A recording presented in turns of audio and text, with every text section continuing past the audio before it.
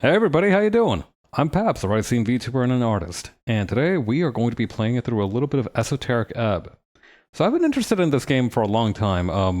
My friend Jupiter covered it in their channel a long time ago when it was still just a demo, and I was very much looking forward to it because I realized that it was literally just Disco Elysium, but in a fantastical fantasy environment, right?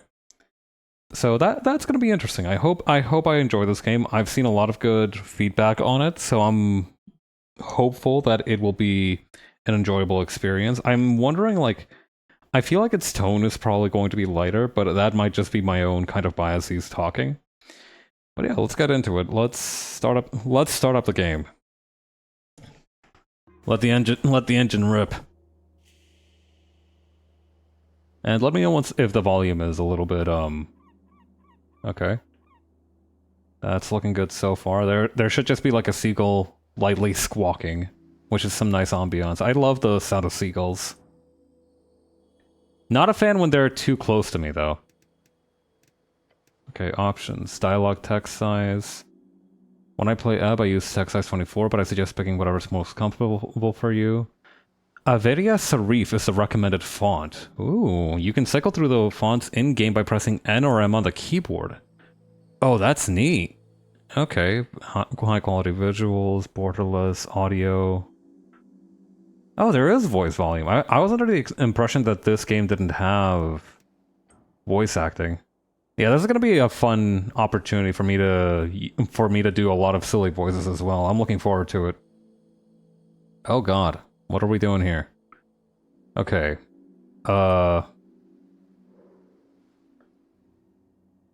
okay. Huh? Oh, I get it. Okay. So we have these two proficiency points, and we can put them onto any two stats. Background focus punching bag. You're a farmer's son who grew up in the city. Of course you'd be an outcast. It took time, but eventually you figured out how to cope with it. 2 constitution and 1 charisma. Background focus. Troll killer. You don't remember it, but you know well how your father died. Sometimes it motivated you. Sometimes it felt impossible to live up to.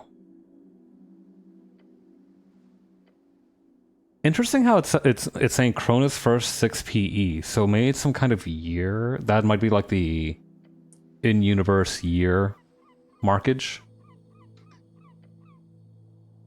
Kiosk kid. Your mom wasn't around a lot, so to keep you out of trouble, she forced you to get a post-school job. You still despise the smell of newspapers. Okay, so this is a post-print society. Also, I can't help but notice that the elf in the picture on the right is doing the soy jack pointing at a mimic, which is fucking incredible. That shit is that's kind of peak, actually. Lore enthusiast. Ooh. Spending time alone in the city, you often ended up at the Darrowian Library. The strange history of Jor's realm was a constant companion to you. I do think that I'm probably going to go for an intelligence build, mostly just because if this is anything like Disco Elysium, intelligence is going to give me like insights into the world and what's going on with it. I'll have to check on the individual stats later. Crowd pleaser. Inevitably, you ended up with the wrong crowd. You quickly picked up on the slang and radical terminology. Doing anything to get real friends. Oh wait, that's sad. Little weirdo. This game is off to a great start. You were a novelty to them. The boy who would do or say anything for their attention. For their approval. After 2 or so years, you got quite good at it. Interesting how I feel like this description fits better for crowd pleaser, but I don't know.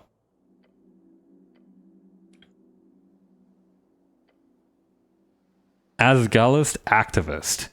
Okay. Your friends soon introduced you to the rebellious belly of Norbik. As a teenager, you spent years spreading chaos. And worse, dwarf propaganda.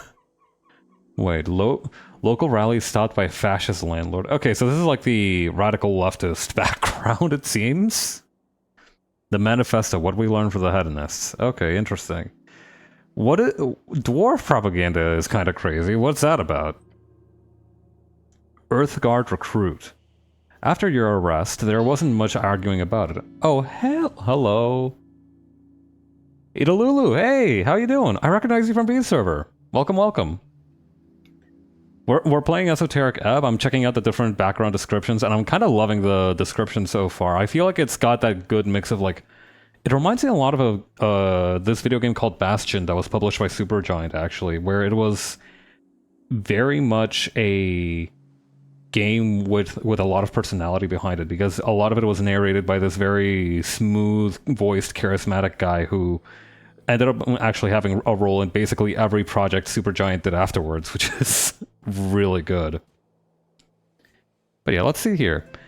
After your arrest, there wasn't much arguing about it. 3 grueling years in training and drilled on the city code and virtues. But you survived. Okay, interesting. One friend. Oh, I love the picture for this one. You only ever really prayed for that one thing during those lonely years. But the gods did not answer. So you learned to manage as always. Acolyte. Your knack for scribing got you a promotion to the clerical duties. Picked out of the ranks, you quickly showed deep devotion to your divine city. Okay. Tower Apprentice.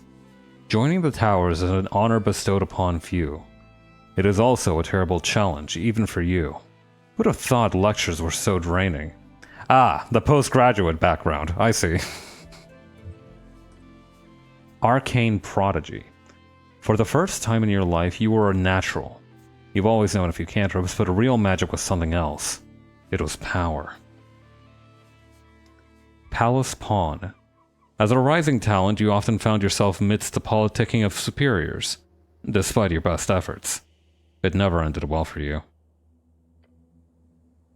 How many of these are there? Faithful Harbinger. There's something wrong. Praying to a dead god whose whispers linger in the air, slowly fading. You are isolated amongst your peers. Okay, how many of these are, like, genuinely, how many of these are there? Because I think we've done more than 10 so far. Esoteric Expert. You spend most nights seeking esoterical insight. A lonely life. Your findings were unwanted by those in charge, yet you did not stop. Never. Revolutionary Scribe. I need this vessel for my spice cabinet. Disillusionment. A city with ideals not upheld. One day you chose a side. The emerging democracy. You wrote day and night for change and glory. Abject Apostate. No one likes you. When you were demoted for dereliction, no one spoke up against it. But it's fine. You'll be fine. After all, you're used to it. Dead Cleric. Growing up alone. Getting into trouble. Training with the Earthguard. Devoting your life and becoming a cleric. Was it always supposed to end in the river? Okay, that's how many there are. Let's count the mob actually, because this is pretty thorough. 1, 2, 3, 4, 5, 6, 7, 8, 9, 10, 11, 12, 13, 14, 15, 16, 17, 18. 18 backgrounds. That's a lot. Okay, my favorite one was either Lore Enthusiast, which was 2 intelligence and 1 wisdom, or the Tower Apprentice. Or actually, Arcane Prodigy is also good, but these all give different benefits. So let's read up on the actual stats. My first one, I'm gonna stay on Lore Enthusiast for now, just because I found like I connected to that background the most due to my Wikipedia obsession. Okay, so Strength. Every shepherd knows a song. It bellows up the river. Earth lives in that sliver of land. Strength measures your natural bodily prowess alongside a testosterone-fueled mindset. Oh my. As a man, it is only proper for you to hone your figure and its capabilities. But why? The search for meaning is as vital as the struggle towards competency. Luckily, you already know your cause. To protect the innocent. To lead the weak. To sacrifice until nothing but your bones hit the pavement. To literally die. Become a zealot. Regain your honor. Set out on your divine mission. The cleric's unique take on strength. Higher strength allows you to equip extra items, be violent or manly.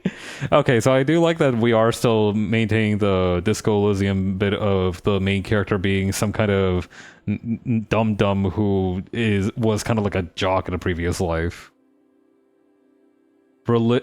Okay, so I like... Interesting that they spelled religious fervor as religious. I don't know if that's intentional or if that's a typo.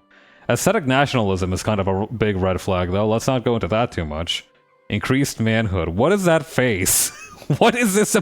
Is that what manhood is supposed to be communicated? Roll. A high-strength cleric votes a party of Norvik, prays to his dead god, uses brute force on puzzles, punches big bad evil guys in the face, can't lie, that one's appealing, wants to become a real human hero, loves quests, simple as...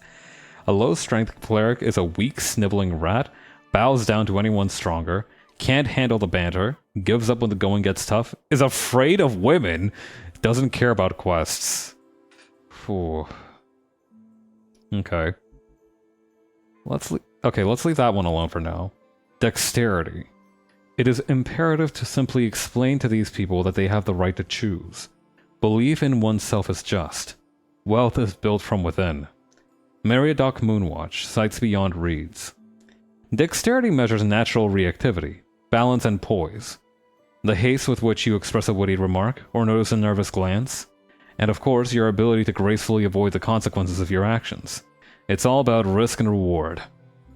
It is that feeling of self-preservation when everything falls apart around you. To grab as much as you can while the grabbing's good. To progress towards a new future, full of freedom, so those who look out for themselves can prosper and survive. I promise you, no one else will. With enough dexterity, you can steal anything, pick locks and sneak and dodge traps as a dashing rogue, become rich as a Republican revolutionary.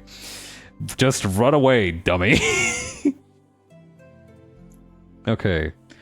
Revolutionary freeze striders, collects piles of shiny coins, acts first in every encounter, avoids trouble before it brews, always has a witty reply, looks out for himself, takes big risks and wins every time, but a low dexterity cleric takes big risks and fails every time. Doesn't notice anything in time, stumbles over his own feet, drops a ball figuratively and literally, is slow mentally and physically, and is dirt poor. Very embarrassing. Okay. Constitution. Always listen to your hungry stomach. The Hedonists, a blind manifesto. Constitution measures your natural stamina, both mental and physical. It is how much you can take before going down. The world is harsh and unforgiving. It will beat you to a pulp with words and sticks. So listen to your gut, the instinct that kicks in when you're standing at the pit. It is a voice that speaks nothing but bodily truth.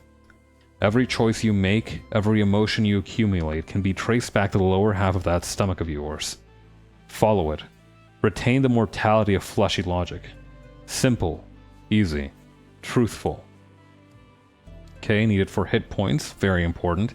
Control your body and its esoteric connection, that also sounds important. Your political party polled 2% last week and you don't care!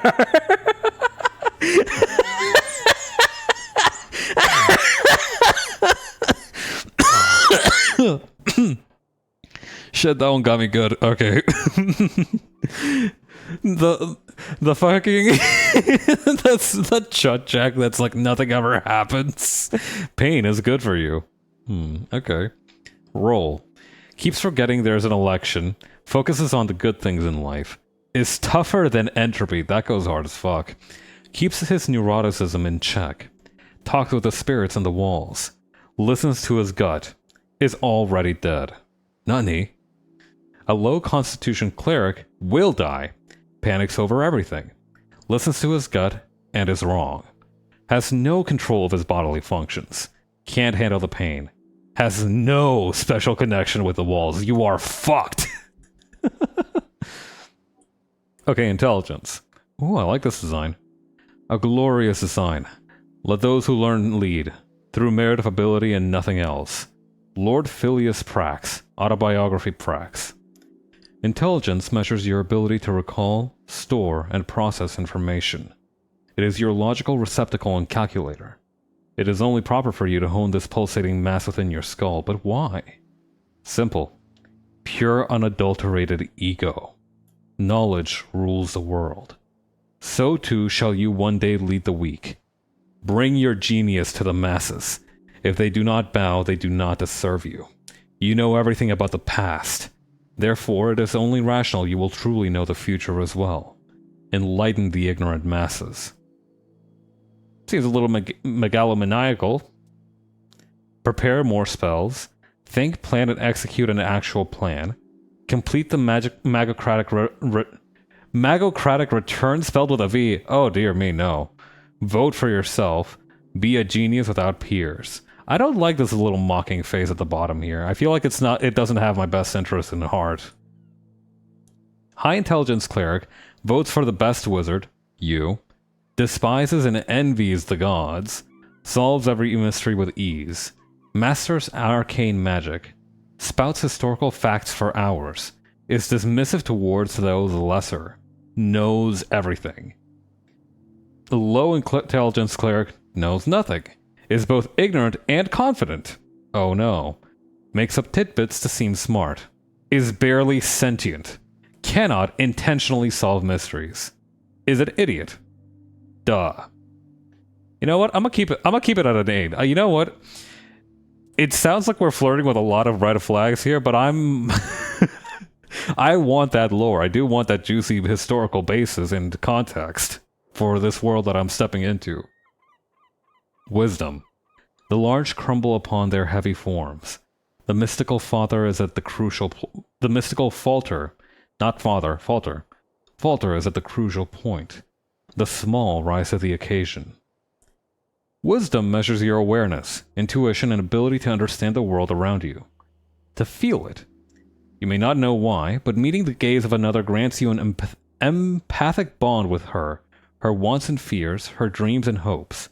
You can read people, for good or bad, and pick up details others would pass by. It is your belief in the heart of all folk, to give and share what you have and be completely and utterly selfless. It is the only true road to the redemption. Gods only know how hard you try. Higher wisdom lets you empower your spells, be kind and see the good in all folk, egalitarian hope of the Asgalian working class. There are no big bad evil guys. It's a nice contrast with strength, where it's like punch big bad evil guys in the face. A high wisdom cleric votes for the Asgalian Workers' Party, hates nothing except hierarchies, embraces his feminine side, follows his bleeding heart, masters primal magic, reads body language like a champ, notices all the details. A low wisdom cleric is an oblivious fool, misreads cues all the time, does not think about the lower class, does not get people, fails at spotting traps, is not aware of where he is? Like, what's going on here? I'm so confused. What is this? And charisma. Those who believe in democracy have a wonderful view of folk. To think them capable of making rational and informed decisions devoid of personal bias and emotional conduct. It is frankly inspiring. Charisma measures your eloquence, confidence, and ability to navigate social situations of any kind. In short, it is the force of your unkempt personality. But they don't need to know that. Smooth talk your way into any position of your liking. You can be affiliated with any known faction or thought. Reality is molded around your will. Like a chameleon, become a social operator. Become anything you need to make everyone finally love you. With high charisma, you get an automatic discount in select stores near you. Win every conversation and say the right thing. Say whatever gets people to like you and become an apolitical force of nature. Be arguably sociopathic. I really do like... I'm kind of enjoying this game's sense of humor so far. A high charisma cleric votes for whatever makes him popular. Was socialized as a child. Knows what to say to win favors. Can actually flirt with some baddies. God, I wish that were me. Loves to mind control people. Sees truth as a suggestion. Has no soul. A low charisma cleric isn't very likable. Doesn't know how to act with people. Fumbles the baddies. Fears conversations. is like the opposite of a skilled operator. Orator. Did I say operator? No, okay, social operator and then say orator. Is the opposite of a skilled orator. Has no style. Has no grace. Quite frankly, has a rather funny face. Okay, I feel good about my choices. I do think, however, I'm probably going to... Let me take a look at these pre-built ones. Primal Cleric. Okay, so main two are these two, and everything else is a dump stat. Okay, so what I'm hearing is that most of these have at least, like, one dump stat. Trickster Cleric, don't keep your fingers to yourself. What is the nature of a man? A loner, a thinker, a man of ideas. Yes. More apples, apple boy. What the fuck? Unstable Cleric. They should bow before your ego. Let's, no? Okay, but I do get, like, a certain number of stats that I can randomize. Or allocate, rather. Okay, so let's put up Wisdom and Intelligence, because those gave me the best vibe. Charisma can be that low, sure. Background Focus is gonna go back to being the Lore Enthusiast, because I like that one. Dexterity... It is kind of annoying that a 10 is the minimum needed to negate the -2 modifier. Okay. Let's bring these two up to around the same level. Interestingly enough, you can only reach around 16, so +5 and +5 on each. I don't know what the consequences of that will be. I don't imagine they are very good. I also do appreciate that this seems to encourage a much more broad stats and stat spread. So I think I'm gonna go for Constitution to at least get that to a 0 as well, just so I don't die immediately. And maybe one thing of Charisma. Let's rock.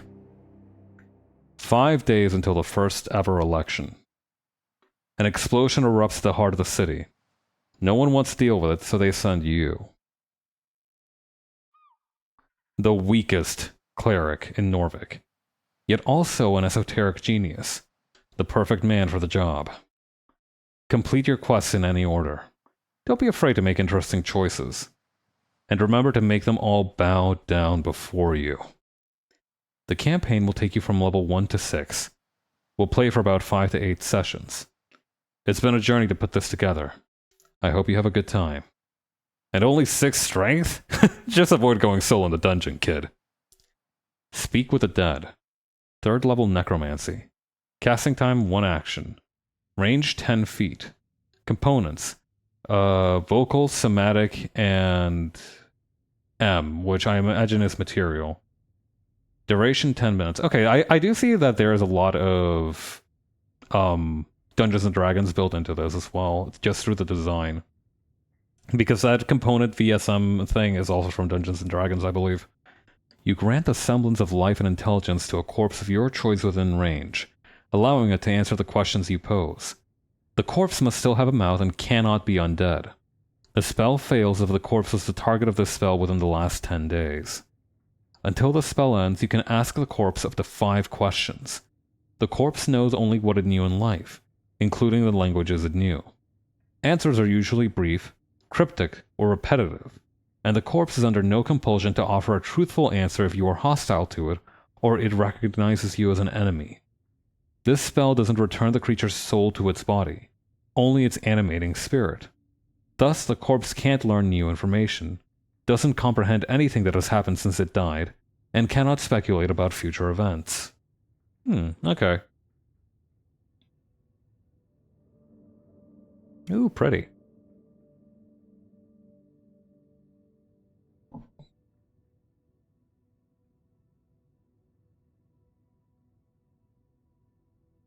Oh, is this my turn to do something?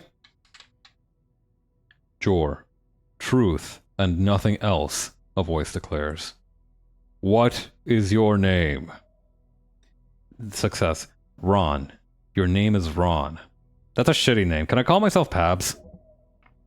And, in your statement of citizenry, Ron Hemlin. Hemlin. Ron Hemlin. Ron? Doesn't sound right. No.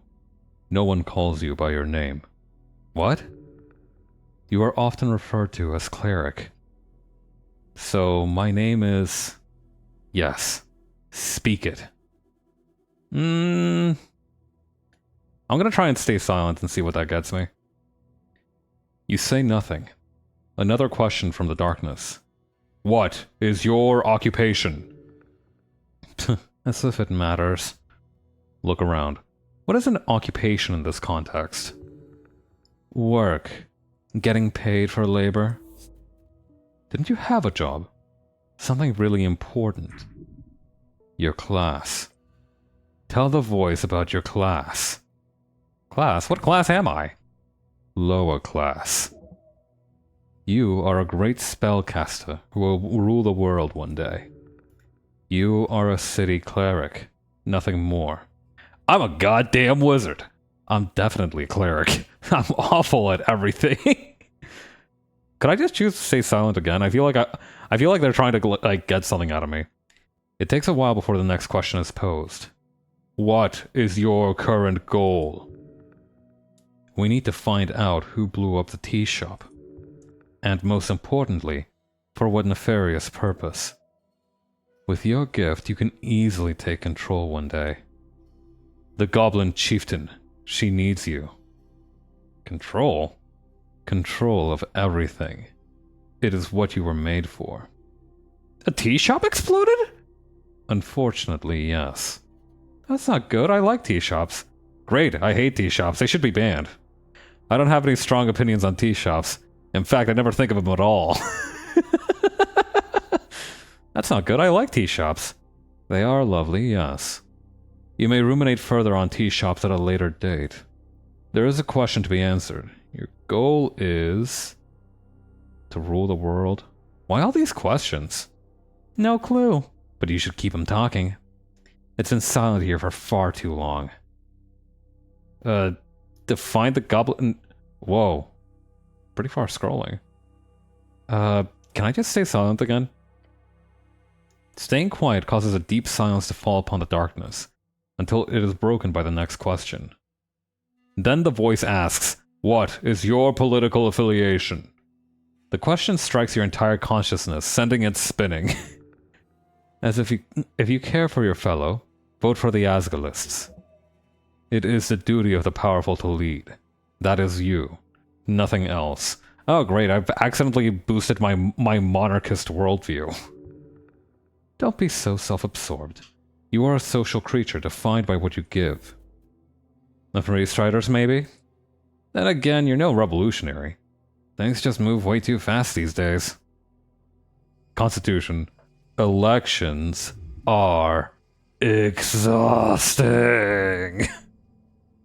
It hides in the back of your skull. A fact that you are bound to be a nationalist. And it frightens you. The pressure. I don't know. I should be in charge as a God King Wizard Lord. I don't know any. None of these words are in the Cleric Handbook. Don't worry, it doesn't matter. Just say whatever you think will be the most useful to you. Which is... Just say you're apolitical. Fuck it. I think this is the funniest choice. I refuse to answer anything else, but I am like I think the workers' rights are the most vital to our society. Life is a struggle to alleviate oppression. The exiles know this well. You have supported them in the past. Time to do so again. The voice is fading. This is the end. The final question. How did you die? The same way you lived. Unable to step out of the uniform. Not for 1 second. Now's your chance. Break free! I fell into divinity. She took me whole. That goes hard as fuck. I died when he died. I am not dead.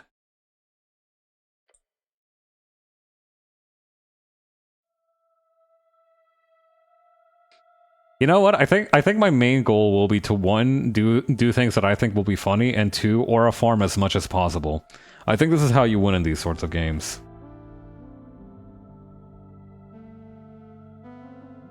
I have to say that I love the art style for this game. It's kind of raw in a weird way. Like, it feels somewhat minimalist, but because it uses very vibrant colors and strong shadows. But I think it's a good thing. I vibe with it. Oscar Westberg is the one we have to thank for those illustrations, huh? Very good.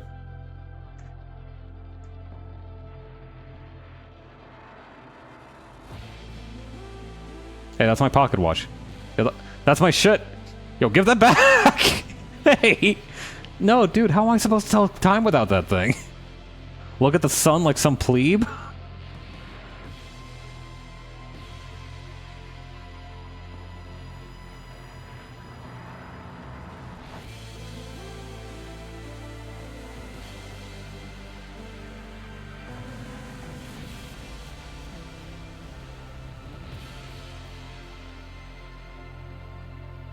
Alright, well, let's see what we've got. Tell me what we're working with. I see a lot of apples and a lobster.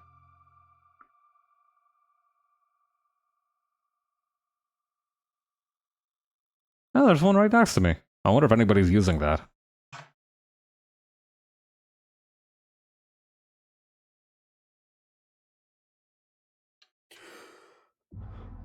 Day 1, March 22nd, 27 PE. A fresh start. Your heartbeat is loud, screaming. Your body aches. It's stiff, as if you've slept for days. Ready for the quest to continue. Look around you. A circular stone chamber. A storage for apples and corpses. Those piles of apples. This is Tolstad. Tolstad? Tolstad, a sprawling island fortress and one of 5 districts in the city.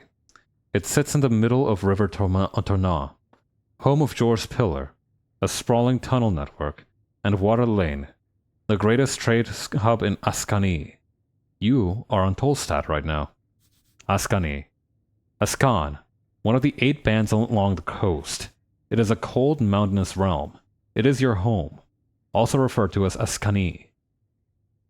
The coast. The coast, also known as Jor's Realm. It is a strip of land divided into 8 bands. The further inland you go, the closer you get to the infinite wastes. It is theorized to be a ring or a half-sphere due to the bend of the horizon. Infinite wastes? The infinite wastes. Starting at approximately 1,000 or so miles from the coast, depending on various factors, this land is inhospitable, unexplorable, and quite frankly cursed. Each band has its own flavor of this waste. Okay, what do we got? What stuff? Your hands dart around your pouch and uniform. Panic. Sweat. Your legs shake. Tears begin to form. Deep breaths. Your belongings are surely here somewhere. Alright, tell me about this quest. Oh yes, a quest! Earth be blessed. Earth. Earth. Your god. Thanks, man. Very helpful. Do I remember everything? Yes. Everything is off, but your memory is intact. Your quest was given yesterday. Remember, the tea shop. Tea shop. Yep, the tea shop that blew up. With capital letters like it's the title of a movie. Easy job. You'll be done in a day or 2. Just a job? Ah, so I've done this before. A quest. I like those. Wait, how much time do I have? Okay. I've done this before? Gain experience, plus 5 XP. Well, maybe not this particular type of job. Your previous experience lies in some more basic Earthguard militia service, as well as a few years at the Towers. The Tilted Tower... The Towers. The home base of the Order of the Arcane Clerics of Norvik, also known as the OACN. Cleric. A servant of a god, deeply devoted and spiritually connected. Typically a divine spellcaster given power through their deity. Divine. one of 3 pillars of magic. It is represented by the sacred, the faith of all folks, their souls, and is granted by gods who once walked among us. Rogue sorcery was not your main subject, but yes, you've read a lot about these types of fiery events. A quest. I like those. They are dangerous. You might not make it. So how much time do I have? Till the election, duh. Which is in 5 days. Time only advances when you make new choices in dialogue. Oh shit, so am I... So to be clear, I need to figure out who blew up some random tea shop? More or less. But you've got like 5 days to do it. So no stress. There's that feeling again. The feeling you're about to enter a path from which there is no way back. Oh, don't worry, man. I feel that way all the time, and nothing bad ever happens. No way back? That doesn't sound too good. Good or bad, you won't know until you've reached the end. Can I just... Can I not just not go on the... Oop. You feel dizzy. The weight of the Earthguard uniform. A dull pain takes hold. Your body aches. It contents rotting. You must consume an apple. Now.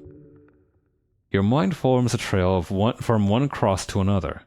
You know not why you stand among these apples, but you know everything else that has gone wrong in your life. You must dig yourself out of this trench, with kindness and an ever-brightening love for folk. Hang on, I'm gonna take a quick stretch. Okay.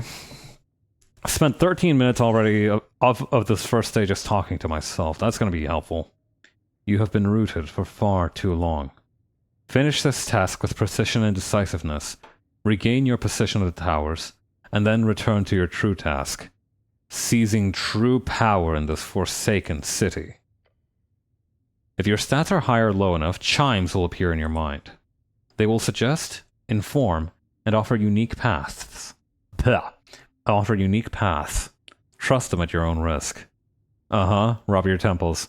Okay, thank you, voices in my head. As you do, your fingers touch upon cold steel. It is covering your entire head. Colloquially known as a helmet. Can I take it off? Strength. DC 20 failure. No. I wouldn't do that. Like ripping off your own face. Not a good idea. Not yet. Can't wait until you do. Cool. Okay, that's terrifying. Thank you. Bye. Apple. An apple. Looks better than the ones in this in the pile. Yeah, well,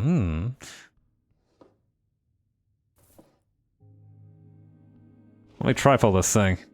An apple grown on Tolstad. The colors ripple across the surface. Consuming it will save your soul. That seems a bit much. I have had apples that were that good, though. I can't deny. Helm. Practical your face. Do not take it off. Okay. How do I... Oh, consume. I should have... Can I just, like... No? Hang on. Yeah, just consume it. There we go. How fucking hard is it to eat an apple, man? This isn't yours, is it? Yeah, I mean, finders keepers. It doesn't look like anybody will be coming back for it. The cloak is sprawled upon the iron slab. As you grab it, you immediately feel the dampness spreading into your gloves. Oh. It is light blue and tattered. And it was once yours. Please don't. This thing is disgusting. Should I... Okay, we should probably wring out the water from it. The filthy liquid falls onto the floor of the stony chamber. It is the smell of salt water. Still quite wet. It is heavy. Should I wear this? Charisma, DC 8 success. No? Of course you should wear it. A hood is the perfect tool for any decent rogue and or ne'er-do-well. So what if it's a little damp? You have to wear it. But I'm not a rogue, though.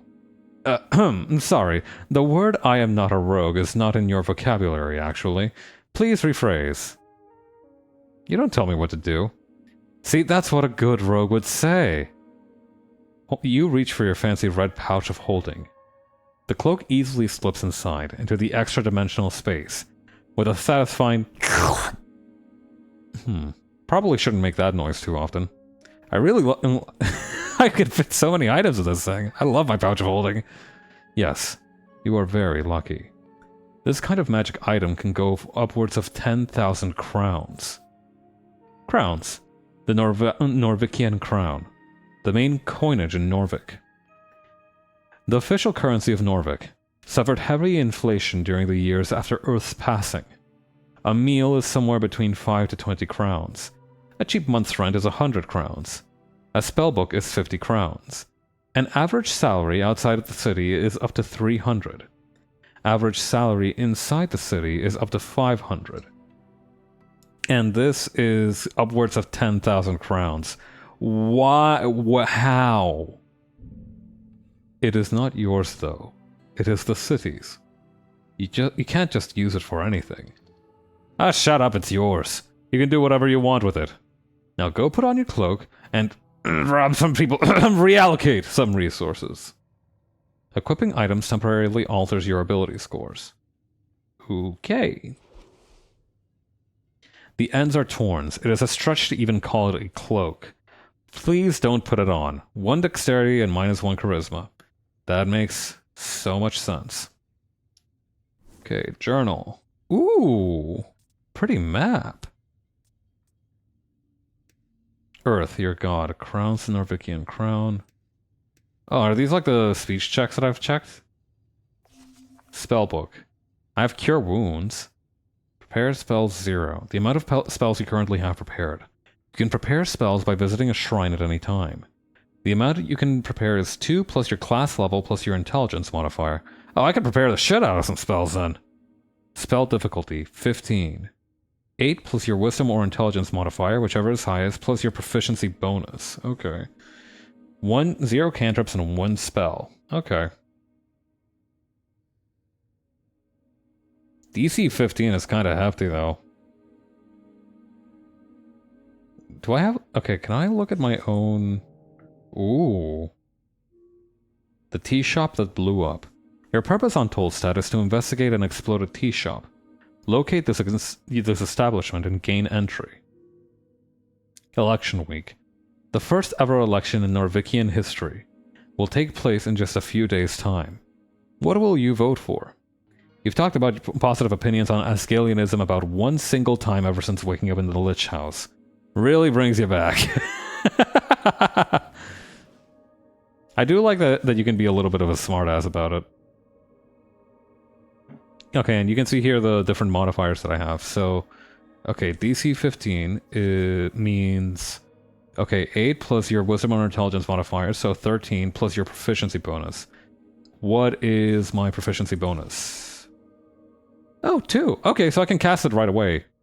But if I was any dumber or any less wise, I would not be able to do that.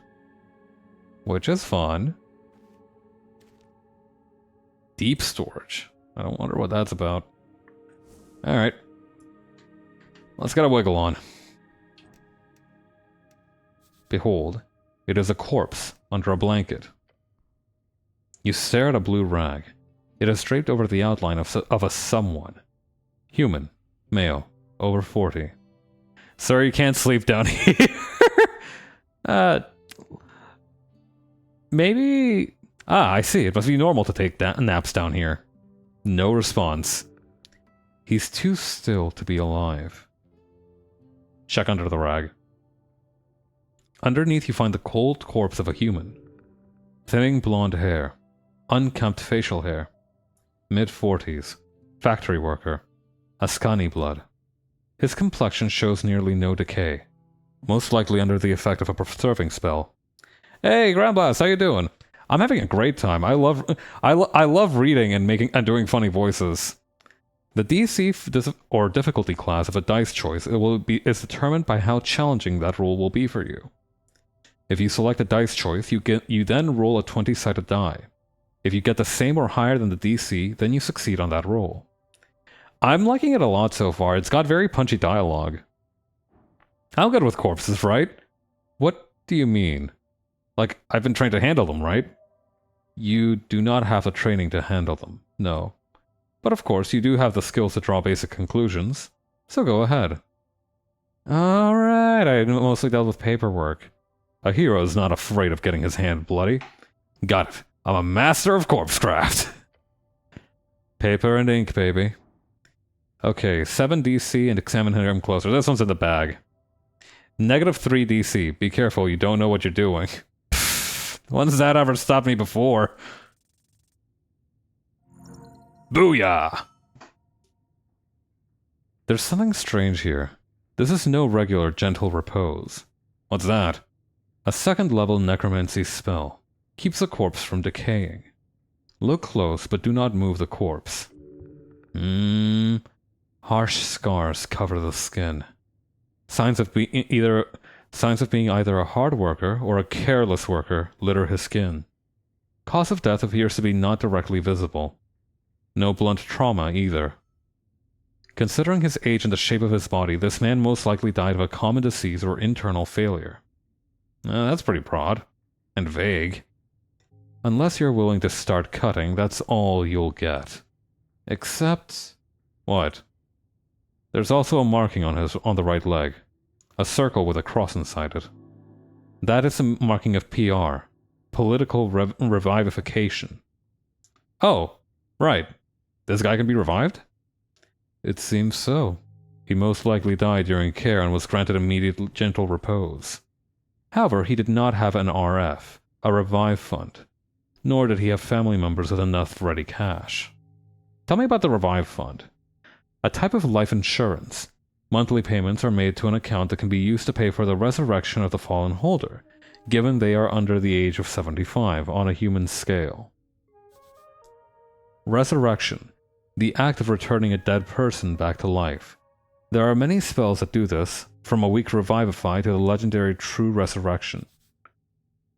Revivify. A 3rd level necromancy spell. If used within 60 seconds of death, and the body is not too ruined, the target is brought back to life. Or perhaps he was just an unlikable fellow. Who knows? Fair enough. You could cover up the corpse once more. So I could cast Revivify on this guy? No, dumbass. 60 seconds. Potentially, yes. Oh, wait, what? Although the question is more akin to, why should you? A 3rd level spell slot is a valuable resource. Why waste it on some blue-collar corpse? Hey, that's not very nice. Yeah, I like it. I'm very... the thing that captivated the most and interested me about this game's premise is the fact that they're kind of in this period where, like, some modern systems have been developed, like life insurance, for example, but, you know, there's also the kind of magic and shit that goes with it. So, like, this whole idea of, like, a revival insurance, right? I like it. It's kind of... it's like... It's kind of interesting because, you know, in settings like Shadowrun, you do also have magical stuff and fantasy elements interspersed with, like, real-world scenarios. But it's also, that's further interspersed with science fiction elements and stuff like hacking and, you know, cybermancy or whatever. I like this one. I like that. This is very fresh and I haven't seen this before. That's terrible. Yeah, talk that shit, Wisdom. If you can, always save a life. Or bring it back. That is always the right choice. Of course it isn't. Ignoring the fact that you cannot simply spend your power on any old fool, there are also a million outcomes to a resurrection that could lead to a negative outcome in the world. Despite your good intentions. Good intentions build a better world. Ooh. Kind of waving my hand 50-50 on that one. Perhaps in your foolish alignment system, but not in reality. Alignment. An esoteric effect which brands each creature on the coast with one of 9 labels, on 2 axes. Lawful to chaotic. True to wisdom, yeah. I was gonna say, you know what? Human life is even more important than peace and justice, but also... good intentions build a better world feels like a very strong slippery slope. I'm gonna drink some water.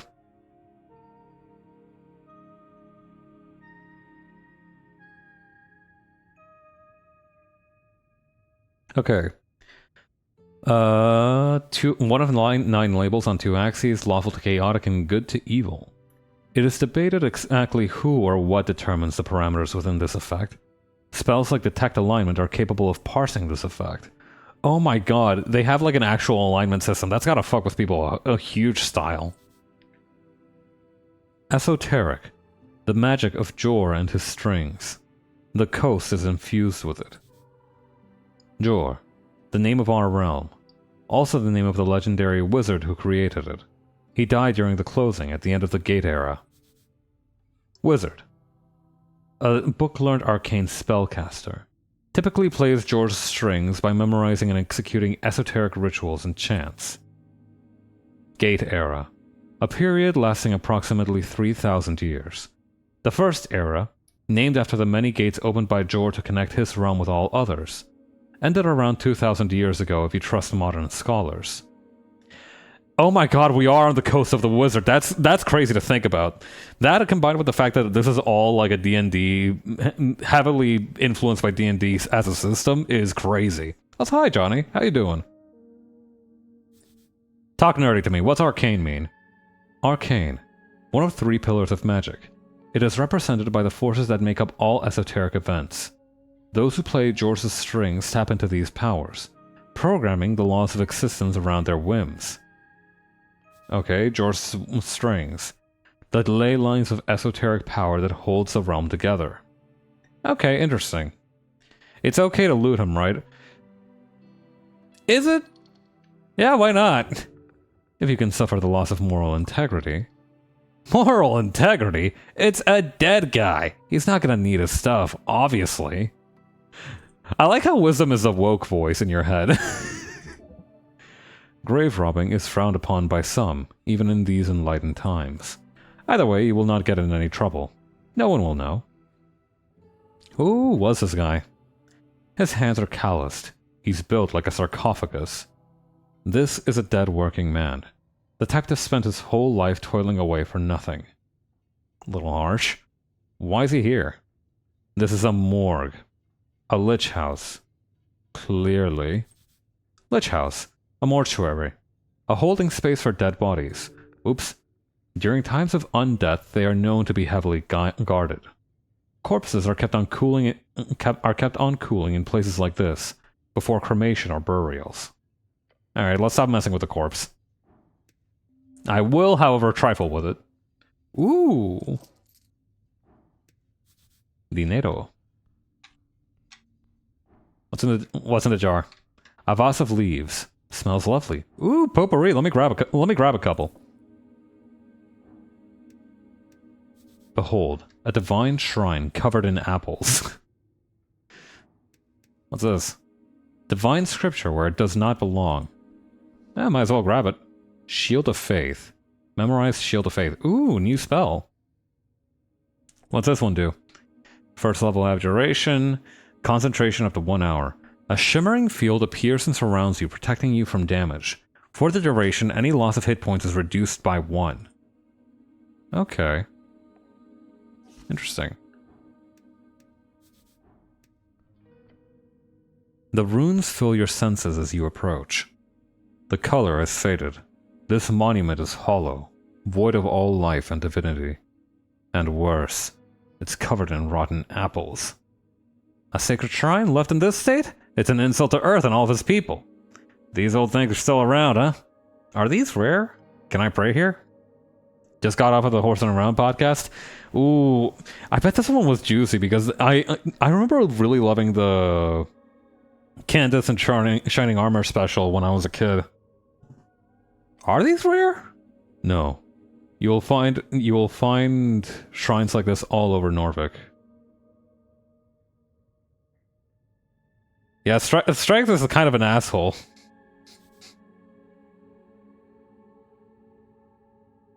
Norvik, the central. Wait, I know this one. Wait, I don't know this one. Wait, Norvik is the central city of Ascani. Okay, that's where we are, and last bastion of humanity. Okay. It was founded upon the end of the Reconquest in 468 AE, exactly 70 years ago. A historical event in Norvik. It began with Earth's landing in 466, and is said to have been finished by 468, when Earth finished eradicating the trolls who roamed in the ruins of Tulinkal. It is a point of contention if it should be called a reconquest or just a conquest, as no humans had ever lived in the location before. Uh-huh. That seems bad. Portuguese shining armor is voiced by the same guy as Portuguese Goku and SpongeBob. Fucking awesome. Can I pray here? To what exactly? There are many gods listening to our prayers. Always. Just remember that they might not respond so clearly. So I can pray to some random god? You may pray as you wish. There's an internal element to it that is underappreciated. A remnant of blindness and decay. A sacred shrine, yada yada yada. Indeed. Yet you are very much aware that this is not the worst you'll see. You'll have to fight hard to keep Earth's dream afloat. The city is lost. But it is not yet lost. Oh, wait, no. Sorry, it is not yet lost with bold type. How poetic! You're also aware the city is very much in need of change. Change from what? An honorable lifestyle? A peaceful city for humans to prosper in? Change from stagnation and a mire of decay. Earth's crusade brought triumph. The corruption brought after his fall is due to exactly that kind of filthy rhetoric. You're certainly allowed to be wrong in your opinion there. Talk that shit, dexterity! Hey, this is giving me a headache. Politics is exhausting. You know what? Whatever. Shrine of Earth. The shrine towers over you. You feel small. To cast spells, you must first prepare them at shrines. Prepared spells can be cast when the cleric has a reason to do so, either in or out of dialogues. Each cast expends one spell slot of the corresponding level. Huh. Wait, I can't heal here? Through divine assurance or something? Not precisely. The gods do not usually grant divine interventions for minor injuries. Do you think they care? If you want healing, you have to do it yourself. With the power channeled through Earth? Yes. Oh, come on. Is it really channeled? The guy's dead. Faded, wasted, gone. You're most likely simply handling some esoteric leftovers, smudged on the strings. You know what? 5 out of 8 HP ain't bad, but I do want to see if I can do it. Ooh, baby! I'm the GOAT. You focused your mind on Earth's symbol, his red eye, and you remember the words. Watch upon me, Earth, shepherd of his folk. You are filled with a spirit of nostalgia and power. Let me pick up the burden. Lend me your strength. Ooh! Full heal? That's crazy. You feel reinvigorated. This is it. This is the prayer of healing. Sadly, you are unable to cast second-level spells at this time. But it won't be long until you will be. Okay. What other gods are there? Oops. Many. You know a few. Okay, Asgal-Ashmask. Asgal-Ashmask was a dwarven god of exiles and egalitarianism. A dwarf of low caste born deep in the Lemmuraz tunnels. When he attained divinity in 443 AE, he crushed the kingdom and formed the Asgal-Folkheim Forge. On his death in 470 AE, a great civil war broke out, resulting in the exile of all his followers to the surface. But his influence was felt all around the undercoast and above, as his exiled dwarves spread Asgalism to all corners of Jor. Okay. So, interesting that he attained divinity. Like, like you can become a god. That's not a thing with historical documentation. Undercoast. A nickname for the undersea coast. The gravity-reversed cavern, sea, and archipelago. Right underneath the coast. Dig down far enough and you'll end up passing through the gravity flip. And then you can make the climb to the undercoast. What the fuck? Wait, so Not only are we on a flat Earth, but also you can just dig down and eventually you'll start climbing up. That's so cool. The powerful esoteric effect keeping a perfect gravity balance between the coast and the undercoast. Also used as a name for the specific layer in which the gravity flip occurs, which is around 3 to 5 miles beneath the sea level on both sides. His followers do not pray to him, for he is not even seen as a god by most. Okay. Earth Father of Norvik. You've devoted your life to follow in his footsteps. Can you give me a little more? Tokik the Gambler. A trickster, the type of god only famous for his ridiculous ploys. Ah, the Sun Wukong, I see. Tokik the Gambler is often seen as a Sibley goblin myth. A trickster goblin who united the tribes of Askani during the Divine Era, most famous for cutting off his right hand to fulfill a prophecy. A period lasting 379 years, named for the birth of many walking gods around the coast. Ended 538 years ago. I can click on this again. Okay, wisdom is chiming in this time. The third out of 5 eras. When the first gods were born out of mortal folk, and power began to fall entirely in their wonderful and fragile hands. In truth, there are a few goblins who still worship him after the conquest. Praying to Tokik would, if you for some reason would get a response, only result in the exact opposite of whatever you wanted. These are not actually gods, are they? No, not gods, technically. It's complicated. There are the common divine avatars known to the various folk of Norvik. Long ago, the outsider gods invaded Jor's realm. When the gates shut, their divine essence awakened walking gods along the coast. The gods you know are but a spiritual vessel of the true gods beyond our realm. Yet, they are the only gods you know. Albeit faintly, they listen to your prayers and grant divine power to their clerics. A ruse played by powers in the beyond. Ridiculous. Okay. Let me try and prepare a spell. To the right, you may view a list of all your available spells. In order to cast spells, you will need to first prepare them by approaching shrines which are scattered around the city. Fill its empty slot to the right. You may only prepare a spell if you have a spell slot of the corresponding level available. Spell slots. To the bottom left, down here, I see them, you may view your current spell slots. Each circle represents one slot which you may expend to cast a spell. You may only cast spells when there is a use for them. When a spell is castable during specific situations and dialogues, the spell tile button of that particular spell will be lit up. Spell tile buttons can be found next to your spell slots once you have finished preparing your spells. Okay, neat. I should probably try to prepare Cure Wounds. And you know what? Let's just do Shield of Faith too. Prepared spells 2. Alright, let's give it a shot. Oh, I can just do that. Alright, that was easy. Moving on.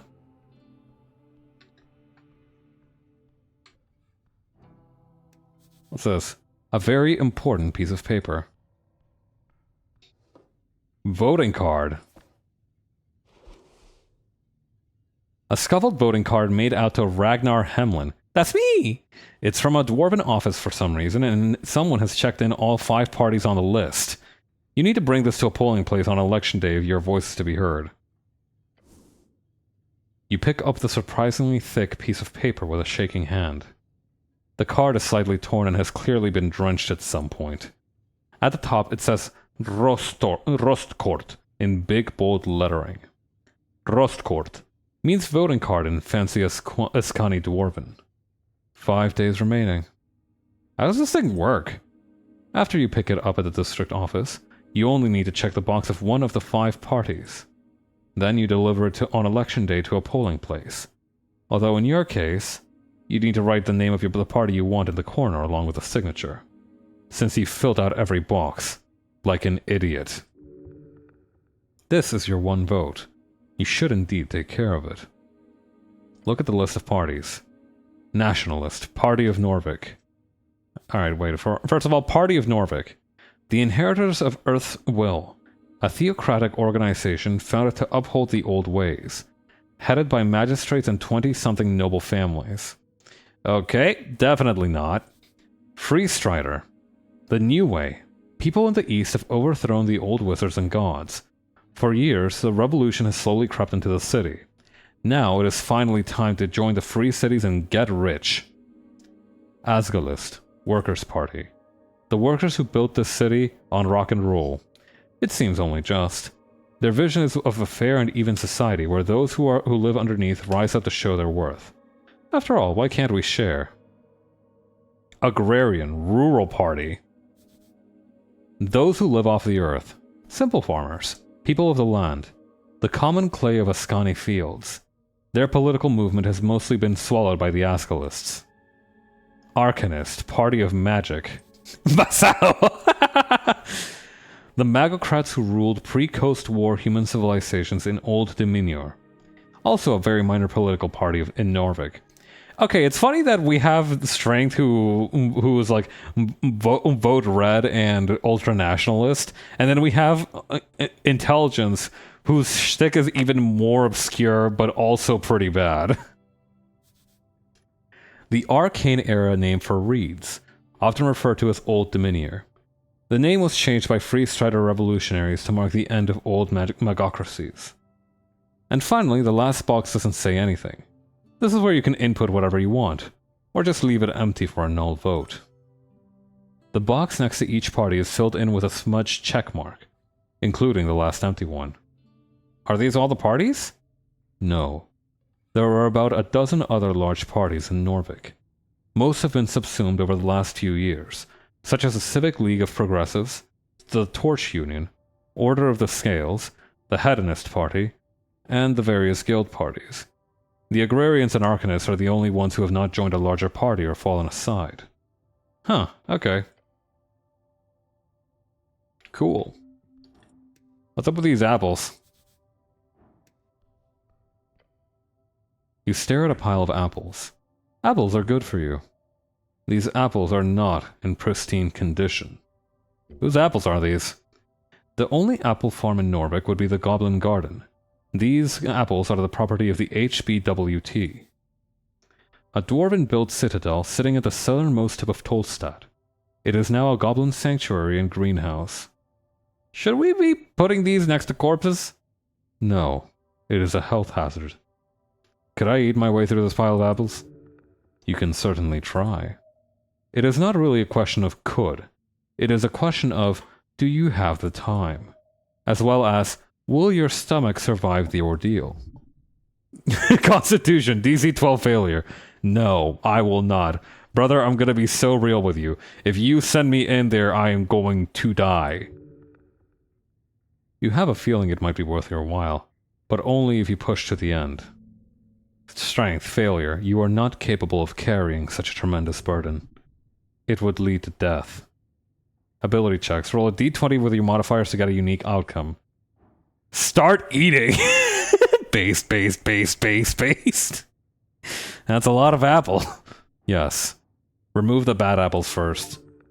Your hands wipe over the surface of apples, carefully plucking away with any with signs of spoilage. -5 DC, a lot of bad apples removed. I kinda want to see what happens if I do this. I have chosen poorly. You look upon this challenge with fear in your stomach. This will be your end. +1 hit point. Digging in. The first apple goes down the hatch. Going smooth so far. Maybe this will be easy. Another! Number 2 goes well. At first. Then you feel something rumbling. Oh no. Maybe I should stop. A weak choice, but understandable. You want more apples. But maybe not the spoiled ones. Central apple pile. Your thoughts are interrupted by the sound of something light and hard hitting the ground. A small, sharp rock. This must have fallen into the pile of apples at some point.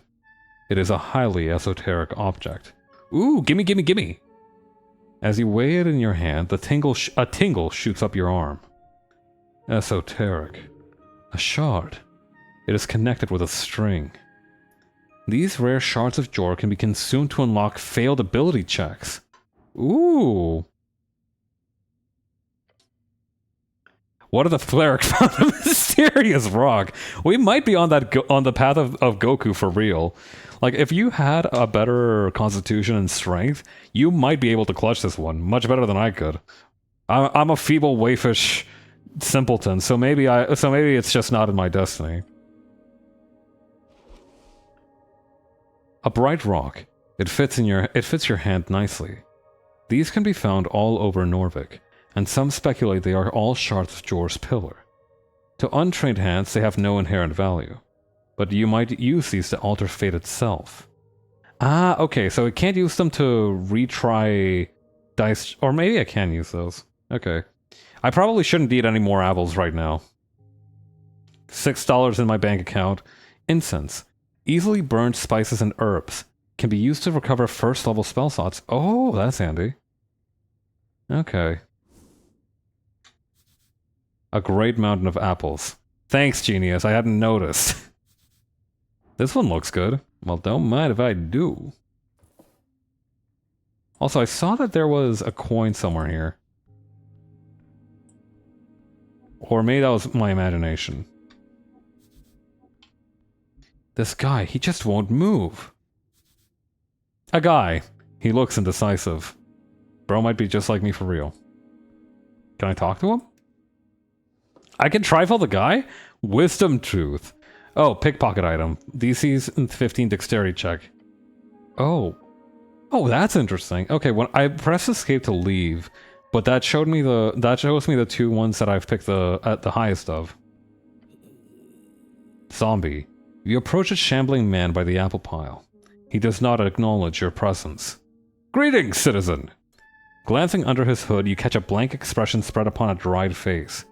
What is your name, sir? He does not even turn to look at you. You trying something here, smartass? Why is this man not listening to me? His glassy dark eyes just stare forward into nothing. This is a reanimated corpse. Probably a work zombie, although it has been illegal to employ undead since the Bone Purge of 11. Bone Purge. A city-wide effort in 11 PE to stop necromancers from outcompeting mortal-staffed factories. Wait, that rules actually. So, okay. There is such a thing as like zombie wages, right? But it's also illegal to have them, not because of any ethical issues, but because it was harming mortal staffed factories. Yeah, they purged the fuck out of some bones. The skeleton, the thousands of skeletons just gone. History museums for dinosaurs, forget about it. Those have been shut down. I saw one get turned into a spirit Halloween. Sir, are you a member of the undead? He does not respond. What's he doing? The zombie is attempting to clear a path through the apple pile. He's probably been at it for a long time. I found this voting card over here. Is this yours? The zombie does not even grunt in your direction. He just keeps working, slowly. You grip the voting card firmly in your gloved hand. It is indeed yours. Keep it safe. When you start getting automation via zombie but forget to provide universal income, it's crazy out here. I like that though. That's a good point of friction. Wait, so now I can just talk about my different political plans? We need to establish an Asgalist government. It's the only way for us average peasants to not fall back into the oppression of feudalism. Or worse, megocracy. I don't have a political opinion, so I guess I don't need this voting card. A government with heart. You have become an Asgalist. Gain 10 experience points for choosing this political stance 2 times. Ooh, that's also kind of thrilling. Okay, so instead of the thought cabinet shit that Disco Elysium rewarded you with, when you consistently choose a political opinion, it just gives you more XP each time, and that's how it rewards you being consistent. That's cool.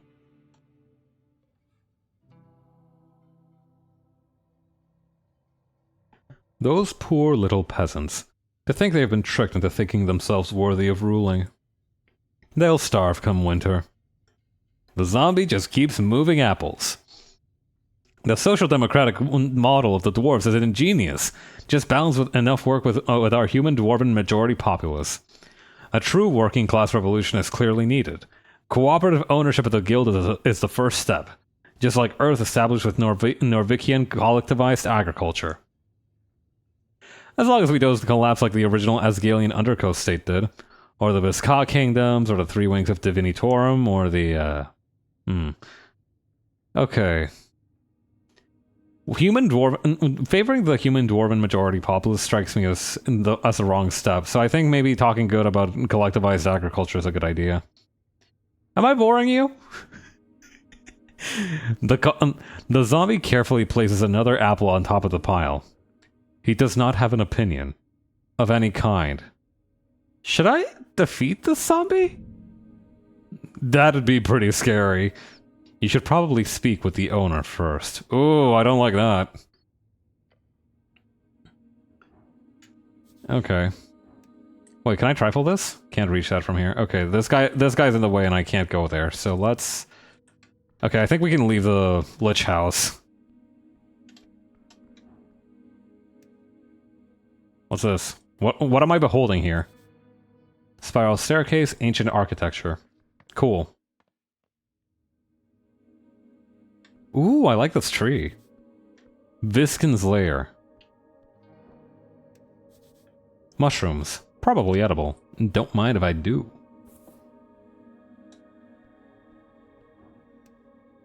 What's this one? An empty pot.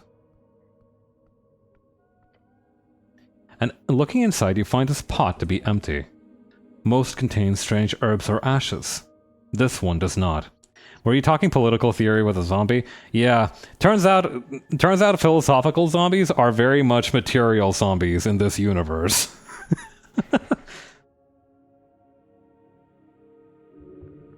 The pot was recently emptied.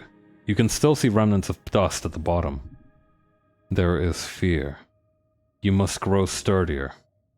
You hedonistic fool. Pray the stomach dies and lets the mind work without its poisonous influence. Huh. What was that about? Okay, what else is here? I know I'm probably supposed to talk to this guy on the desk here, but I'm not gonna do that just yet. I have shit to pilfer, man. Come on. Wait, is that? Ruined prayer book. The book is ruined. Most of the pages, while dry now, have been completely drenched in salt water.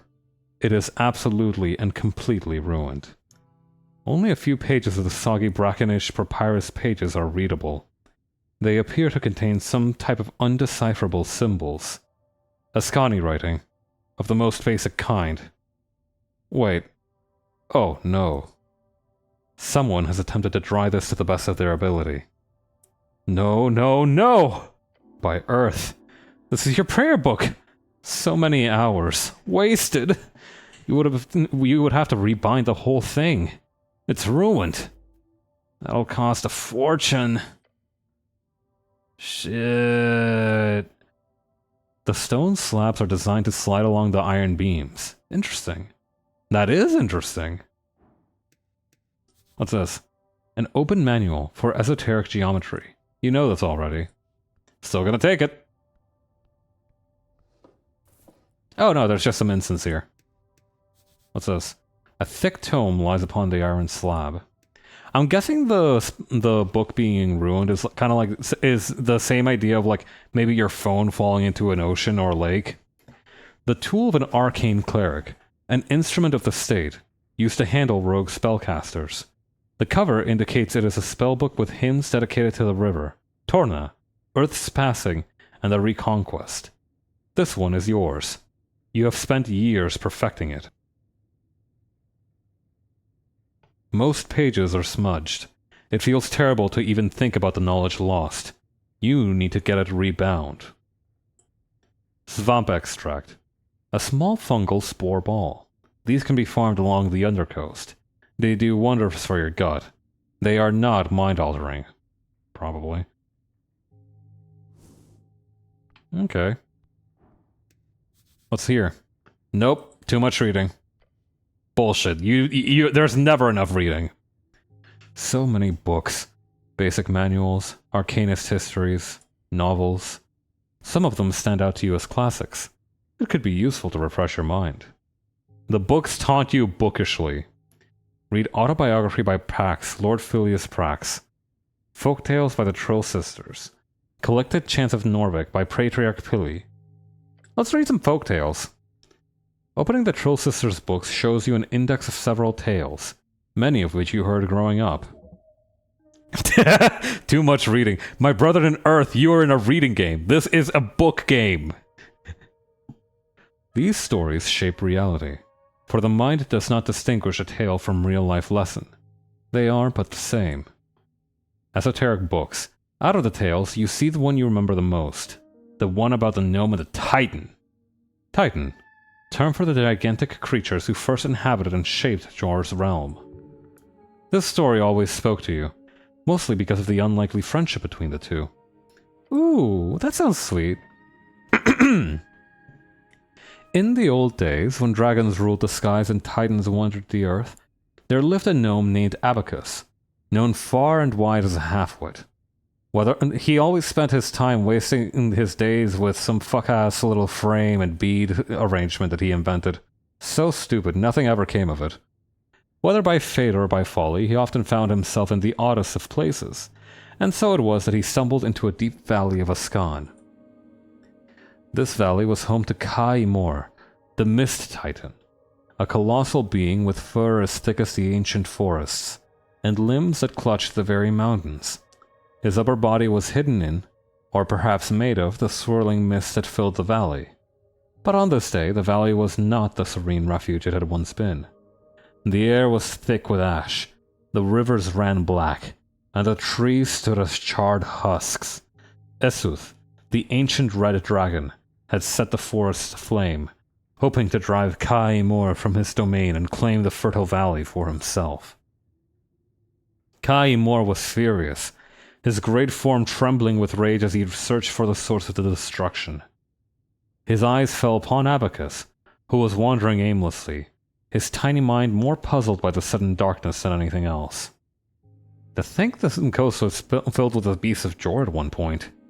They reigned harshly and wildly, but it is not hard to see why some preferred their chaotic dominance to the tyranny of dragons. Triklum kum. Who dares bring fire to where none should come? Ashes taint my sacred mist. Speak, small one, lest you be missed. Abacus looked up, squinting through the fog, and scratched his head. Fire? No, I've no fire to share. No flame do I bring, nor ash to bear. For in the dark I see clear as day. 'Tis those who can't that need the flame, they say. Triklum kum. What nonsense from your tongue does come?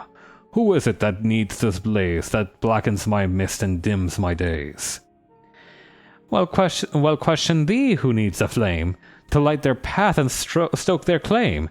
Perhaps it is Esteth, the king, whose fires your valley bring. Thriklum kum. The dragon's days are surely done. Guide me, gnome, to where he lies. Together we shall dim his skies. A wonderful little tale. About the little and large. The story goes on to wax about the friendship sparked between this eldritch titan and the silly little gnome as they sought out Eseth on his throne. The ancient red dragon then falls to the titan's might, after Abacus accidentally guides him to the correct location. One of those classic stories every child in Ascan is told growing up. It is important to remember that this is an oral tale passed down over generations. This is simply the shape in which it was written down. Who knows how exactly it functioned in its original state? You shuddered, looking upon the title once more. Folktales. Alright, that's enough reading for now. What's this? A tray of old incense. Some is still usable. Abacus using the Roar Noah GPS! The idea, you kick the bottom of a crate, your foot hurts. Jesus, man. For real? Wait, can I just keep running into stuff? That's awesome. Roar Noah GPS is diabolical, though. I love that. Your fate one day. That's a little harsh. Oh well, time to steal from the corpse. The Red Eye of Ruth. And what's this one? Jor left his mark across the bands. Today it is a universal sign of magic. Okay, interesting. I'm gonna take this... What is this? A pocket watch. Yours? I probably shouldn't take it unless I know. For sure. Human no cause trouble. An unlocked chest full of strange rocks. Ost, Chief of Security.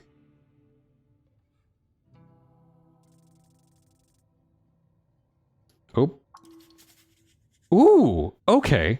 So when I pass a dexterity check, I can glean a little bit of information from the characters. That's really interesting, and that's a really useful thing for that. It also shows me their stats, which is really good. This one is quite hostile. Stay on your feet. His expressionless eyes seems to keep watch at all times. He's obviously determining where to strike for you to die as quickly as possible. How humane. Usually kobolds are only dangerous in large numbers. This one appears extremely deadly on his own. Beware. Damn, that's crazy. Viskin, local mortician. Okay, and different stats let me get different bits of information from each one. Human reads folk, level 17 entrepreneur. Neutral evil. Oh, that's concerning. The Pale Man handles corpses in a basement. A typical self-employed city contractor. You remember hearing about this man. He used to be a dentist and a surgeon. His study into the magical realm is immense, far beyond your capabilities. Some of these texts he surrounds himself with would suggest he can cast 5th or even 6th level spells. Couldn't be higher, could it? This is an ancient man. One forgotten. Misplaced in time. You may learn much from him if you stay in his good graces. Well, considering that I've just pilfered everything that isn't nailed down or on fire, I might be off to a bad start.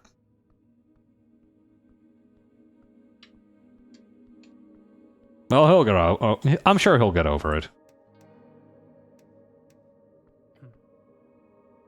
The Pale Man sits hunched over a stack of forms. Busy at work, his pencil slowly filling out line after line. On the top paper, you see the icon of a serpentine drake. A great perch. These are official documents of the city. I'm gonna give this guy like the most bored voice I can give him, but I'm gonna take a drink of water first.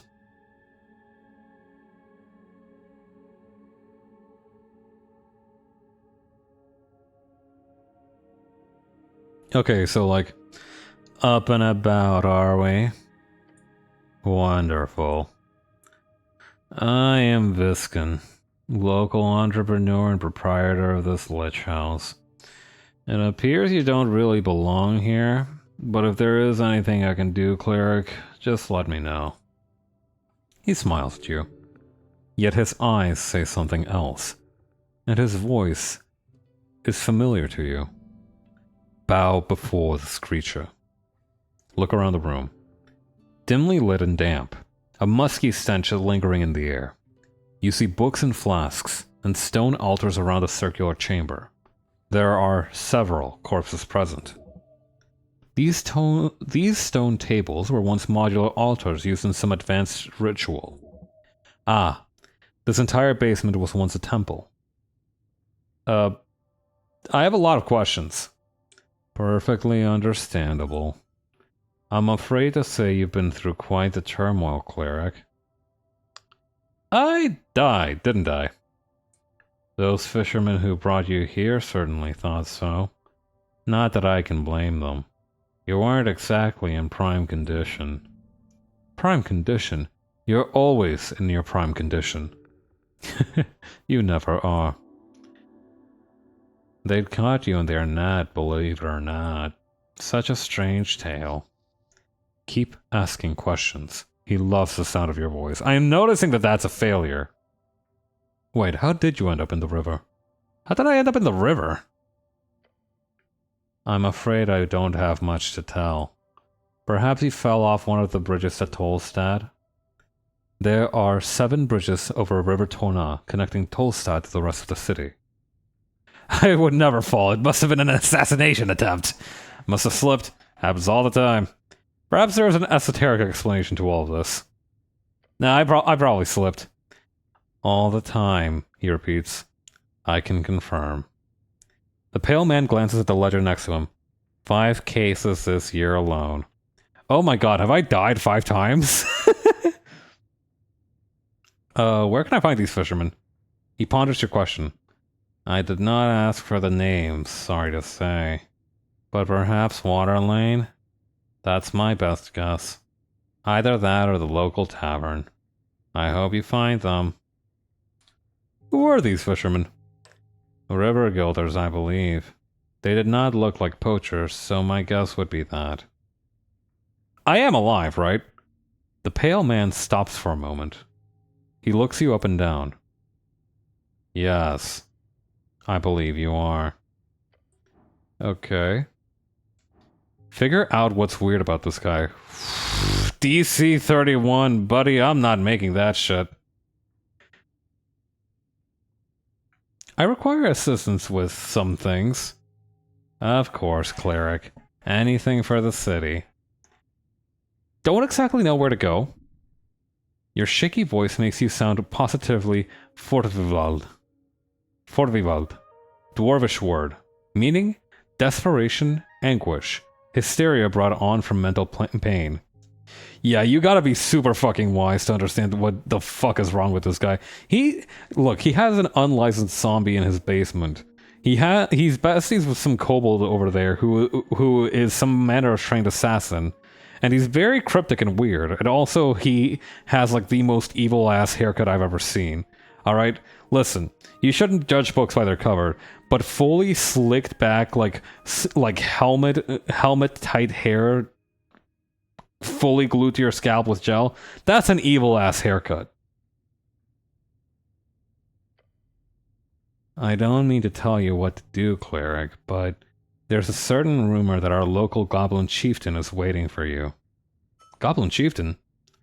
Lady Miska Sageleaf is her name. She is down in the Goblin Garden. Ah yes, the Goblin Garden, where a popular pastime is gobbling these nuts. Of course you've heard of her. Lady Sageleaf is quite famous.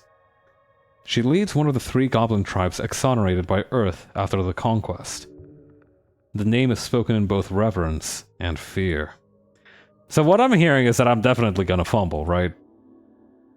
They call her the Dragon of Tolstad. She sounds scary. She is. Treat her with respect, cleric. His eyes say, for your own good. Lady Sageleaf is a powerful ally.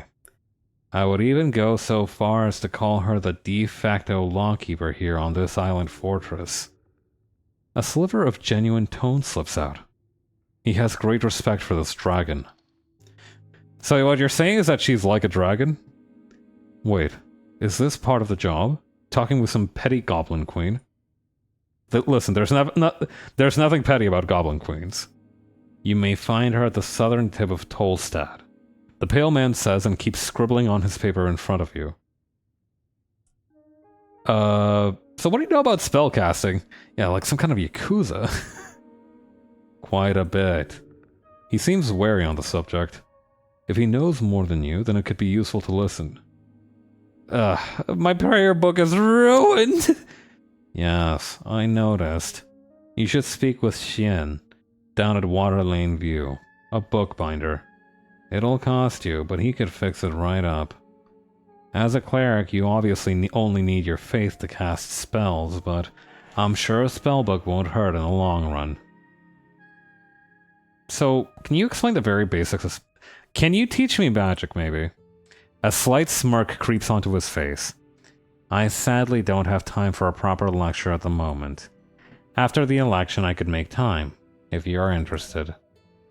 Great knowledge awaits. Beware, his tutelage holds great evil. Until then, you are free to browse my collection, he says, glancing at the many books along the western wall. And, of course, charm person. Here. Charm Person. A first level enchantment spell. If the target fails a wisdom check, you'll be their favorite person for a little while. Of course, after that they will surely hate you, but who cares about that? A copy of Charm Person. It'll surely be useful to you. A truly diabolical spell. The towers teach it only to higher tier spellcasters usually, despite its first level. Lovely. Now you can make people like you. Okay, what are the very basics of spellcasting? Oh? I mean, of course. Embarrassing.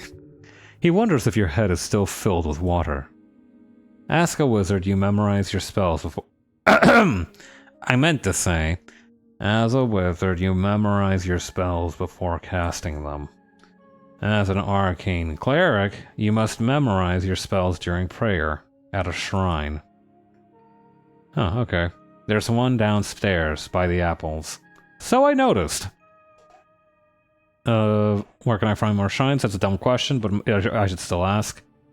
There is a Temple of Earth, of course. It's just up the stairs past the pillar. There's also one on Water Lane View, I believe. Past the trade post. You'll find more hidden around every corner. I can promise you that. How do I get more spells? How do I gain more power? 2 ways. You could spend time learning them, drafting pages out of the Palace archives. Palace. The Palace, an unofficial nickname for the current rulers of Norfolk, named after the Palace district in which most central authority resides. Or the Great Library in the Tower, since you obviously would have some access to that. However, I don't believe you have time for either of those options. So I would suggest the other route. What's that? Spell scrolls. Oh yeah, I saw one downstairs. Yes.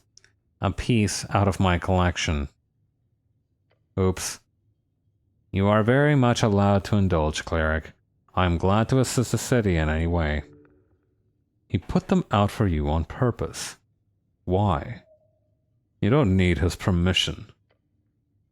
Now, Tolstad is filled with all kinds of strange cachets. You'll probably encounter more just by looking around. If you get your hands on a scroll, then just memorize it. Cantrips or spells, doesn't matter. I'm sure you're talented enough to memorize them on the spot. I am! Strike a heroic pose! He nods to you and goes back to his writing, completely ignoring you. Alright. Very well. If you want to practice, feel free to cast anything non-lethal on my servant Ost. Wow. That's evil. Sounds like good practice. I don't want to do that. In fact, it sounds quite awful. Fair enough. Just remember that spells are terribly useful when applied properly. Yeah, you called me a cleric? Make air quotes. I did, yes. What gave it away? He stops for a second and glares at you. The facade drops for but a moment. A heavily armored man in Earthguard colors, with a prayer book on his hip. Thoughts land on the pages of the spell you've meticulously worked on for years. They might have found you in the river, but you're clearly of city stock. It could be a coincidence. I am indeed the cleric. Good for you. Although I'd love to ask, what type of cleric are you? Type? Yes. If you are a clergyman, you might run a congregation for a local religion or deity. Then there are clerics of the bureaucratic variety, city officials speaking for the religious state. You, however, must be an arcane cleric. No, I am the chosen one. I am a boring bureaucrat, yes! Let's try that. I figured as much when I saw your spell book. Or do you call it a prayer book? Either way, you clearly play George strings as much as you channel this divinity. The Pale Man knows a lot about your training. Interesting. All the help I need, thank you. Great. Anything else you wanted to ask? Nope, gotta go now. Before you do, Make sure to collect all your belongings. He gives you a quick inspection with his dead eyes. Too quick. Like he's trying to not show his interest. Weird. What belongings? Quite a lot. Your uniform, your cloak, and also a voting card. Peculiar voting card. Every party had been marked on it. I'm assuming it's yours. Sorry, I'm indecisive. The pale man ignores your comment. I asked Oz to lay the surviving pages of your spellbook to dry. Over there, he says it and points across the chamber. Then he looks at the pocket watch on his desk. That is an esoteric pocket watch. You may have it, cleric. It will surely prove useful to you. Esoteric pocket. An area overtaken by esoteric magic. Exceedingly rare along the coast. The further inland you get, the more common they are, with the infinite waste being theorized to be filled with nothing but. Beyond that, you should be good. No weapons on me? None, I'm afraid. They must be at the bottom of River Torna. Good. You do not need arms in this city. You need heart. I like wisdom. Got it. The pale man turns his face towards you and smiles. Unnatural. If only every government employee were as devoted as you, cleric. He gives you a stern expression. Good luck on your quest. When exploring the city, you may move faster by running. To do so, either double-click or hold shift or the left trigger. Alrighty, Roo. Let's grab this. Now, I know from the intro that this is mine, but I don't know if it's... Okay, charm person. That could just be like some kind of continuity error. This silver-lined timepiece never shows the correct time of day.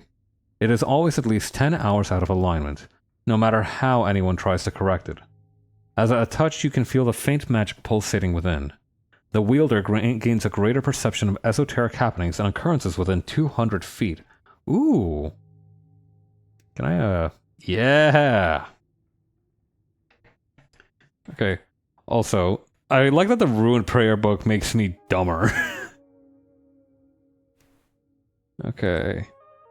So does the voting card. The Tattered Cloak gives me 1 dexterity, but it also makes me less charismatic, unfortunately. Ooh, more shards of Jor. Don't mind if I do.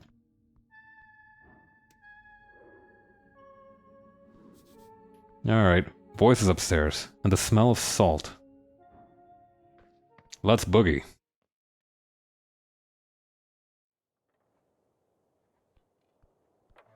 Okay, I'm seeing the dwarf. It says Viscon's Lich House, but then the dentistry is and dentistry is scratched out. Love that. Something's inside this old vase. Don't mind if I do. The orc observes you with great interest. Ooh, is she checking me out? Okay, this looks like some kind of political rally.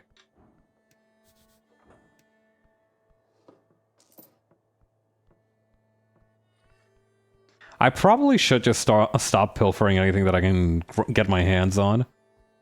But I'm not gonna.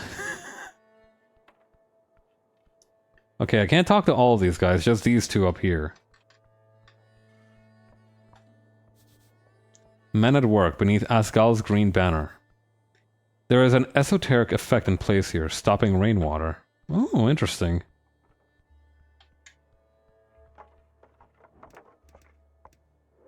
Behold, Alphonse B.E.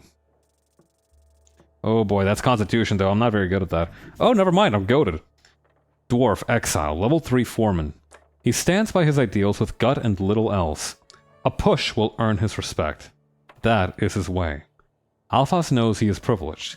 He hates it. His ideals clash with his blood. Okay, interesting. What about this guy? Simi and the boys. Tell me about the boys. Level 2 factory worker. A devoted Asgal gives everything he has to support the cause. Second son of a kind person. lives in the shadows of greater men. Follows the Asgal way not due to choice, but due to indoctrination and tradition. He wants to live up to someone. His father? A patriarch? Interesting. We should probably talk with these guys. Around the amphitheater scene, you see a number of dwarves hard at work. They're constructing a banner of some kind, carrying a bright green flag. The banner of Asgal, the Fool. One of the dwarves stands to face you with a furrowed brow. He appears to be in a staring contest with the orc on the other side of the theater. "Oi, Mr. Cityman," he calls out as you approach. "We've made it clear already, we're not moving. Not one bit." He shoots you a shit-eating grin. This dwarf gets extreme pleasure from telling you to fuck off like this. That's no way to greet the cleric of Norvik. What's all this then? Just working. The boys will be done soon enough. You heard the other dwarves laughing behind him.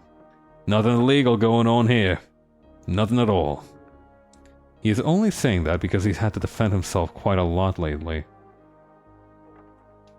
Oh great, I was worried there for a second. He looks you up and down. Yeah, okay, great. That was a joke, you're clearly doing something illegal. Very great. Who are you? Name's Alphors, of Bam Embers, foreman in the Asgalist movement of Norvik. Bam Embers, one of the 5 exiled families, or clans, that formed the surface kingdom of Viska Peaks. A collection of loose dwarven cities in northwestern Ascani, also known as the Viska Kingdoms. Simi and the boys. He's done more good than all of you Earthguard combined. A true speaker for Asgal. Damn, that's a lot of good. Simi exaggerates. He gives the older dwarf the stink eye. I'm also not in any way proud of my heritage. Nobility is just a poisonous hierarchy. Typical talking points. He grins. Just wanted to make that clear. Don't mention the whole noble thing. It'll just piss him off. Unless you want that. It did say that that he respects you if you push him, but I don't really have any beef with this guy. I don't need anything from him. What about you? The older dwarf puffs out his chest as you approach. Fancy helmet, city man. He speaks in a short and quiet manner, as if he's scared of his words actually being heard. The dwarf behind him laughs. Don't engage, just leave. Thanks, my mom got it for me! You know what? I'm gonna do something funny. Oh. It's a lovely helm. She has good taste. You made him feel bad for making fun of it. This is not an evil person. Stare at the dwarf. Nah, I shouldn't. I cuffed his ear and told him my mom got me this helmet. That's all I needed from this exchange. How about you? What's your deal? Agent Vita. Strength. Behold. Ooh, I'm not confident in this one. Oh, buddy, I don't know shit. Alright, I guess we're just gonna have to talk to her normal style. On the edge of the ruinous amphitheater, you see an orc sitting on one of the many loosened stone blocks. It looks like she's waiting for something. Or someone. She hides it well, but the orc is stressed. Perhaps it has to do with the dwarves. Exuding an air of authority around her, the large woman gives you a wry smile. Her tusks are gleaming. You spot the merchant's mark on her jacket sleeve. A heart with the initials of the Norvikian Free Strider Regiment. What's this? Not often we get Earthguard around here. She presents her palm to you. Vera is my name. I am second in command guild agent of Tolstad. Nice to meet you. The showing of the palm is casual cultural greeting and reads. Do not grab her hand. That is not what that is. I'm Helm? I'm Ron. Hello, Ron.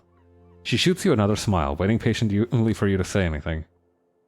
What's the deal with the dwarves? Oh, them? Complicated as anything. I wouldn't be sitting here wasting my precious day if it wasn't for them. But in short, they are holding an unlawful assembly, and they won't let me take a look at the document proving it. Not frustrating at all, she says and winks at you. Doesn't really sound like my problem. I'm gonna be so for real with you. Can't wait! I mean, I don't really need anything from her. Let's just move on for the time being.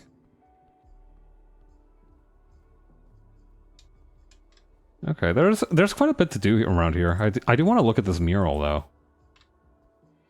Goblin wall art. Oh, that's badass! A green face is splattered across the facade, staring wildly towards a flaming sky and the dragon spread across it. Or something like that. What does it mean? It represents devotion, albeit in an asinine way. The coins stand for all the fat loot the dragon brought to her people. You could get behind that. The fire is soul, a boundary between the real and the heartful. What does this tell me about the state of Norvik? Nothing, really. Place your hand upon the wall. You take a step forward. The painted stone surface is smooth. This is no cheap dwarven rock. This is Gate-era architecture, disguised among the rest. You feel an esoteric urge to communicate with this object. Advantage, your pocket watch tingles. I kind of want to see if I can do it. Damn! Your focus falters. There is nothing to answer you. But something is there, beyond the silent hard stone. Try again tomorrow, perhaps. Oh, well, you take some risks and you lose them. Gatito! A black cat. Wait, am I just gonna book it across the whole screen just to talk with the cat? Badass. On the ledge overlooking the garden, you spot a black cat. Calm as can be. Doesn't even care that you stomp up next to it. Hello, I am from the local government. The black cat lifts its head up. Its dark eyes squint at you for a second, sniffs in the air, and then ignores you once again. It knows more than it lets on. Wisdom comes from knowing when to act and when to not. If you wish to hold a proper conversation with this magnificent creature, you need to find the first level spell Speak with Animals. A first level divination spell. Grants you the ability to comprehend and verbally communicate with beasts. These conversations can be surprisingly insightful. What are you voting in the election? The cat stares at some seagulls flying high above. Cutthroat, sharp, eyes on the prize. A freestrider, no doubt. You cannot imagine a cat voting for Asgalism, but it sure is cute. Enjoy your day, citizen. The rough letters spell out Our Lady's Apartments. Ooh, barrel. I love when barrels just have random money in them. Today rules. I'm probably gonna need a lot of it to rebind my spellbook, though. Oh, I can't talk with this lady, though. Overgrown, ancient, sort of interesting. Embedded in the earth, you find weather-bitten stone, in the shape of a spiral. Its edges are worn down, smooth almost, and behind you lies the head of what was once a snail statue. Whatever god of symbolism this once denoted, time has ground it down. It is a monument to nothing now. There is something here, but can you understand it yet? Its purpose? Touch the surface. It is cold. Your hands run across the stone, finding it more coarse than you thought. The ridges in the spiral are even smoother. You find they are not at all coarse. You realize this was most certainly an esoterically constructed art piece. What's more, you do feel the outline of a script. Symbols. Your fingers trace them faintly along the spiral shell of the snail. The symbols do not mean anything to you. If you had to comprehend languages, you could understand the script just by touching it. Also a first level spell. Okay. What's with the snail stuff? Norvik is built upon layers and layers of ruins. One of these layers, one of the oldest, were snail folk. Thus, you will surely find many of these snail symbols and spiral shapes around the city. Tell me your secrets. No response. Tell me your secrets, damn it! Punch the monument. Whatever.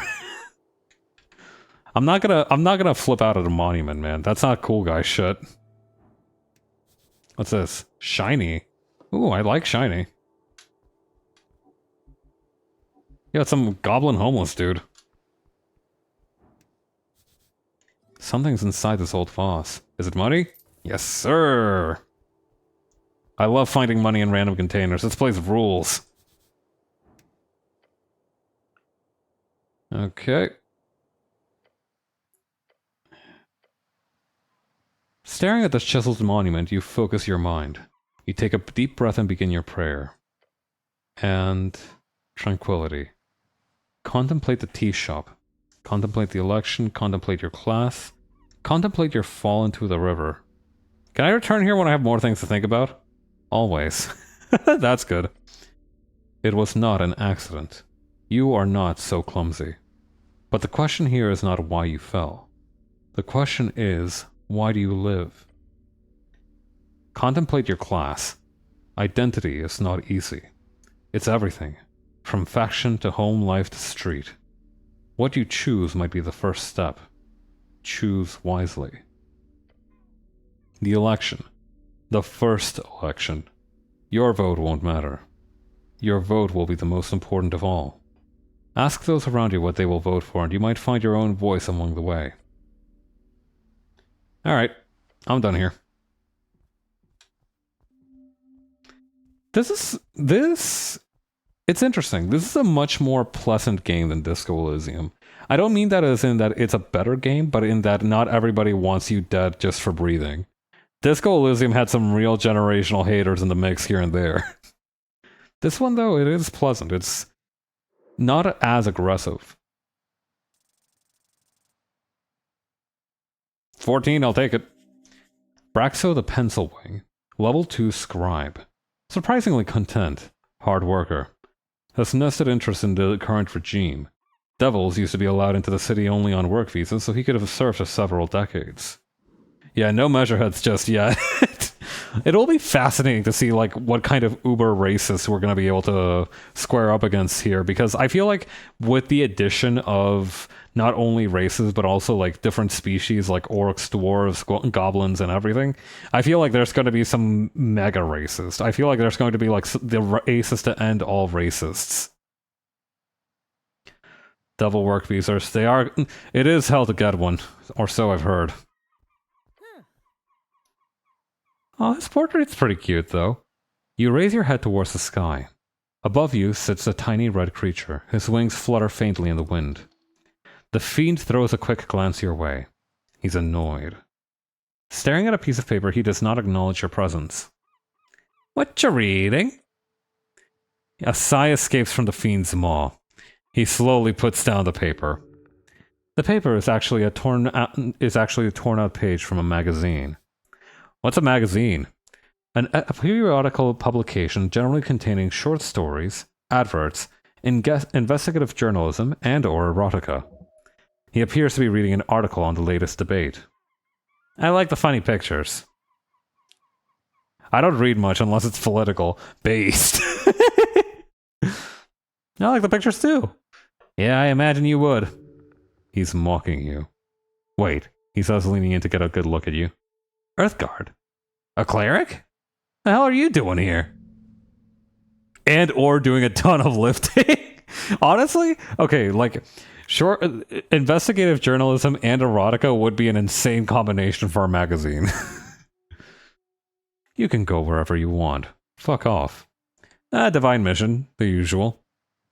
Very well, I won't get in your way. I, for one, am very happy for your presence. This place has gone downhill since the city let the goblins and freestriders run amok. We need some damn order in this place. So if you need any legal advice, just let me know. He gives you a tiny, sharp smirk. You should be aware of the fact that this is literally a devil. Devil. Lawfully evil fiend.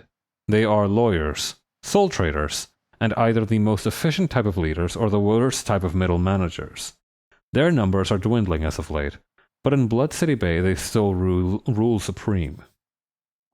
Tell me about Blood City Bay. It sounds like a lovely place.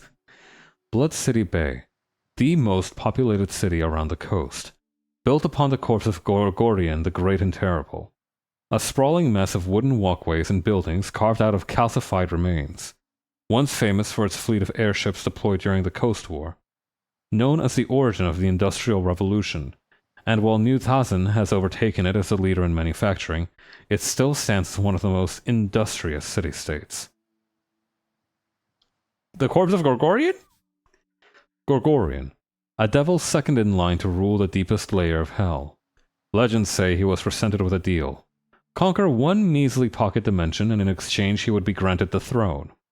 A millennia of fighting orcs, elves, several walking gods later, his corpse is now used as the foundation for Blood City Bay. That's hardcore. Ghost War? A near-century-spanning conflict between every great nation of the Arcane era.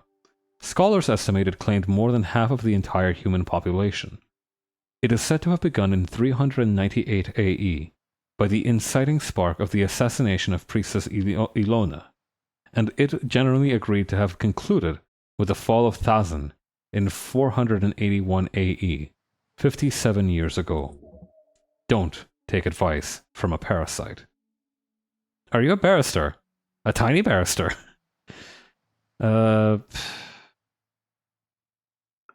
What does the law have to say on resurrections? That is one hell of a question. He smirks for a while. I think he made a pun. Higher tier resurrections aren't illegal. They're just not available anymore. There are a handful of known divine resurrection spells. Since the death of Earth, there have been no documented instances of a successful resurrection above 3rd level.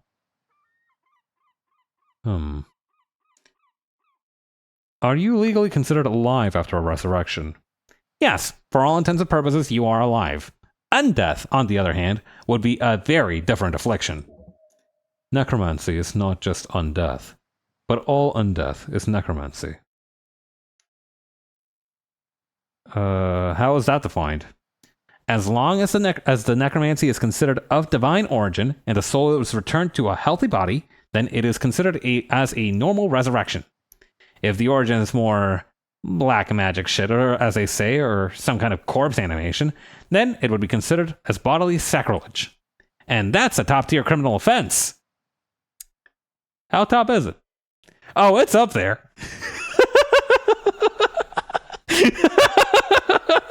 That's really funny as an answer. I don't know why that's frying me. Does death absolve your crimes? Now you're asking the real questions. But no, it does not. There's been actual laws signed in old kingdoms over this shit. He leans in, looking excited. You've got the devil going. That's a good thing? So, classic story, alright? A real bad guy is caught murdering his neighbor. Real sick shit. He's executed after a quick trial. Justice wins again. Everybody's happy. But, surprise! Some holy man raises him up a couple of months later. Death and rebirth. In this situation, the bad guy did technically pay for his crimes. His life was taken by the state. Just because someone gave it back to him doesn't change that fact, right? Well, people weren't too happy with that, as you can imagine. Thus, the common legal term these days for capital punishment is DIP. Death in perpetuity. Stands for death in perpetuity. Kinda funny when you think about it. One death is enough, I think. Really? Well, suppose humans would have a different outlook than a fiend like me. So to keep criminals DIP'd, most states tend to hide, lock up, or simply burn corpses and spread the ashes using non-resurrectable methods. So a properly DIP'd dead guy shouldn't be able to return without the use of some miraculous 9th level spell. Which obviously these days isn't too likely. Neat. Okay. You hear about the tea shop? Yeah, of course. Pretty hard to miss when flying past Toldstad. What's your take? Blew up? I'm not sure what else you want to hear. Okay, why do you think it blew up? Honestly, I haven't seen a blast zone like that since the Coast War. And you didn't hear this from me, but the little fellow trusts you. He is your friend. I don't like that this is coming from a failure check. The scorch marks look like those from a fireball, but not the kind you get from a trigger-happy pit fiend.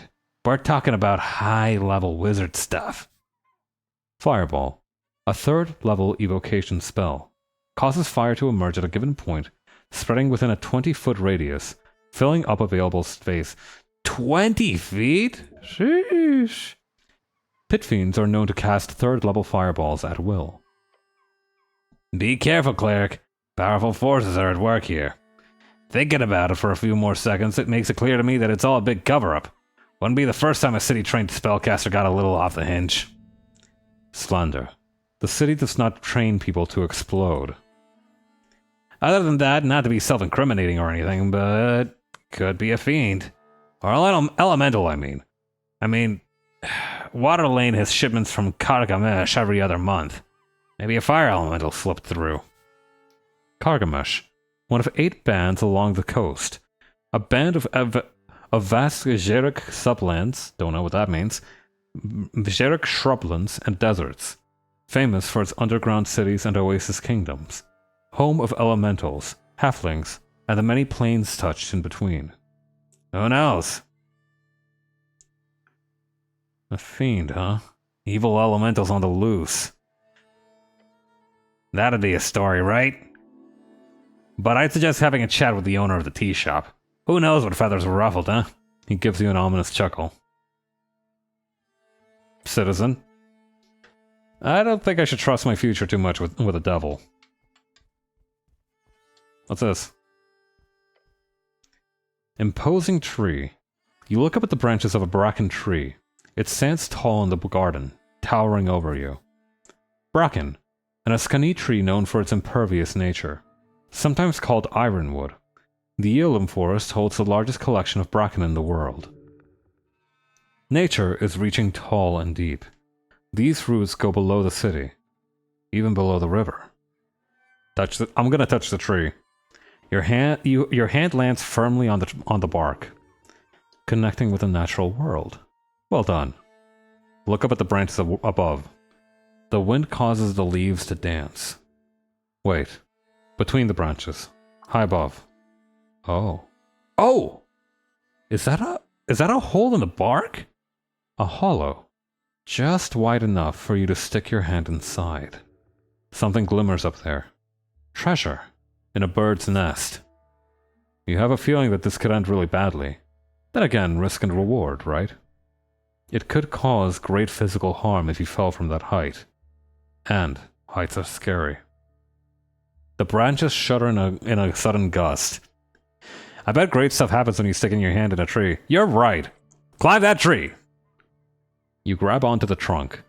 Pressing your entire body against the rough bark, you slowly make your way upwards. No, get down! Dexterity DC 13, reach the top.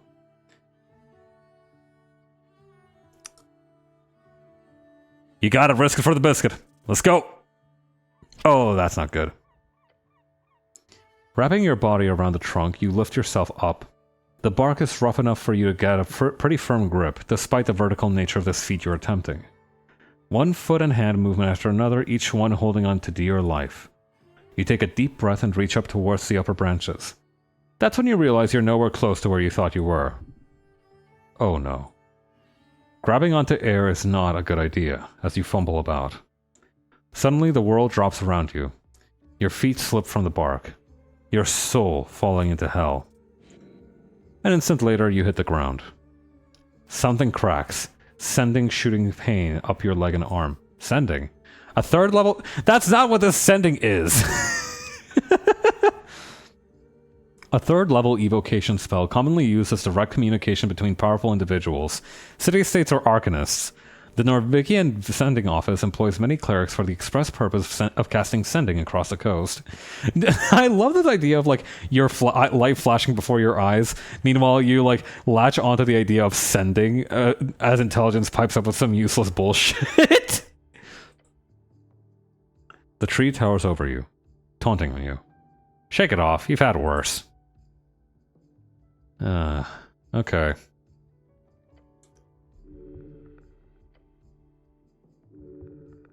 Okay. Can I retry this? And if so, how many times? Maybe breaking your arm and leg, but your thoughts are like, it's sending me pain, like the spell. Your brain does make weird connections like that sometimes. Okay. So I'm guessing I can do this as many times as I like. Good sign when the devs carry over the idea from Disco Elysium that your encyclopedia skill gives you knowledge even when it's not at all helpful, right? I love that.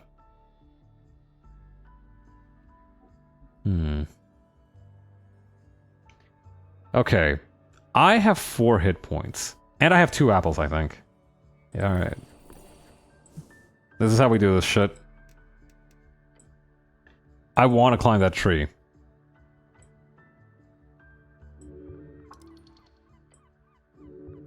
Come on, baby, come on.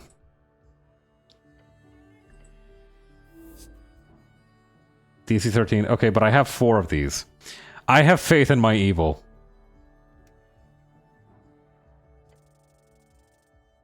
I should not have had faith in my evil. Oops. Alright, well, off we go. So, 1 hit point isn't the worst damage we've taken. Let's leave that alone for now. Or actually, is there anything else that I need to do on this map? Oh, what's this? Nature seeps through the cracks. The Goblin Garden is ahead. You feel it. What's this? A shard. Ooh!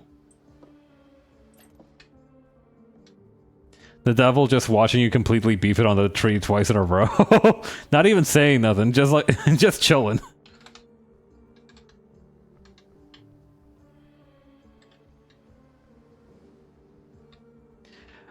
Like, after the first time, he was like, oh my god, is he gonna be okay? But after the second time, he's like, well, if he tries the third time, nobody can blame me if I do nothing. Oh, hey, this is the guy from the cover of the game. Man, what is with my dog shit dexterity rolls? This goblin gets shit done, no matter the odds. Alright.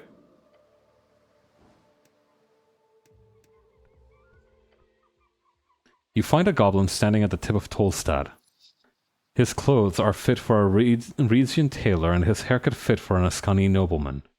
A superficial fellow. Behind him, a vast view of the mouth of River Torna. Let me guess. No, wait, I'm gonna need to think long and hard about what voice I'm gonna give this guy, because he's supposed to be my sidekick for the entire game. What voice should I give him? You know what, no, I'm just gonna give him like the Majima voice. Let me guess, you're the cleric. Yeah, I'm gonna give him like a New York accent. See, this seems like the correct idea. Like, he's like some kind of greasy car salesman in New York. What if Kim Kitsuragi was a sexy goblin? I do love that idea. This goblin is Italian as fuck, right? This guy looks like he stepped out of The Sopranos. Also, hi, Jupiter. Taking you for granted, this goblin needs to learn humility. Yes, I am the cleric. That's me. He nods, looking tired and annoyed. I'm Snell, runner and handler of the HWBT. Old lady's been waiting for you. This old lady must be his chieftain, the matriarch of his tribe. Greet the goblin kindly. This is the beginning of a great cultural cooperation and exchange.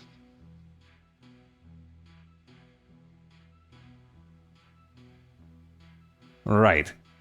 Right. Time to mingle with the lesser cultures. Oh, buddy, I don't know about that one. Also, I saw something that's popped up that said, like, deny, so if somebody posted something funny, you can just go ahead and say that shit again. I might have to redo it. One of these goblin salutes would be perfect here. Traditional, that seems like a bad idea. HWBT? The halfway bridge tribe. He seems surprised to have to explain that to you. I am from the local government. I know. We don't get Earthguard here often. Especially clerics.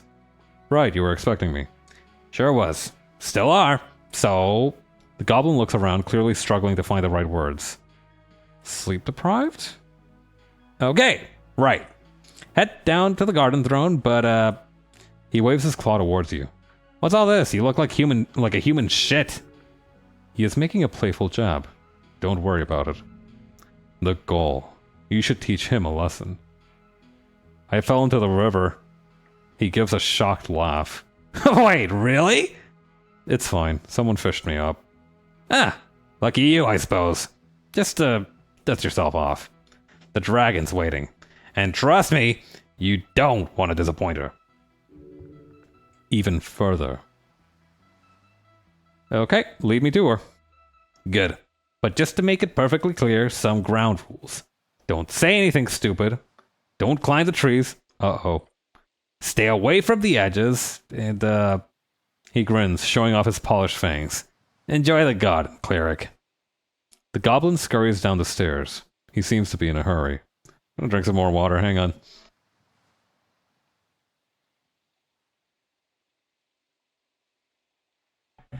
Don't like that he mentioned don't climb the trees until after I climb that tree. He is nervous. That makes you nervous. She's just another warlord fighting over scraps. Don't let her get to you. Sexy goblin companion, do you like pathetic wet clerics? This is important for our collaborations. Are you interested in wet Latinos who are a little bit pathetic with it but can still shake some ass? Pertinent question. You don't need to worry about answering it right away, though. You look out over the river. The cold Tuscany wind seeps through the cracks of your helmet. Follow him down the stairs. You do so, with a great stride. Yeah, sure. I should probably save my game.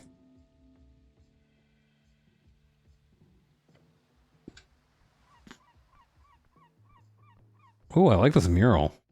It's a good thing that they have safety railings here. These railings follow the Safety Council standards of 22. Okay. Goblin Garden. Lower Tolstad.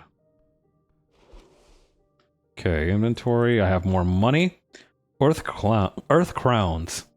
The official currency minted in Norvik's Rick. Okay, they have way too many syllables swapped around here. Norvik's Riksbank. These silver coins are most valuable among River Torna, as the Norvikian River's Reach offers its support in trade and general commerce. Yeah, hell yeah, safety. Don't scrub back to about 10 minutes ago with the tree climbing that I could totally beefed, or that I totally didn't beef. What's this? A tunnel to the river. Oh, okay.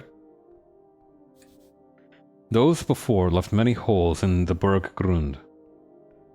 Ooh, mushrooms. A potted mushroom tucked away in the corner. I don't mind if I do.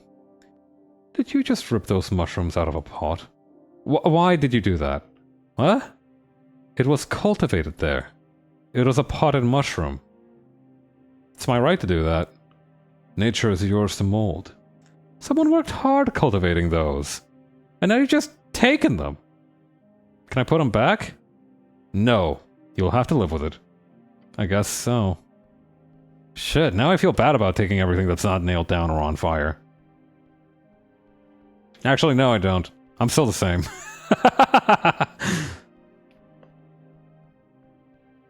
I'm only gonna feel bad about it if there are consequences, and even then I don't think I'll actually feel bad. I'll just feel bad that I actually faced any consequences for my actions.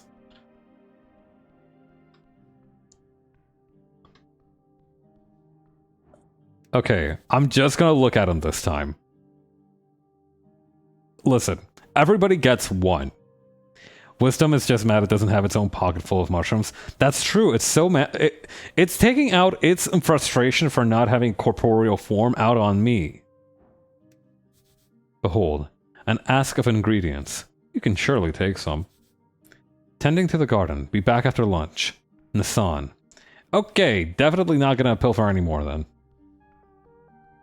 Listen, I want to get the goblins on my good side. After I've established a strong interracial relation, then I can start taking everything that's not nailed down. Your stomach twists. Beware her illusions. Oh shit, okay. Is the bottom of her dress like leaves and branches? What is that? The dragon herself. He's waiting. You approach him below a sprawling tree. The well-dressed goblin stands proud beside his master. Go ahead, cleric! With a proud smirk he motions towards the wooden throne. Much of his personhood hinges upon that throne and its owner. You should stand before the throne. Address her court. Okay then.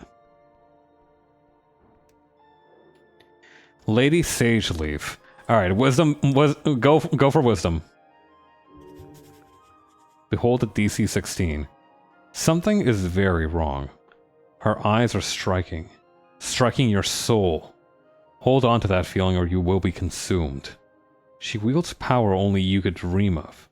Yet her actions betray her nature. Evil? Good? Is selfishness for one's own tribe the defining trait? Interesting, okay.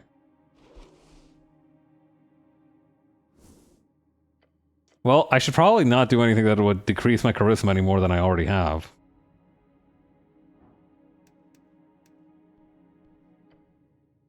You approach the throne. The sprites flutter, their glow illuminating the trunk of this great tree. Its roots reach far below, its branches holding up the dirt ceiling above. Damn! That is a badass sprite. On the throne sits a tiny goblin. Her smirk is bright as it is threatening. Her eyes follow you with an intensity. Reminds you of a certain pale man. So this is a dragon. Yes, I can see it. Her glare is horrific. Okay, what voice? I'm gonna give her like a very refined voice. Cleric of Norvik, of Earth and River. Her shrill voice echoes out into the chamber. I can't do shrill. I'm sorry, but I'm gonna give her like a very defined and noble voice. She's talking to you. You're the cleric. I was assured by your masters. The top brass of the palace itself. Her words are tainted in disdain.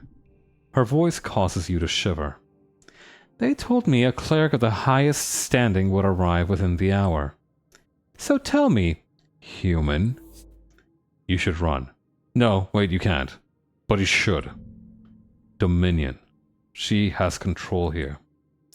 Why am I sitting here waiting? An immense presence. You have no power here. Every word you say here could have a profound impact on the rest of this quest of yours. My masters are idiots, but I'm here now, don't worry. My apologies, lady. That's how you should always start. Her frown turns into a wary expression. Whatever. Yeah, listen, we're kind of in the wrong here. I know we've had a rough go of it. I know we fell into a river, but we are kind of still in the wrong here. You're dancing on a fine line. Hers is a frightful presence. Oh, is that also a spell? Frightful presence. Some powerful creatures have auras that cause fear to those near. To fail means succumbing to mindless terror, along with other annoying effects. You can't take this much longer. You need to get out of here. Oh boy. Do not become frightened. Please, God. Fuck! No. Shit. Get out of here! Turn and run. Adrenaline keeps your legs from buckling under the intense duress as you turn and run. Let out a high-pitched scream. Dude.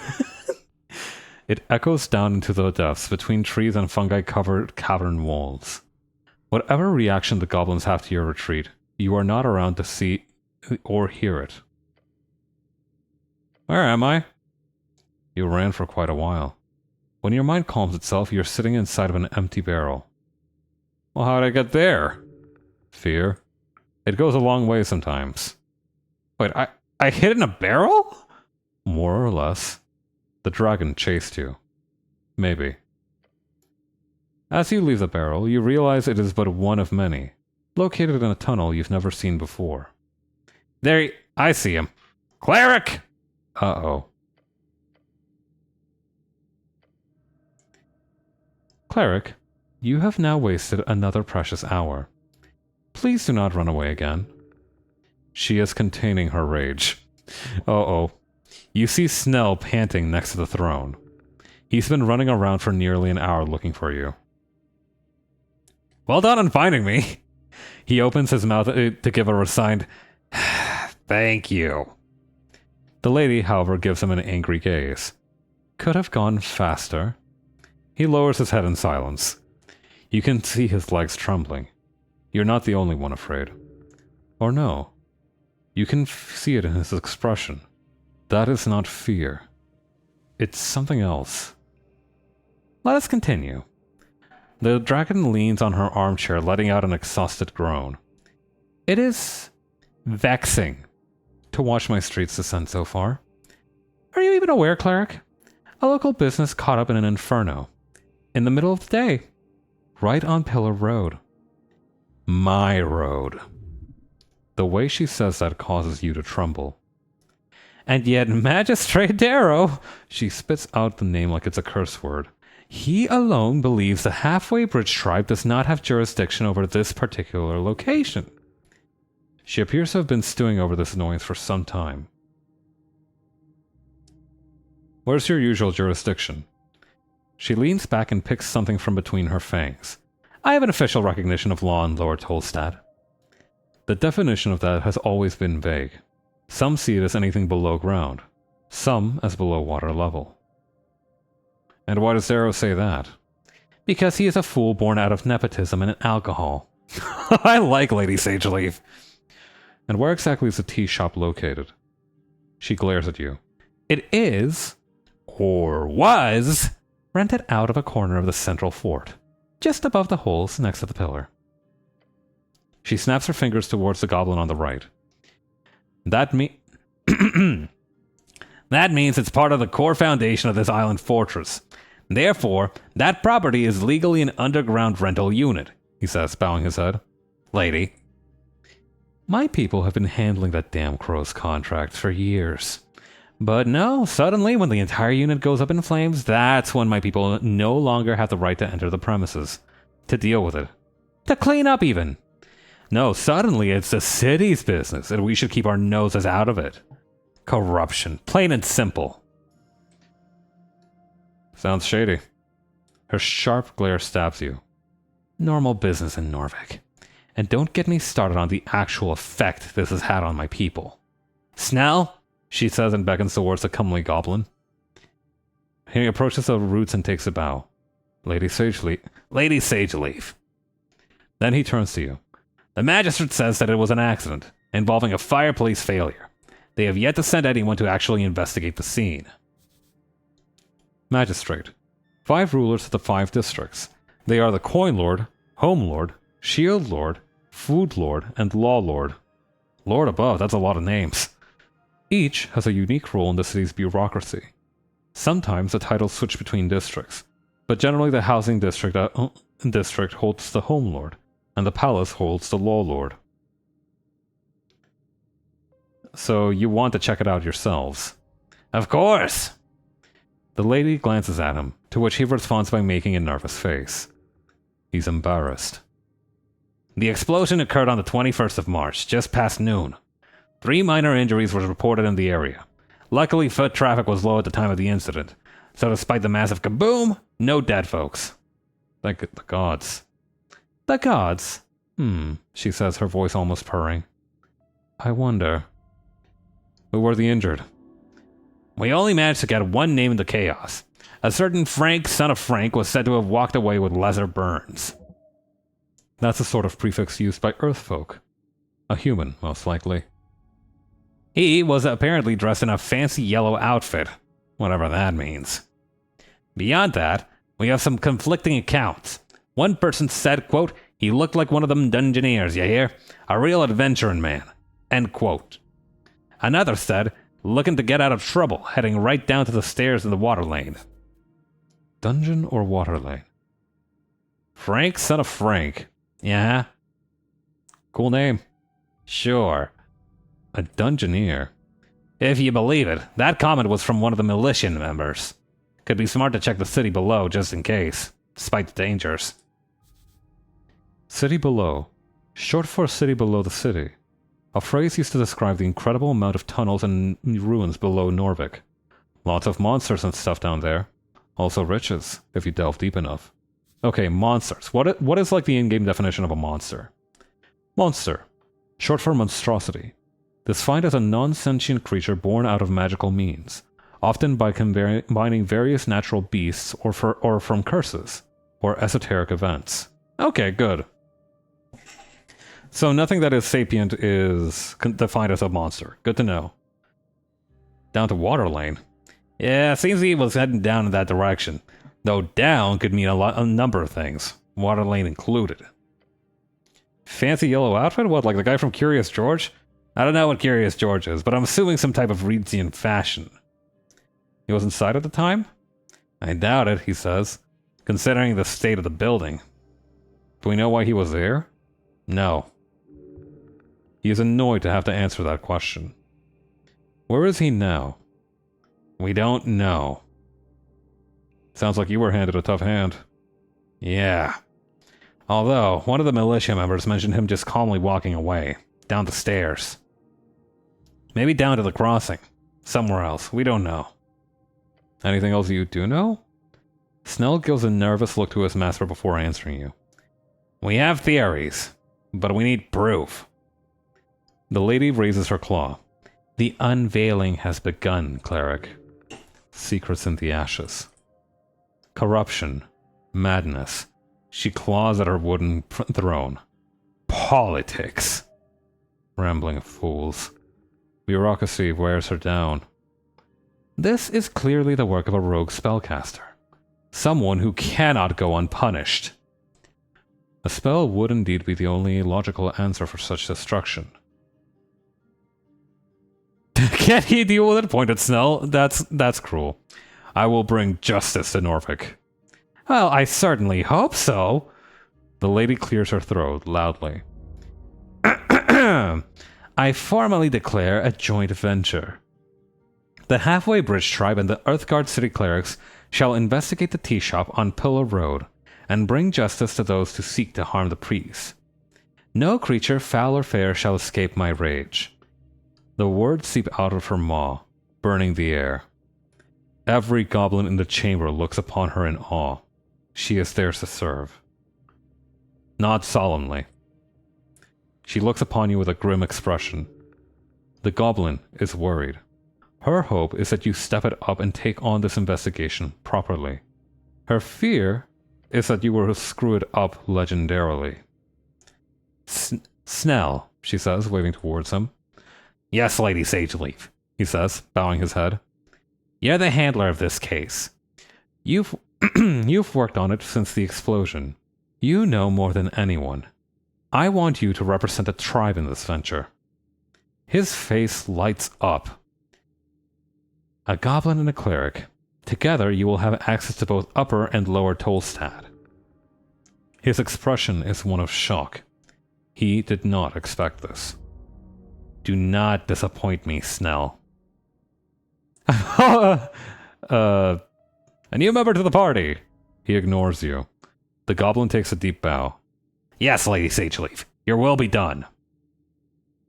At your service, Lady Sageleaf. She grins. Yes, you are. Snell takes a step forward. First priority is the tea shop. We need to gain access. Let's go, cleric. Snell has joined as a companion. You can speak with him if you need help finding your way across Tolstad. For as much as she told you, there's a danger you're missing here. The lady is keeping information from you. You should investigate the tea shop thoroughly. Alright, and we should also look for that witness. Yeah, our Frank, dressed in yellow. A Frank dressed in yellow, huh? Maybe his last name is Mustard? He winces.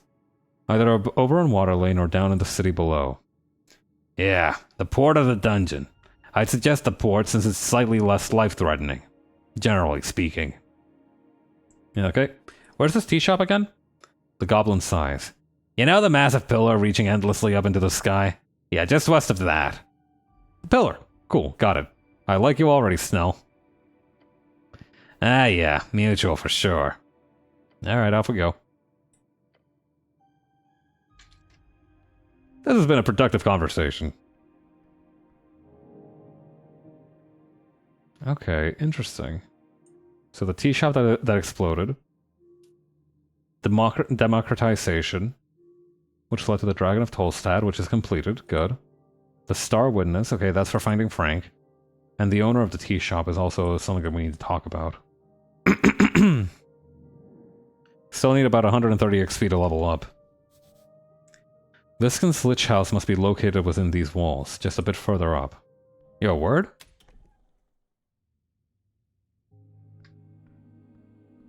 Oh, we're on the other side of the apples now. That's an interesting kind of loop back. An almost empty box, except for a stale treat in a pouch. Oh, I love treats. Ooh, more apples too. Imported goods. The receiver is marked as HWBT. A slightly broken standard issue Earthguard blade. Ooh. Let's go! A sword! I'm totally gonna live by this with no consequences. A standard issue Earthguard blade. One-handed usage, lightweight, crap quality. Makes you feel like a big man, an agent of the state. It is also broken in half. But if you lean tactically, you might be able to hide that fact from your enemies. Cardamom treat. A traditional Norwegian baked treat. It is famous around the coast. Or if it's not, it should be. A whopping plus 5 HP, I know that's right. Let's talk with Snell for a little bit. You approach your companion. Let's get on with it. You know I woke up here. Oh. Right on slab? Yeah. Must have been uncomfortable. I don't think I'll ever be the same again. Right. Well, at least you had a lot of apples to eat when you woke up. He's making a joke. So what's your position in all of this? What do you mean by that, cleric? Why are you helping me out in this rough world of ours? I'm here on behalf of Lady Sageleaf. Her will for the streets of Tolstad to not suddenly burst into flames in the middle of the day. Her will be done, so to say. Got any family? I'm a goblin, what do you think? Goblins normally live in tribal societies with a broad family structure. Your companion, most likely, has at the very least a dozen or so siblings. Any less would be remarkable, even in Norvik. Why would you care about goblin family structures? I just wanted to ask the question.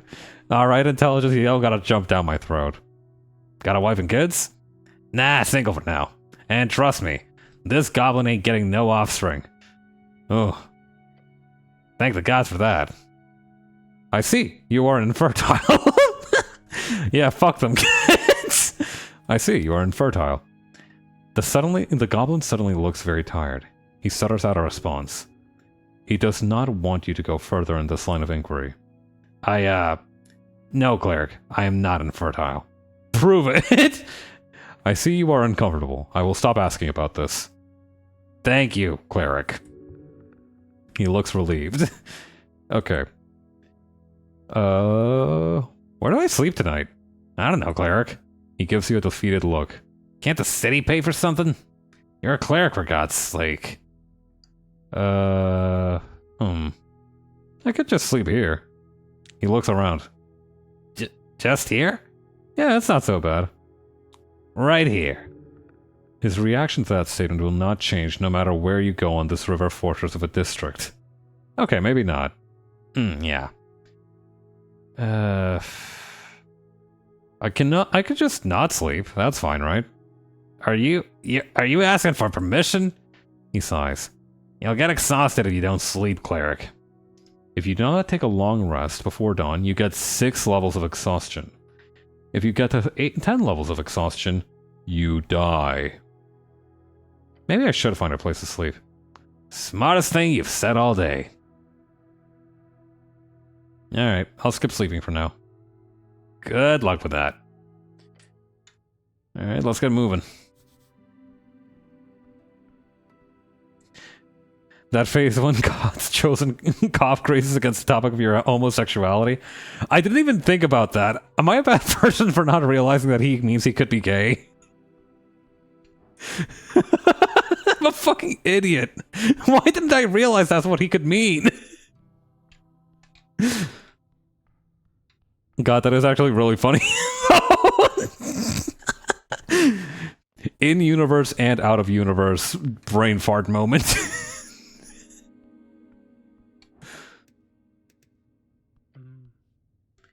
Okay. What do you know about the tea shop, man? Turn around and whisper to Snell. What can you tell me about this guy? The goblin sneakily leans in and whispers back, "You want a rundown? Right in front of him?" Glance back at the pale man. "I don't think he can hear us."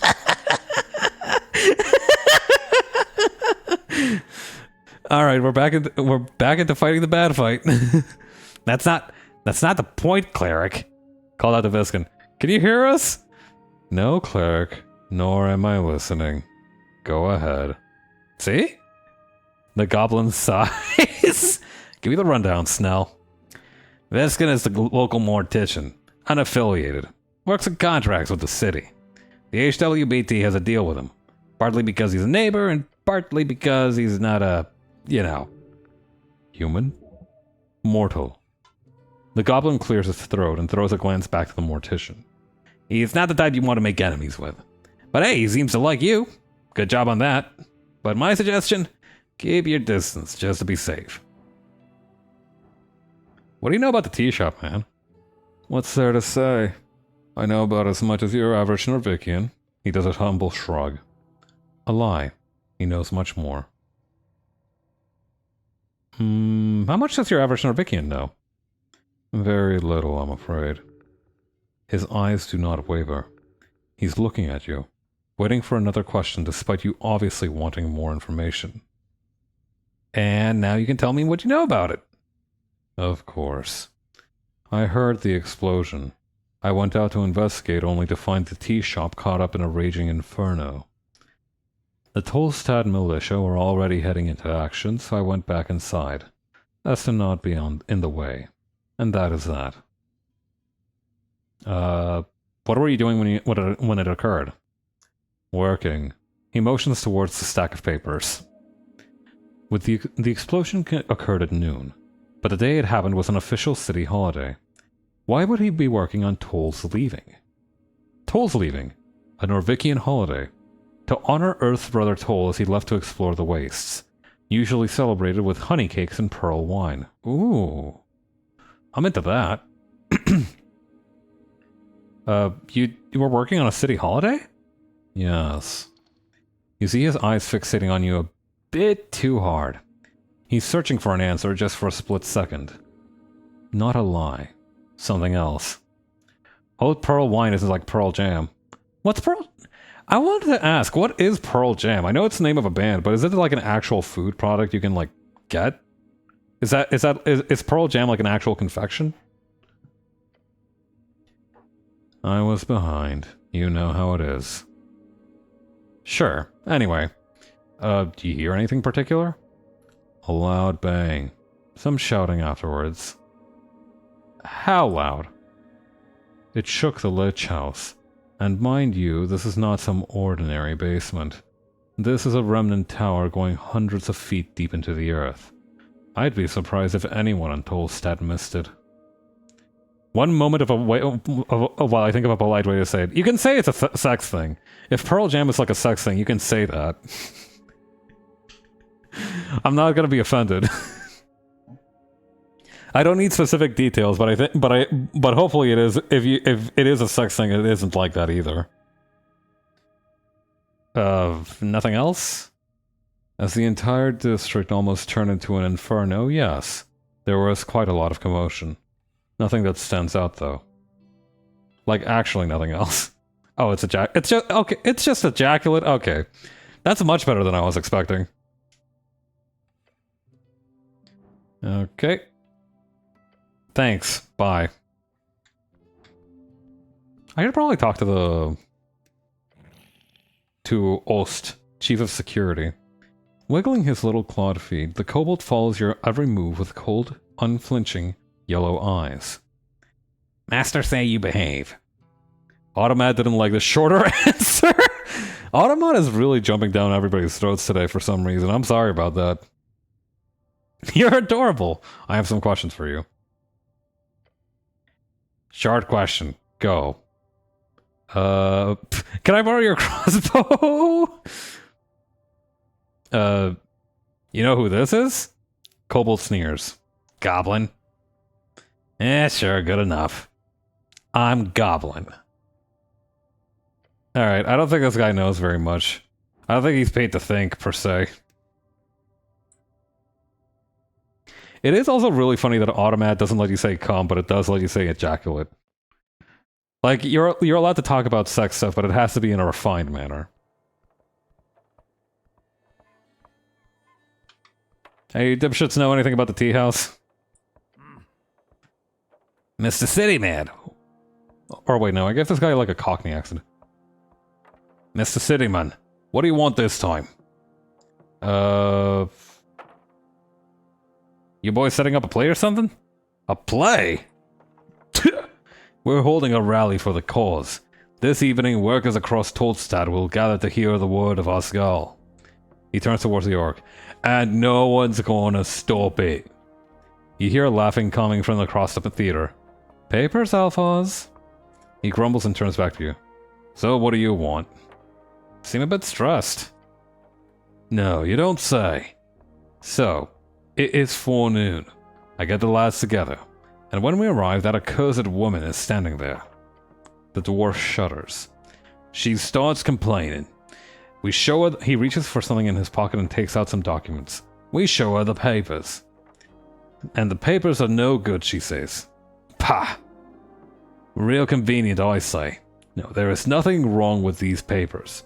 We are in our rights to speak out against tyrants and burghers. Burghers. Bourgeois. The craftsmen, merchants, and notably higher-standing citizens, in comparison to those of rural roots. Okay, so the bourgeoisie. Okay. They are. Bureaucracy. Check the papers. Surely the dwarves have screwed up somewhere. So she's wrong about the documents? Of course she is. She's a liar, that one. A filthy liar. Alphonse nods and grunts. Terrible liar. Can't even get the words out. She knows she's right about the documents, but he doesn't want to admit it. Can I see the papers? He gives his companions a glance. Why? Construct an argument as to why you should get the papers. You know what? I don't... Worst comes to worst, they're gonna jump my ass, and I can just run. Let's roll them, baby. Oh, baby! Just tell him you're an expert, and that you're on their side. I'm an expert. Are you now? Yes, also I'm on your side. He repeats louder. Are you now? Now hit him with, I'm your best shot at getting out of this. The dwarf grumbles. His eyes go from you to the orc behind you. Fine. The dwarf sighs and grabs something in his pocket. He hands over the scroll. I trust you with these documents, Cityman. Tell us we're in the wrong, I dare you. Because we're not! The older dwarf joins in. Take a step back and check it out. Let's see what is actually going on here. Okay. This could be funny. Hopefully it doesn't lead to me getting jumped by dwarves. I don't think anybody's ever had to suffer that injustice ever since Snow White.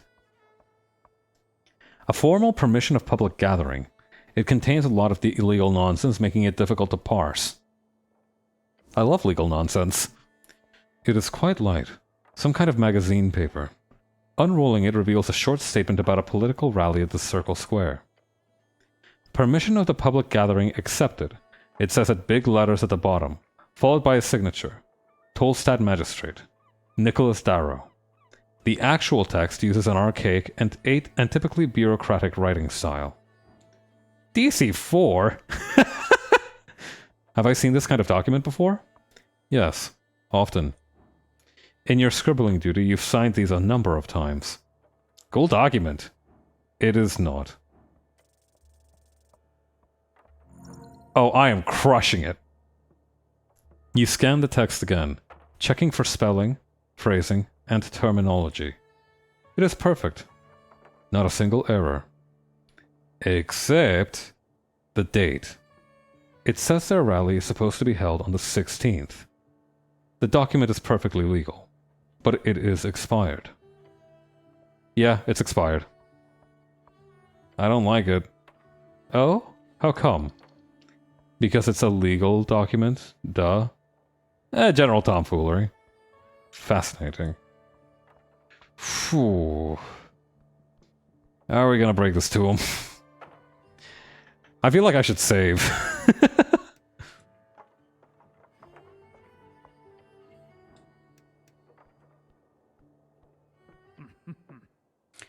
Mr. Cityman, what do you want this time? About the rally. What about it? I, checked out the papers. He takes a deep breath. Okay. What did you find out, Cityman? These papers expired like last week. He takes the papers and shakes his head. Retail flashback. Motherfuckers hate when their coupons are expired. No kidding.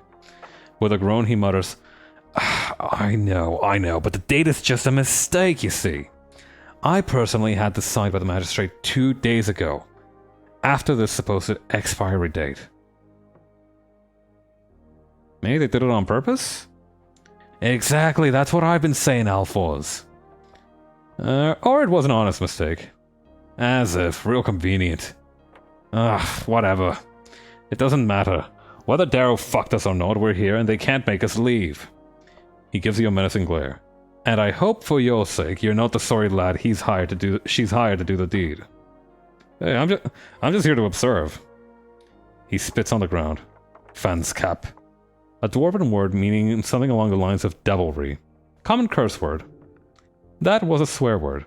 You could tell because of the way he said it. Alright. Peep you fellas later.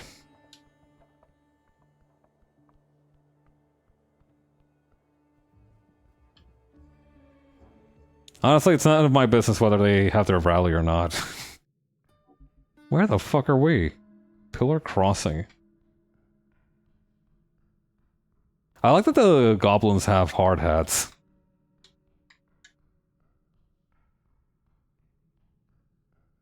Where does this place lead?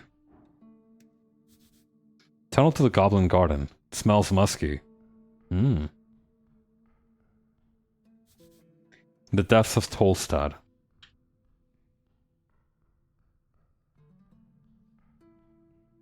I'm not sure I'm going the right way. Estoy aquí de vuelta. Welcome back. We were just helping some dwarves out with some bureaucratic shit. A rough carving on the door says R and A. I have no reason to be interested in this particular door. You've never just opened a door for the fuck of it?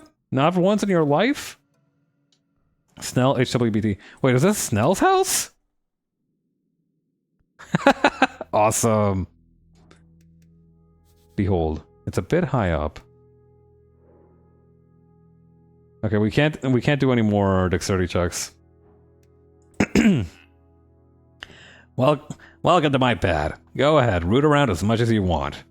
Really? No, don't touch anything. He sighs. I'm not sure how this is in any way useful for the job, but let me know when you're done looking around. Looking. Nothing else. How much is the rent? Not so bad thanks to the old lady. She looks after her own. Not every goblin is so lucky. Yeah, I've noticed you got it pretty nice here. You know there are 3 tribes in the city, right? The halfways get by real well thanks to Lady Sageleaf. But it didn't used to be that way. And most goblins have a real time getting by here. Most guilds won't exactly hire a goblin just like that. What? That's illegal. The single most racist answer I could think of. They must not want goblins due to the goblin-y nature of them. I mean, you guys. Yeah, that sucks and it's illegal. I know. Doesn't stop them. We're not human, so by default, on average, we're not trusted.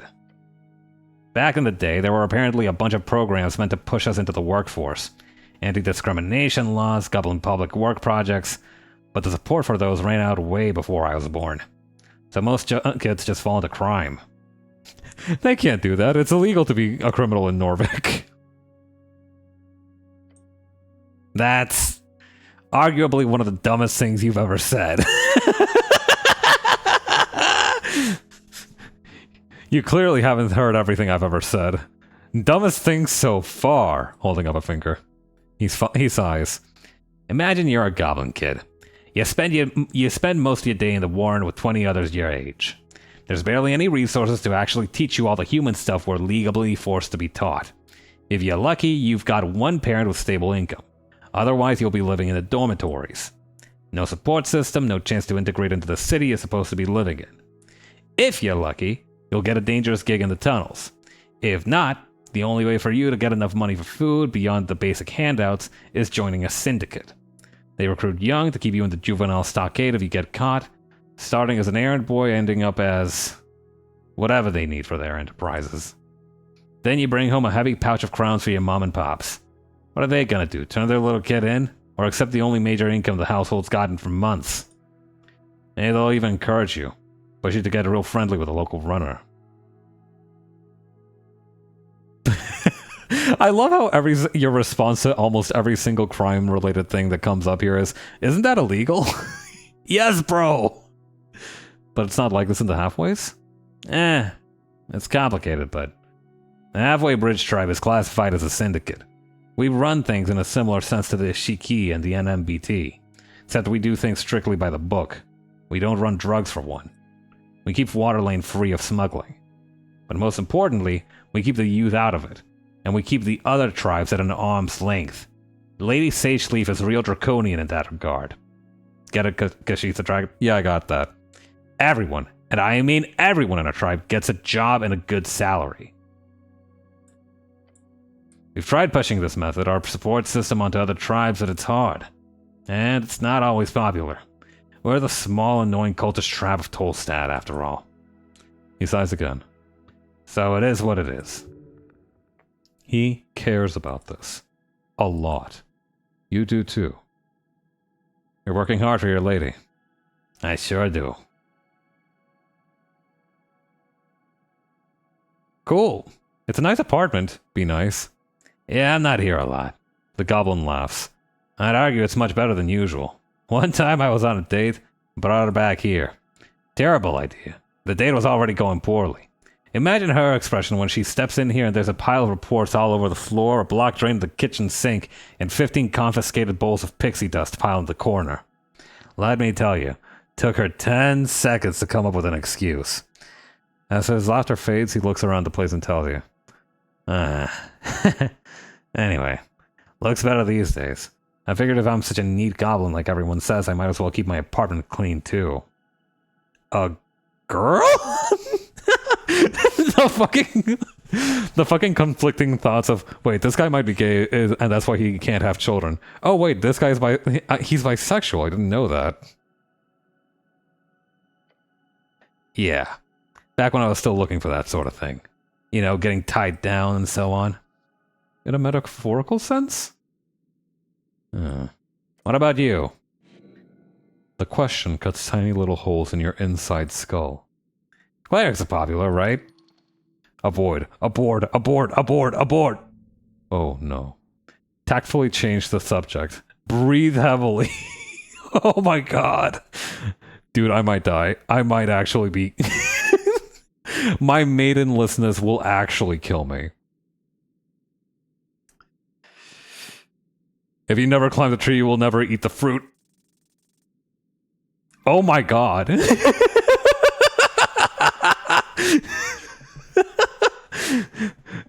Me...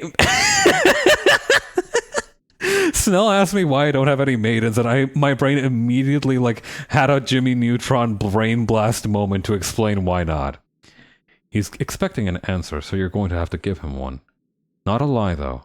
You can't handle that right now. Too much pressure, clearly. Too much. Yeah, listen to your gut. So what do I say? Just keep it simple. Dismiss the question in a nice way. Like this. Yeah? Nothing lately. Nothing lately. I'm busy with work. Ah. Now, change the subject now! You seem like the type to be busy with work too, man. Oh, yeah. For the last few years, I've just been focused on the halfways, and whatever the old lady needs of me. Don't mean to sound ungrateful, though. I love it. It's real rewarding. You're clearly good at what you do, whatever that is. He laughs. I ask myself that same question sometimes. The goblin takes a breath. I tell you to look at it from a goblin perspective, but let me put it like this. Lady Sageleaf gave me options in a world of railroad tracks. I get to help my people and get real fucking good at it. So for now, I'm gonna keep doing it. Better than getting bored. That's for sure. This definitely is not the kind of job that leaves you bored. He grins. Anyhow, anything else you want to chat about, or can we get going? Now let's go. That was an insane bullet dodge. That was like the fucking reflex of the century to avoid the question. I need to go this way. Oh yeah, goblin. Another goblin. Just hanging out on the pipe.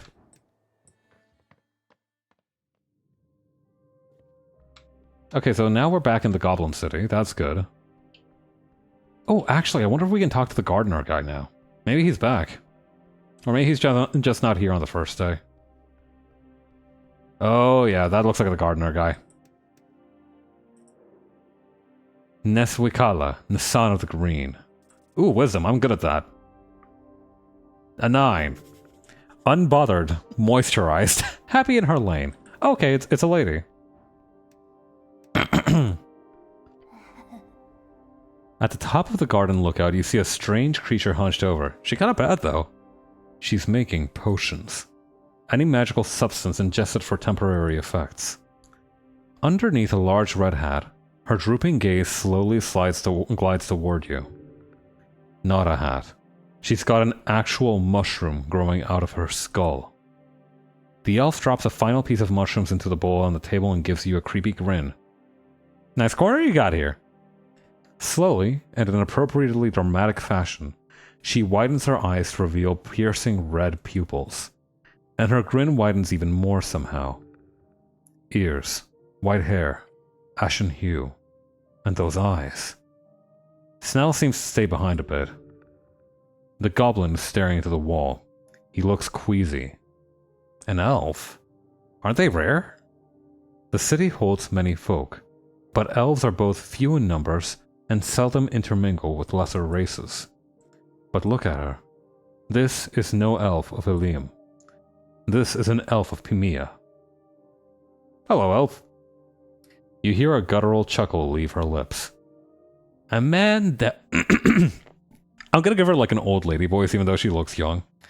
A man delves into the garden, his sights set on the mysterious below. Are you that man? Am I that man? More or less.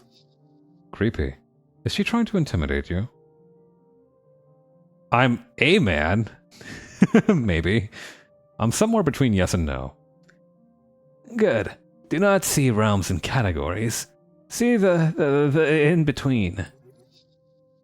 I know someone who'll be very normal about this, Mushroom Elf. I'm kind of struggling to be normal myself. I'm gonna be if I may keep it at $1.50 with you. The elf stammers. Can't really speak good. The elf does not as much stammer as she tastes some words more than others. Not a speech impediment. It is her undercoast accent seeping through. She turns around, her red eyes glimmering beyond a mist of spores. Naswakala of the Green. Call me Nasan.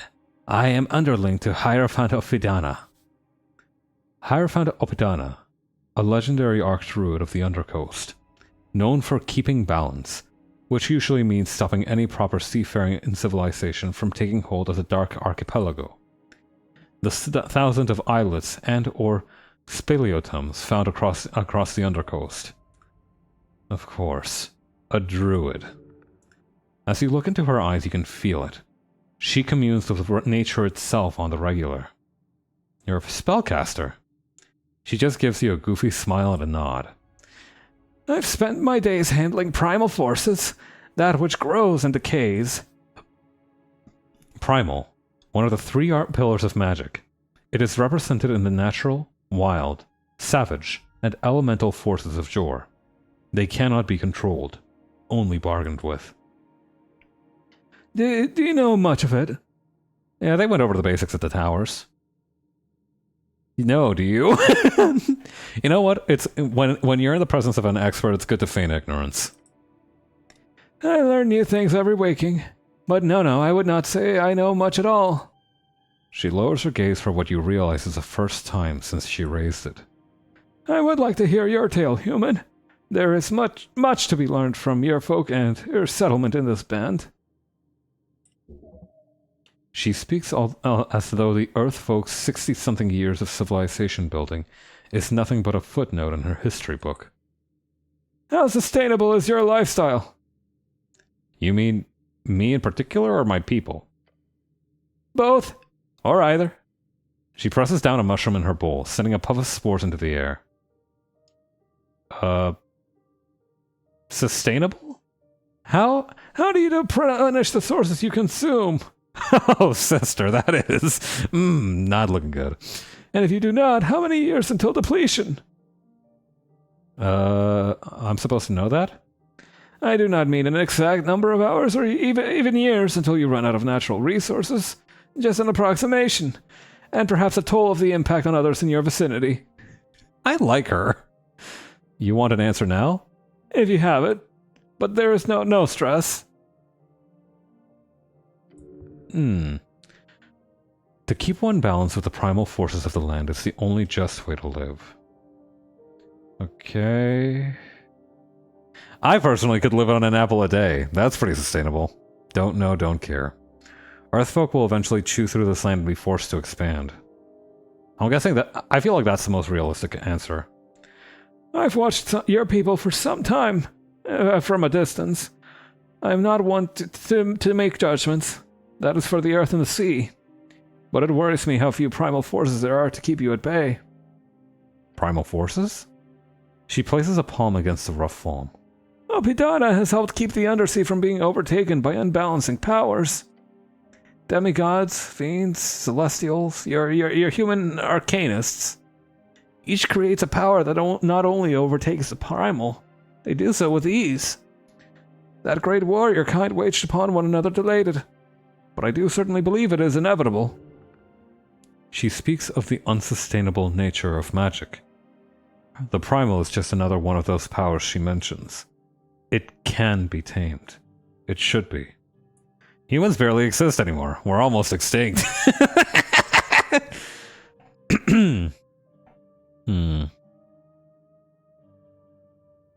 Shouldn't the primal stuff just get stronger then? She laughs. Oh wait, no, that's me saying, okay, if the primal forces are weak shit, then they should just train like Goku. She laughs. Solution. I see. Trust me when I say, you do not wish to live in a realm where nature fights back.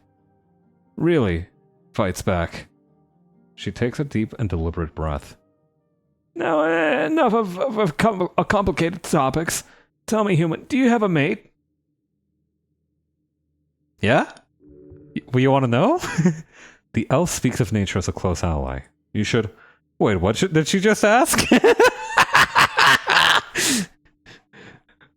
Listen, I know it's not good to get your hopes up, but I really hope...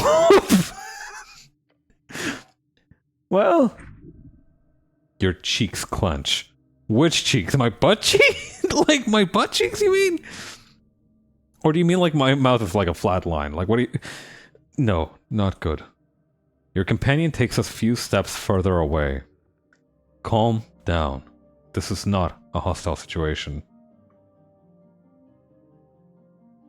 Elaborate? Of course. I apologize if I was vague, human. I only mean most humans in this settlement group in pairs. I wonder if those of your kind do the same. Form such long-term committed partnerships? She did not have ill intent in her original inquiry. I was hoping that she had some manner of intent, but no ill intent, I guess, is fine. No, I am married to my work. I've got Snell. You've known him for 3 hours. Alright, bro? She lowers her mushroom cap and sighs. I see. It is the same here, then. The path of an esoteric guardian is to be alone. You are never alone, even when it feels like you are. The elf starts adding some kind of oily liquid to her mushroom bowl. It's just olive oil. Cheap brand. So is she just making lunch? If this old elf can guide you in any way, make it so. If not, I will return to my toil. Show primal attunement. She finds you reasonable. What do you know about the tea shop? Only what the roots whisper to me. The elf leans closer, twisting her head to the side. You must delve deep, human. Something rotten happened that day. The green quakes. They fear what's to come. They whisper.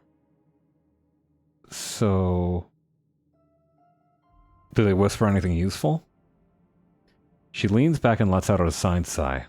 You do not speak with trees often, do you? You should stop and listen more often. So you were here when it exploded? No, I was much further below. What do you think happened? I will not deliberate on things I have no knowledge about. A refreshing sentiment. Thanks. What are you voting in the election? I am not a citizen of Norvik. According to city law, universal suffrage includes any inhabitants of Norvikian soil as of the 1st of Ingarmi, 26. How long have you lived here? About a year. How so? That makes you a citizen. Oh!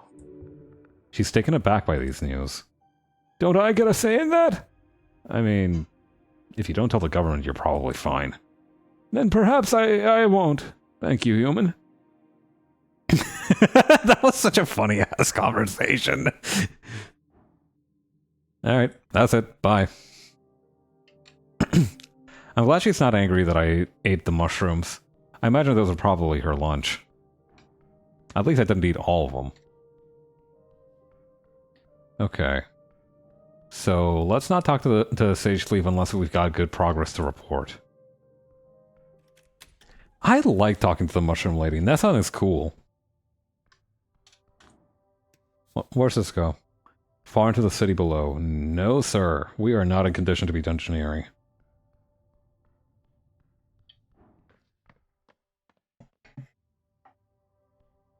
Also, I still need to find a place to sleep. Which is going to be problematic if I don't. How much money do I have on me?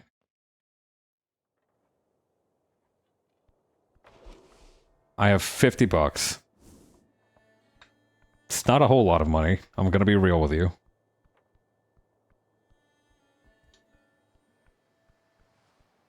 The Drunk Sphinx. Ooh, this looks promising. Drunk Sphinx opens at 6 o'clock. Never mind. Ooh, another apple. Don't mind if I do.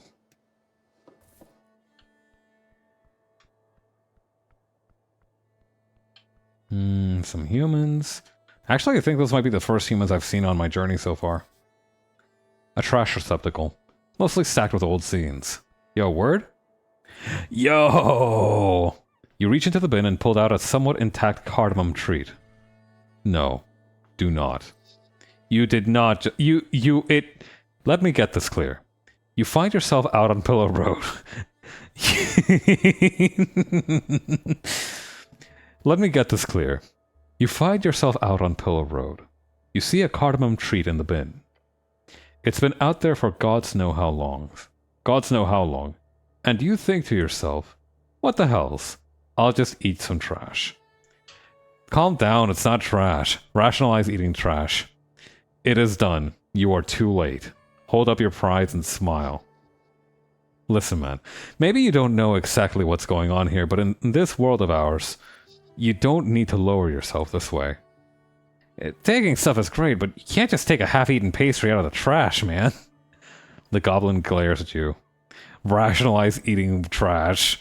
Ignore the voices. They don't control you. Fine. You got anything to say about that? You approach your companion. Never mind. And I just have that now? I have two of these? Okay, we'll eat the good one first, and then we'll eat the yucky one second. Arn, kiosk kid. Alright, we need dexterity to get insight into him. Kid's working his ass off. Getting that bread. He must be doing that optional weekend school. He'll go far in life with that attitude, but that fire under his ass must have been lit by something fierce. Level 1, child worker.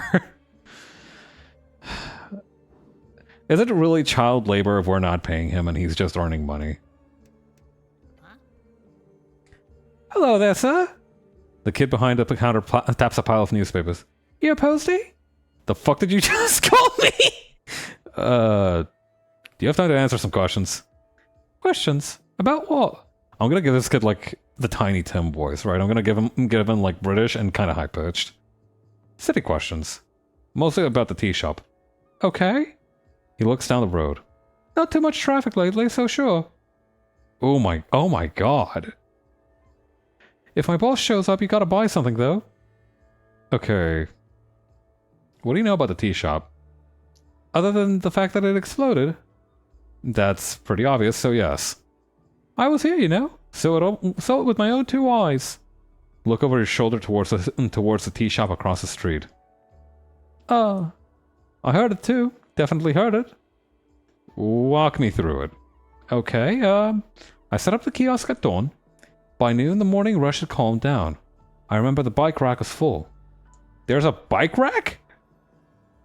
Water Lane workers mostly commute on the new bridge and flotilla, but the halfway bridge does see a fair share of bikers every day and night. But by noon it was pretty dead, which is great, less work for me. Go on. I hid in the back, thought it was a, you know, attack. He is implying political motivation. Did you see anyone suspicious? Not really. Just normal types. Goblin was arguing with a human by the temple, just some mild shouting about some business thing. Otherwise, pretty dead around noon here, usually. Anything else you noticed? How about the bird? The goblin chimes in. What do you mean I can highlight chimes? What does that do? Chime. Reflections of your esoteric insight. What? Yeah, sure, I did see Mr. Drummer. He's the owner of the tea shop. Former tea shop. Usually the tea shop opens in the afternoon on work days. So it's not weird to see him walking about all day. Chatty fellow. Buys a lot of newspapers. D&D should have bicycles. And the Cavalier class! God, that would be so badass. Can you imagine if you just had some dude who's... Okay, right? Picture this. You're at a camp. Maybe you're part of a mercenary army. And you see a dude who has like the tightest quads on a motherfucker you have ever seen. Alright? I am talking like 4 of your arms put together kind of thick. I am talking watermelon juicer part-time job kind of thick. And you're like, damn, what the fuck is that guy? What's that guy's training regimen to get his thighs looking like that? Next day, you wake up, you're getting ready for battle. The dude with the massive thighs you saw earlier is like packing up and putting on his armor, and then he gets on a bike, and like he pulls out this fucking contraption that you have never seen before in your life. It's got 2 wheels. It's like half of a cart, but not exactly. 2 wheels on it. Got some kind of chain that makes them go together, and it's got this shiny little horn thing at the front. And he gets on this thing and puts a lance on the bike's handlebars in order to joust with it. And he rides into battle that way. That shit would be crazy awesome. Honestly, I do think like more fantasy settings should have bicycles. Like if you have like decent wheels, and this is how we get Northern Line to play TTRPGs. Fuck, that would be really funny. What if it's like, okay, what if it's like some kind of arcane doll, right? Some kind of like remote location doll that is powered by like wheels and does ride around on 2 wheels, but the guy who's quote unquote piloting it is some dude on a Peloton who uses the Peloton to power the arcane magic. I think that would go hard. Anyway, where was this guy going? Don't know. Someone leaving the tea shop right before noon. Right before noon? Yeah. Right before the massive explosion occurred? The kid clicks his tongue. When you put it like that... Look, I don't know where Mr. Drummer is or where he went. Just saw him rushing down the stairs. Guessing he headed for Water Lane, like everyone does. Did anyone else enter or leave the tea shop? No, just Mr. Drummer, he says, confidence in his voice. It was a boring day, so I pretty much just people-watched all morning. Mr. Drummer was the only one I saw until I saw leaving the tea shop all day. Oh, until the explosion. Did you not see him enter? He stops and thinks. Oh, actually, no. I never saw him enter that morning. So I guess he must have slept there or entered before dawn. Huh. Did he act strange when he left? Just in a hurry, maybe. Saw him shuffle towards the stairs towards Circle Square. Probably heading down to Water Lane. Huh. Why Waterlane? Only place to go? Either that or the Goblin Garden. Or the city below. I don't think Mr. Drummond is a city below type of bird. Huh. He went downstairs to Pillar Crossing. That's all I saw. He's trying his best to remember. I've been going over it in my head. Pretty, shocking stuff. I'm like 9 or 10 years old, and I think I might have post-traumatic stress disorder. He's just a kid. Shouldn't have to deal with such terrible things. Alright. What can you tell me about the owner of the tea shop? Oh, Mr. Drummond's a customer. Seems nice enough for a bird folk. Weird way to phrase that. A passively racist comment. Yeah, I was gonna say. That's very passively racist. I've heard he hangs out at the Sphinx a lot, and he's got connections with all sorts of folk. All sorts of folk? Politically. Asgal sees the tea shop a lot. I've got some buddies involved in that scene. The kid has connections? Alright. About the owner of this kiosk. Oh, my boss, Talassos. He's a pretty nice merman. What do you want to know? What does he do around here? He stocks a stall, usually really early in the morning. Beyond that, I think he just does other stuff? He owns a bunch of properties around the city, so he's usually pretty busy. Your boss is a merman? Yeah. He's in the river a lot. Likes fishing. What does he pay you? I get about 5 crowns an hour. That's a really good salary for someone my age. Yeah. He seems proud of it. Good work, kid. Thanks. My brother taught me to negotiate. Your brother is a fool. You need to rebel and fight against your oppressive exploiter. Listen, I'm not going to be able to solve child labor in one day. As long as you feel like you are selling your labor at a fair price, just remember to stay vigilant. Sure? I don't really know what that means, but yes, absolutely. He's trying to avoid the subject. To not cause you to become more aggressive. Aww. Poor kid. Okay. Do you know a Frank, son of Frank? Not really. He's lying. He's lying. Just look at his eyes move around like that. Convince him to tell you through the power of social manipulation. I don't know about this one, man. You know what? He's a kid. How much could he know? Okay, so most of these are between 10 and 30 crowns. I'm not going to be able to afford that. Hold on. Yeah? Can I ask you for a favor? Anything, young man. You are the future of this city. Just nod. I've heard there's trouble going down on Waterlane tonight. Please go and make sure that nothing happens. Okay? I'll do it if I can. Please. Give him a quick nod and leave. Okay, what's that about?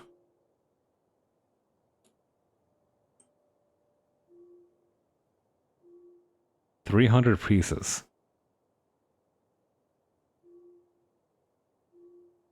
River take ye. You were brought to the Lich House by some fishermen, young and dumb. You hear there's going to be trouble down on the Waterlane this evening. On your first day in Tolstad. You should check it out. Okay, weird. I do like this layout of having a kind of map of all your quests. It's nice as well because you kind of get to see how it kind of all connects together in a web.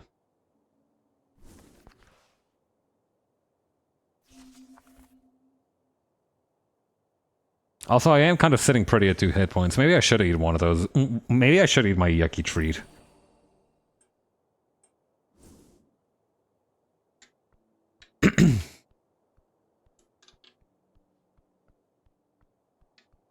Okay. So the tea shop... Oh. This is probably it, huh? Can I travel with the water barrels? Yes! 5 crowns, baby!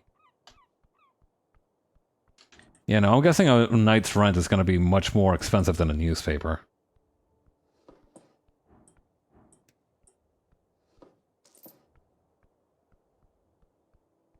Oh my god, these are just straight up bicycles. They have rubber in this economy. What the fuck? A bike line. One bike stands out to you. It does? A handful of bicycles are stationed at the local rack. Bicycle. A land transportation device first popularized in the early Arcane era. Originally invented due to the difficulty of transporting horses to the floating magocratic cities. They are scared of portals. Bike racks are stationed in many places around the city, usually in locales with lots of stairs. There's a stillness here, an uncommon sight at the heart of the city. This particular bike is yours. Check the chain lock. You lean in and take a closer look. The rusty chain seemed brittle, but wrapped so hard around the tire that it would be annoying to get off even if you had the key. Why would you wrap it like that? You should take better care of this magnificent bike. This is my bike? Yes, you fool. Keep up! Sure is. Best way of travel in Norvik. Except, of course, on this godforsaken island fortress. Where's the key? Obviously not here. Did you lose it somewhere? Could getting the key be a quest? That does sound like a quest you would get. Find the missing key. Mystery of the bike key. Something like that would be perfect. No quest to be found here. Just sadness. Damn. The key is probably at the bottom of the river, along with the rest of your possessions and dignity. When exactly did I come to Tolstad? On the 21st of March, evening. Then you fell. This is as far as you came. The hair at the back of your neck stands on end as you sense the sudden shift. I stumbled over the stone railing. Yes. Was I alone? No. Do I recall anything important? You chained the bike. You stood up. Then pain. This is where I fell into the river. The goblin glances over to the broken fence. Interesting. You must have had a lot to drink if you took a stumble like that. One hell of a fall, too. Over 30 feet. He gives you a curious expression. The expression says, "How the hell are you alive?" And considering everything, we better play it cool. Real cool. It's fine. You got my back, right? He chuckles. Nervously. Of course, cleric. He glances down to the river once more. A hint of fear. Hey, Snell, you see anything strange about this bike? No, it's a bicycle. He doesn't care. You like bicycles? Not particularly. If I remember where the key is, can I bring the bike with me? He takes a breath. First of all, don't ask me. You're an adult. Do what you want. Secondly, how the fuck are you gonna carry a bike around Tolstad? You gonna carry it? Up and down the stairs? This bike rack is set up here so that people can leave bikes before heading down the stairs to Waterlane. That sounds a bit annoying. Yeah. If you find a pocket bike, that's another thing. Pocket bike. A popular magic item, mass-produced during the late Arcane era, but is in dwindling supply these days. The goblin sighs. Leave this one be, cleric. We got work to do. I love this bike. Bye, bike. Okay, so this broken fence is probably where I, bit the dust, huh? Sherba B.E. What's her deal? Level 1 Service Worker. A girl born from an Asgalist wave in an Asgal household, come from a fallen Asgal state. She is an Asgalist. Dangerously shy. She needs good friends and better mentors. That is not you, by the way. Let me fix her, man. Come on, give me a shot. Let's just talk to her real quick. Where is she? The dwarven girl gazes around the halfway bridge before her eyes land on you. She says nothing for a while, just staring at you, no real reaction on her face. Believe it or not, I'm not actually a cleric. Hi, I'm the cleric. She looks around, clearly nervous. The path of being a cleric is becoming even more familiar. Gained 15 XP for choosing this class 3 times. You're worrying her. By your presence alone. I'm waiting for a friend, but she hasn't shown up yet. I'm getting worried. I can help with that. Get excited about a potential, yet very minor quest. Oh, okay. Do we really have time for this? Snell whispers to you. She fidgets with her hands and clears her throat. This girl is neurotic and introverted. Just like me for real. That's a mean way of phrasing it. But it is true. Her body language reveals all too much. She has glasses? She wears a green coat. She is a human, but not that much taller than me. We were supposed to meet up here, but she hasn't shown up yet. I'll go looking for your friend. Thanks. I don't spend much time on Tolstad alone, so I'm a bit lost. Yeah. Take care. You know what, if it's just finding a missing person, it's fine. We'll do it on the way to wherever. We should probably finish actually investigating the destroyed tea shop, though.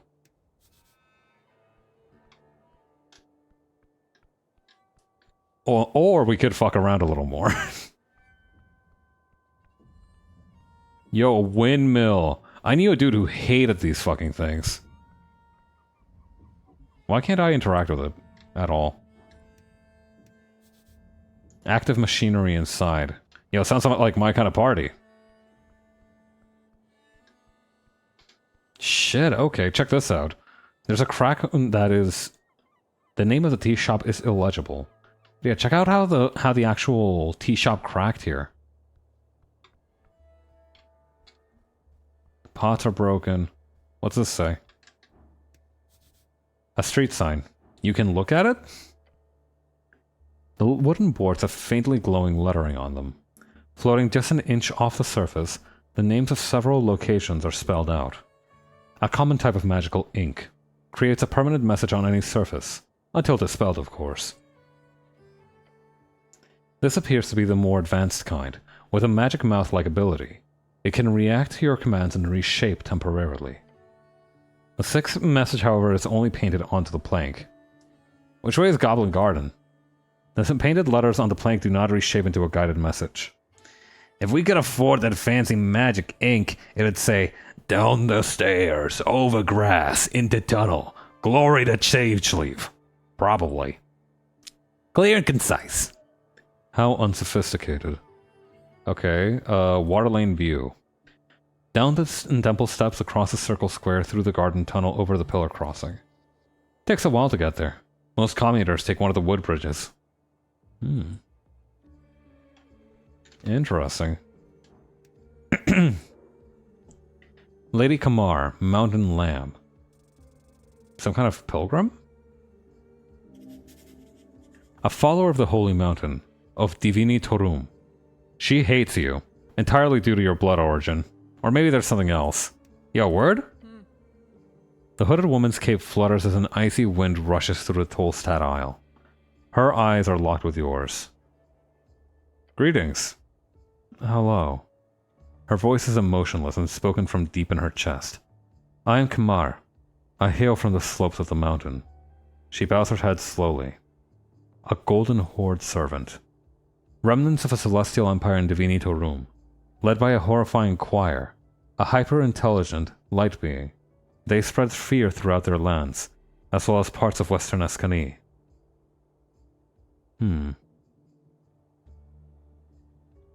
Lovely to see a visitor in my great city. She bows her head again. I do not have time to talk much. I am in service of the ambassador. As you can imagine, I am not here to socialize.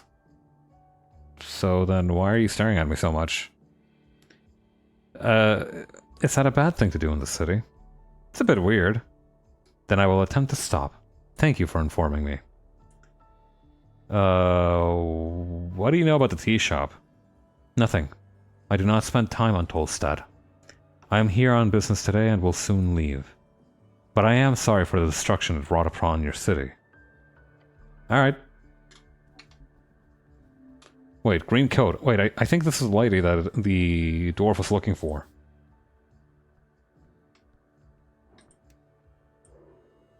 Youth Asgal Modisa. Oh boy, wisdom. I'm great at that. Level 2 Writer. A girl on a mission. She's out to fight for the green, no matter the battle. Her brash exterior is no fakery. It is her heart worn on each of her sleeves. You see a girl with glasses stuffing a mail slit with a magazine. Yeah, that's not a courier, he whispers to you. What do you mean, Snell? She's delivering the news, clearly. The girl gives up on trying to jam the slightly too large paper into the mailbox opening. Huh? She looks up at you, adjusting her glasses. Wait, that is kind of cute that you can help her push this paper into the slit. What's going on here? I don't have time for this. Jahan clanless. Modissa! You hear a voice call out from down the alley. Let's go! She glances at the stack of papers and mutters to herself. Shit! We gotta get done before evening, otherwise Water Lane is screwed! You hear the girl in green groan as she grabs her stack of papers. Then she rushes down the alleyway. Not sure what that was about. But do you see the armband? Asgalist. The armband. Yes. She is an Asgalist. She's just some girl, no need to care. Weirdly dismissive, but alright. West, Toll's Route. North, Darrow House.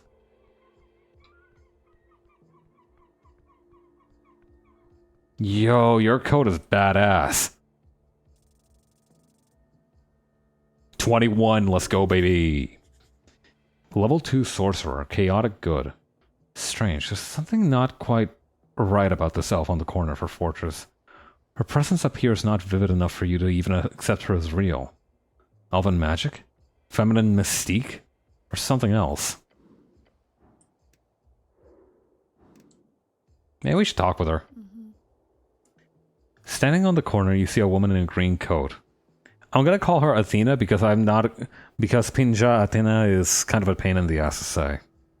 Her intense gaze focuses on the cityscape across the river. Careful, cleric, Snell says under his breath. Easy to slip and fall here. Greetings, citizen. She turns her head, the expression cold. She is mourning. Yes? This is a real lady.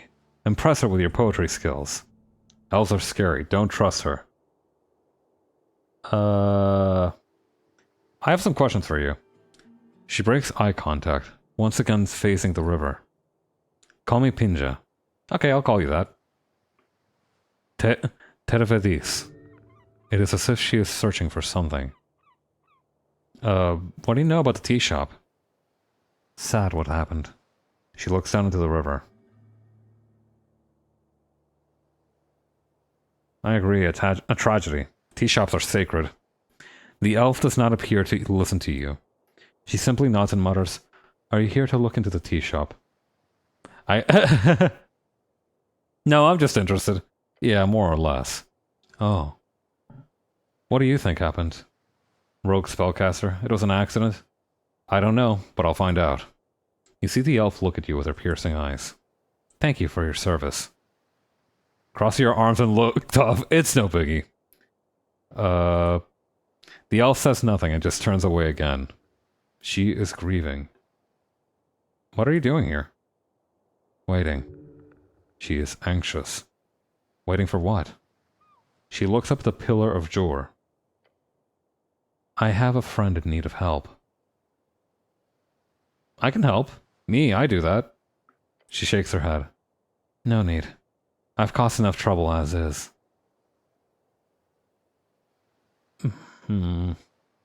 Sounds like it could be interesting, but at the same time, I can't really say I care about this too much. Got it. She gives you a short nod. It's better that way. Can I not? Can you not? Can I? Could I go through, please?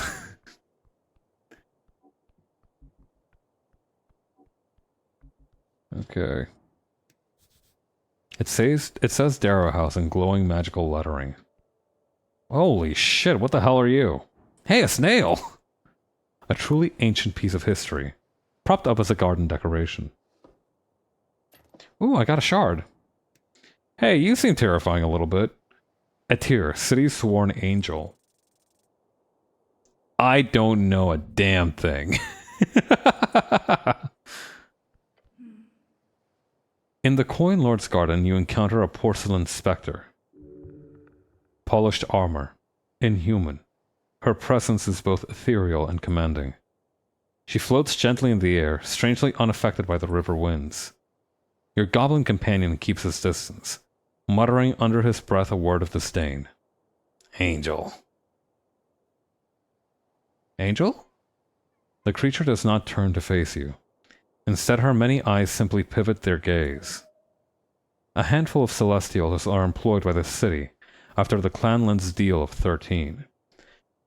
In 13 PE, 14 years ago, a fragile peace was signed into the halfling Clanlands to the west of Norvik. The Golden Horde have since been a powerful ally of the city. Arcane Cleric, she echoes, of the Palace, Script House, and Earthguard. That's me. Hello. Just the cleric is fine, thank you. She now lifts her chin. You feel a growing pull towards being a cleric. Then she opens her mouth to speak, in a projected cold tone. Etir. She says her name like a declaration of existence. As she states her name, you realize her mouth is not moving. Telepathic communication. The goblin gives you an uncomfortable look. He clearly does not enjoy having telepathic conversations like this. That's a nice name. She does not respond. Speaking with this ethereal creature is unnerving. You should mention it. The eyes. She'll appreciate it.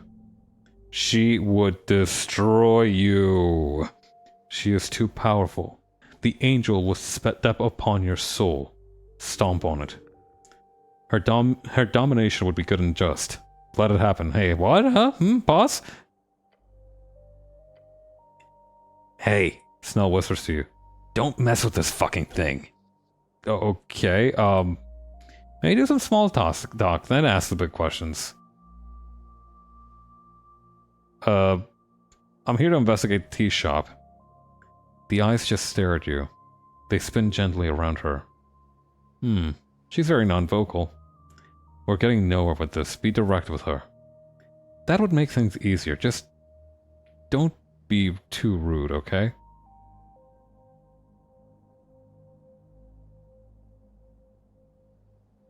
Great, so, the eyes stop spinning. She can sense your impatience. The creature is dread itself. I need to speak with Darrow. Slowly, the angel turns her face towards you for the first time. Oh god. You're a dead man. Walk away, walk away, walk away. You can feel Snell sweating. Malutki Frevmovil. A celestial tongue. A common derogatory saying among the horde. It means something along the lines of, the little one speaks. You can sense she does not see you as worthy. Is that alright with you? Perhaps you should stand up for yourself.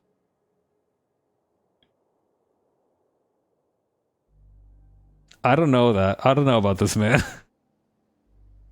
Where is Darrow? Coin Lord Darrow is busy. When is he available? She looks to her right towards the building leaning against the ancient tower. Coin Lord's meat added. Coin Lord Darrow will be available post-midnight. He will only be available after midnight, between midnight and 6 o'clock. He will be in his restoir. Several of her eyes look to the entryway to her right. Restoir is not a real word, and whoever is attempting to make it one deserves a life of suffering. That door there? Yes. His restoir? Yes. At midnight, you say? Yes. Cool. She is clearly a master manipulator, just standing there, staring. Okay, bye. I guess that's all we're gonna get out of today.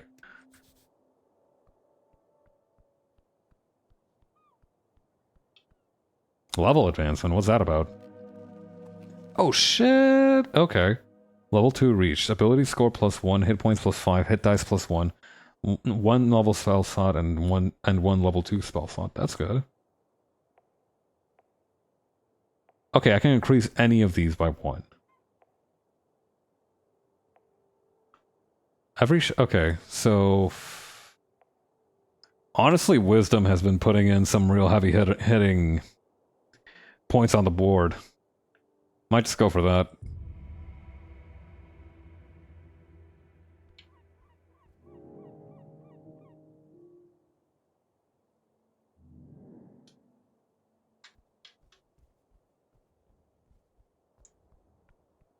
Okay.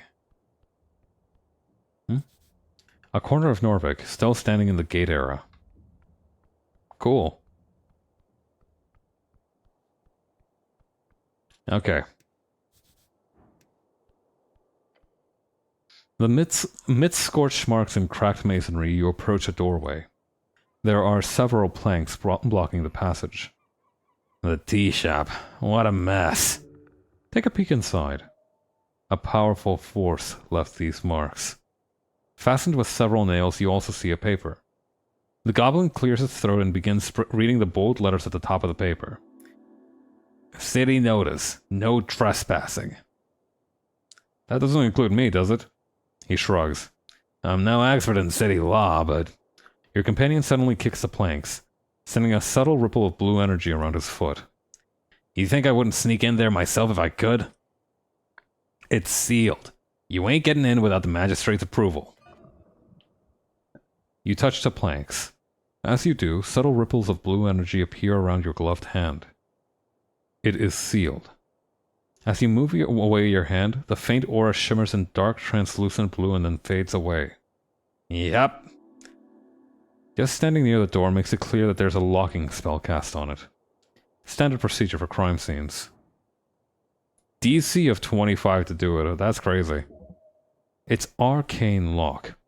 Casting it on a bunch of planks is unorthodox, but obviously they got it working. It's used all over the towers. You need a passphrase to unseal it. Can I guess the passphrase? Guess? Guess? Without knowing who placed the seal personally and their preferences, even assuming the person who placed it is an idiot who would use something of their own preference, there are millions of sentences. There is no chance in hells you can simply guess. Now go figure something else out. Can I bypass the effect with magic? Of course. Knock would do the trick. A second level transmutation.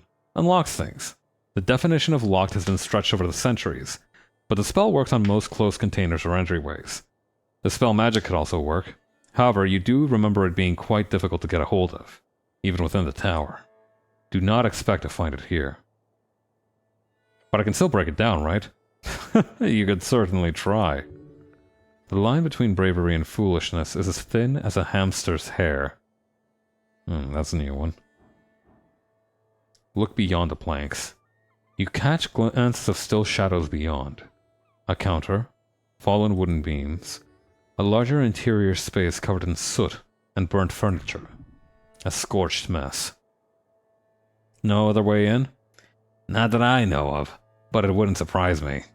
The whole state is full of tunnels, holes, pipes. So who knows? What about the scorch marks? The marks go far. The flames must have been enormous. Very clear signs of esoteric power. Arguably, these marks could possibly have been caused by a regular fire. Of a wooden house.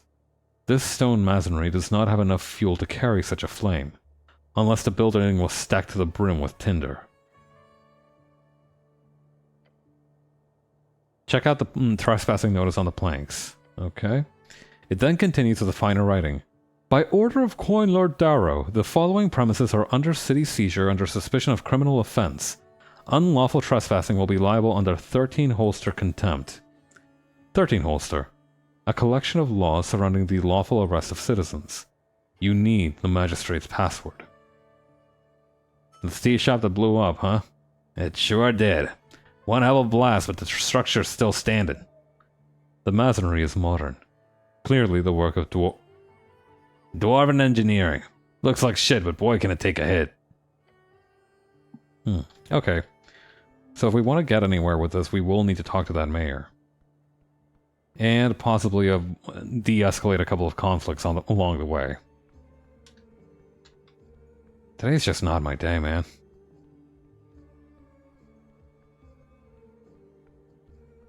Ooh, a messenger bag. Satchel. Looks greasy. Oily instructions. Ugh. Tell me more, though. A page of hard-to-read text titled A Gnome Starter Guide to Esoteric Memorization. You hold up the paper, finding it to be actually a torn-out page of a book. The name in the margin suggests the book is called A Gnome Starter Guide to Esoteric Memorization. Let's take a read. The goblin leans over your shoulder and reads it as well. The first step to understanding esoteric memorization is understanding the underlying powers at play. Jor's strings stretch across his coast, invisible to the eye, yet connected to all living things and dead. A spell is simply a set of rules you must follow in order to manipulate those strings into an esoteric effect. Yet those rules are themselves esoteric in nature. As such, most wizards will find it impossible to remember more than a handful of spells at a time. Newbie wizard, maybe. Oh, how many can you remember? A bunch. I'm very talented. Uh-huh. He turns back to look at the page. This is the big divide between cantrips and actual spells, as cantrips are both easy to memorize and will not consume a spell slot. Spell slots are the common representation of how many spells each level a caster is able to perform without rest. As a gnome, you are naturally gifted in the art of illusion and magic. Other schools will be more difficult to memorize. A suggested harmless spell to learn in training is the first level spell, Grease. To increase your chances at memorization, attempt to cast it at least 2 times per day. In the margins, there's a handwritten note that you manage to spot. It is written hastily and bold, like the author really wanted to hype themselves up. It says, "Every evening and every lunch break at work. Remember, you can do it!" Oh no. The goblin leans out of the ridge, looking down into the river. Damn. Poor, poor gnome. An esoteric mishap. Magic is a blade without a handle, and so on. Grease is a dangerous spell. Intensely dangerous. Let's learn it! You quickly memorize the piece of paper. That's something at least. So I'm guessing what happened here is that they try to learn Grease, and when they actually managed to cast it, they slipped and fell, huh? That is a big fucking bird! A glorious seagull. You see a bird sitting on the halfway bridge ruins. It is large, its beady eyes staring out into nothing. This thing dangerous, Snell? Nah, giant seagulls don't attack people. Giant seagull, a native Ascani bird. They are an opportunistic feeder upon the coast, hunting the various large and monstrous fish and crustaceans, as well as scraps left by folk. They are seldom aggressive despite their size. They do steal stuff sometimes, but don't leave food out in the open air and you'll be fine. The bird does not appear to react to you. The giant seagull. You have a number of traumatic run-ins with them during your youth. These are not normally a danger to anyone.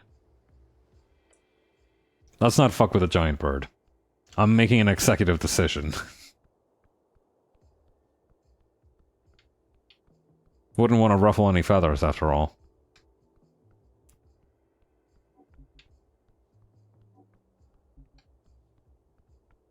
Okay, that's the busted up tea shop. Oh yeah, I could probably talk to her now as well, right? Oh, hi. The dwarven girl looks around nervously. I saw her up top, right by the main road. Oh. The girl perks up and glances towards the top of Tolstad. I'll go look for her there. Thank you, Mr. Cleric. She curtsies before you. Aw, cute. Another good deed done.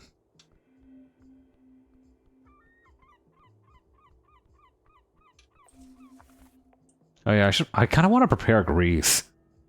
A bit of pork rind or butter. Duration, situational up to 1 minute. Slick grease covers the ground in a 10-foot square centered on a point within range, and turns it into low-friction, difficult terrain for the duration. That sounds intensely useful. I should find a shrine and prepare that right away.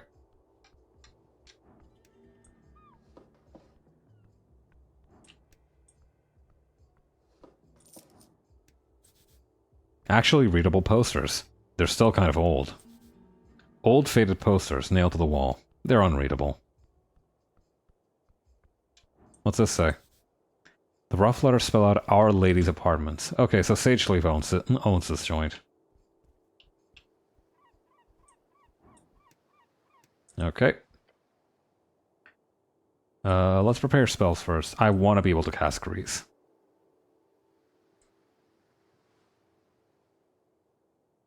Wait. Hang on. Oh, I see. Okay, cure wounds. Shield of Faith would probably be good. And we can do Prayer of Healing too, why not? We are not preparing Charm Person.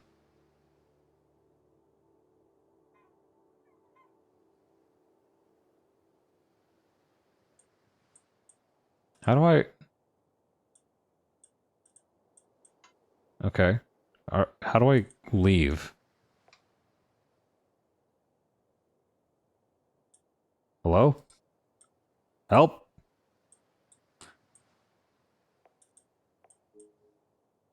Oh no.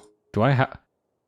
Can I just... Okay, so I need to use all of my spell slots always. That's a little scary.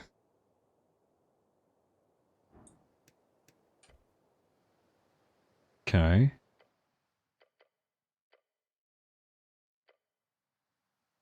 Okay. Tea shop. You let your mind go through the basics of what you know. The tea shop was destroyed in the middle of the day. Minor injuries were reported. Your goal is to enter the tea shop and investigate it properly. That's it. A birdfolk on the run. His shop is in ruins. What sort of business did he conduct there? A famous goblin leader. Her reach sharp. Her gaze strong. She wants you to investigate the tea shop and report to her. The content of that report will determine much. Coin Lord of Norvik. A powerful man with much to lose. If he fails his grip, there is no reason to appease him. If he retains it, you are wise to stay his ire. The Star Witness. One strange detail. A fake name. A man in yellow.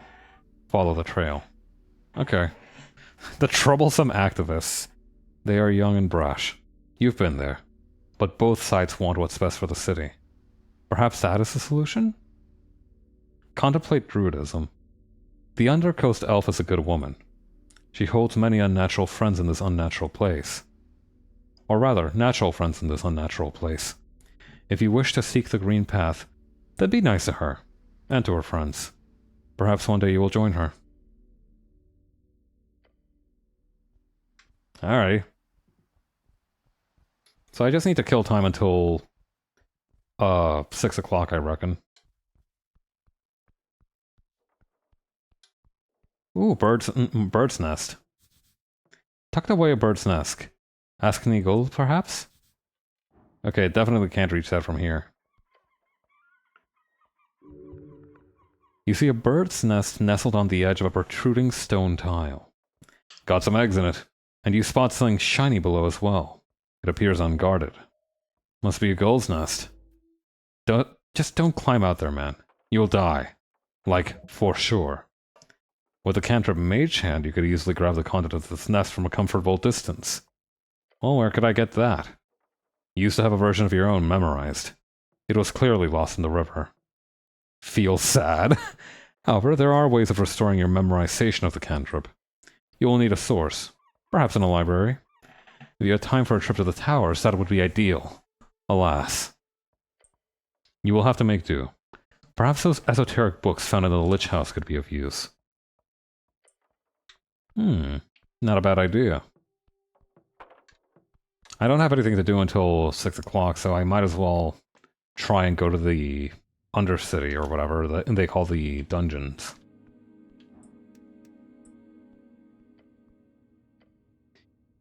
Okay. Damn, Viscon's got a whole library here. He gives you a worried look. We do have slightly more important stuff to handle than reading. At least right now, cleric. I'll just refresh my memory. A couple minutes won't hurt, I guess. Okay. Ooh, maybe to collect the Chance of Norvik? This is a printed edition of Pille's work, but still old. Probably came from the earliest Norvikian printers. On the first page, a short message is hand-scribbled in the corner.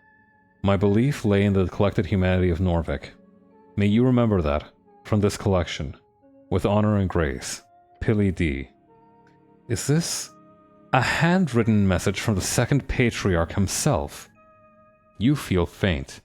Are you even able to hold such an artifact? Fascinating. To think the pale man held such a treasure on his shelf. This is a really great book. This book does not deserve your toxic presence. If you were stronger, more capable, then perhaps you could have carried that weight. What? You really want the book. One day it could be yours. That's weird. I'm putting it back. There's just some issues with stealing going on here. Just ignore it. Let us forget this for now. Okay, so maybe that doesn't have any magic. Oh wait, maybe this thing. Ancient tome. You flip the tome open. There are fine and handwritten letters scattered across the pages. You can read these symbols, but they are in Old Draconic oh, right. Debivis Draconum, Ars Occulta. You can read these symbols, but they are in an Old Draconic Diminorian. Those words should translate into something akin to occult dragon speech. The author's name appears to be Calum Diminori. The goblin lets out a tired sigh. Could I translate this? No. Not without many weeks of study. You were not trained in Draconic at the towers. Right, I need to get my hand on comprehend languages. Then really nothing we can do with that one.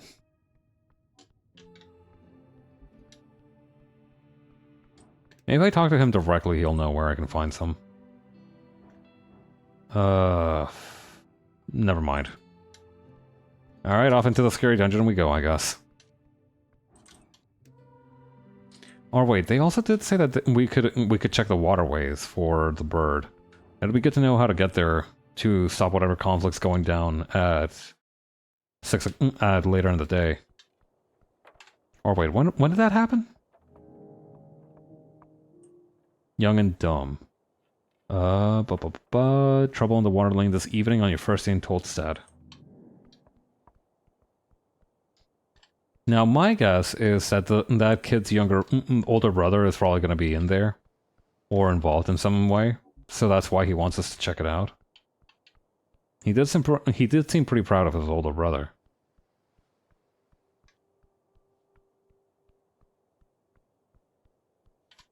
Ooh. Label on the sack says Autonomous Construction Inc. Unskilled unseen labor since 11 PW. A sack full of cement? There's something else in it, too. Ooh. Now, I should probably wash the thing before I eat it, but I don't know if that would help with cement.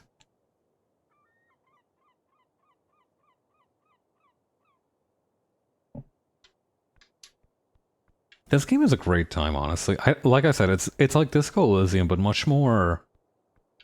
Or rather than pleasant, I should say it's much less intense.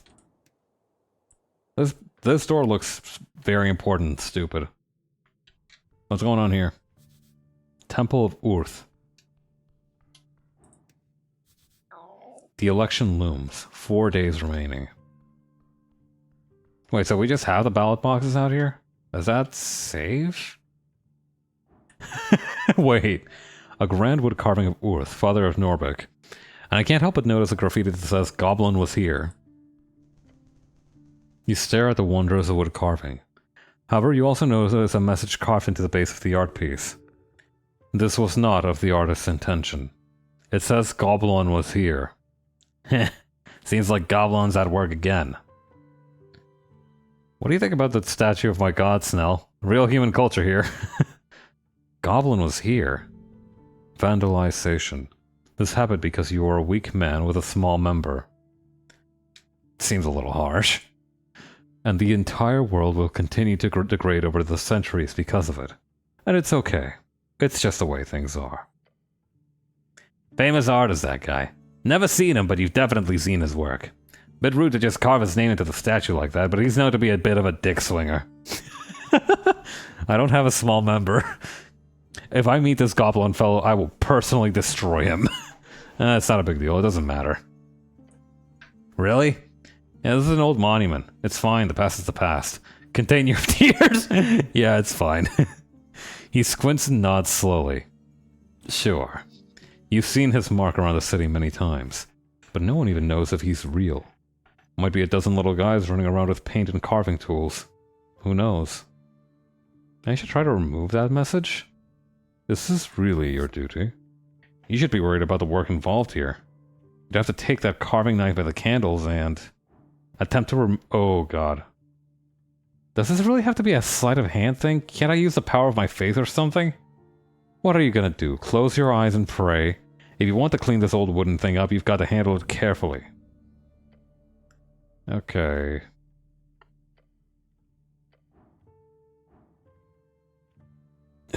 God, this could go so poorly. I mean, it's a DC 8, though. How likely am I to get under that? Boom! See? Nothing bad ever happens to Pablo Riza. You start working, picking up the tiny carving knife, the same that was used to scratch the wood. You clean this up real quick. With dexterous fingers, you precisely carve a layer off the statue. Within a few minutes, the message is entirely gone. Hanging on to a dead god? It's sad. Fine craftsmanship is what it is. You could have been a woodcarver in another life. If it was in any way a lucrative career, that is. It looks much better now. You have done almost nothing. But it is something. Well, my work here is done. Oh man, I really should have done that in front of the big scary paladin with an axe. The Duck? This dude's name is the Duck? This is a level 13 paladin. This guy could kick my ass so hard. This is a true warrior. He is off duty, but whatever duty that is, it's everlasting. A dark iron can of a man sits alone at the temple steps. Citizen? Wait, I can look for Duck? A waterfowl coming in the Scotty Lakes. Thanks, intelligence! His helmed head is slumped downwards slightly. He is not really here. Are you okay, citizen? No response. Wait. A metallic scraping noise fills your ears. The knight is moving, ever so slightly. His head turns. Within the slits of his helmet, you see the faint shimmer of a bony face. Your name, soldier. His voice echoes out into the open chamber. I am Ron. The knight's head slumps once again. Speak your mind, soldier.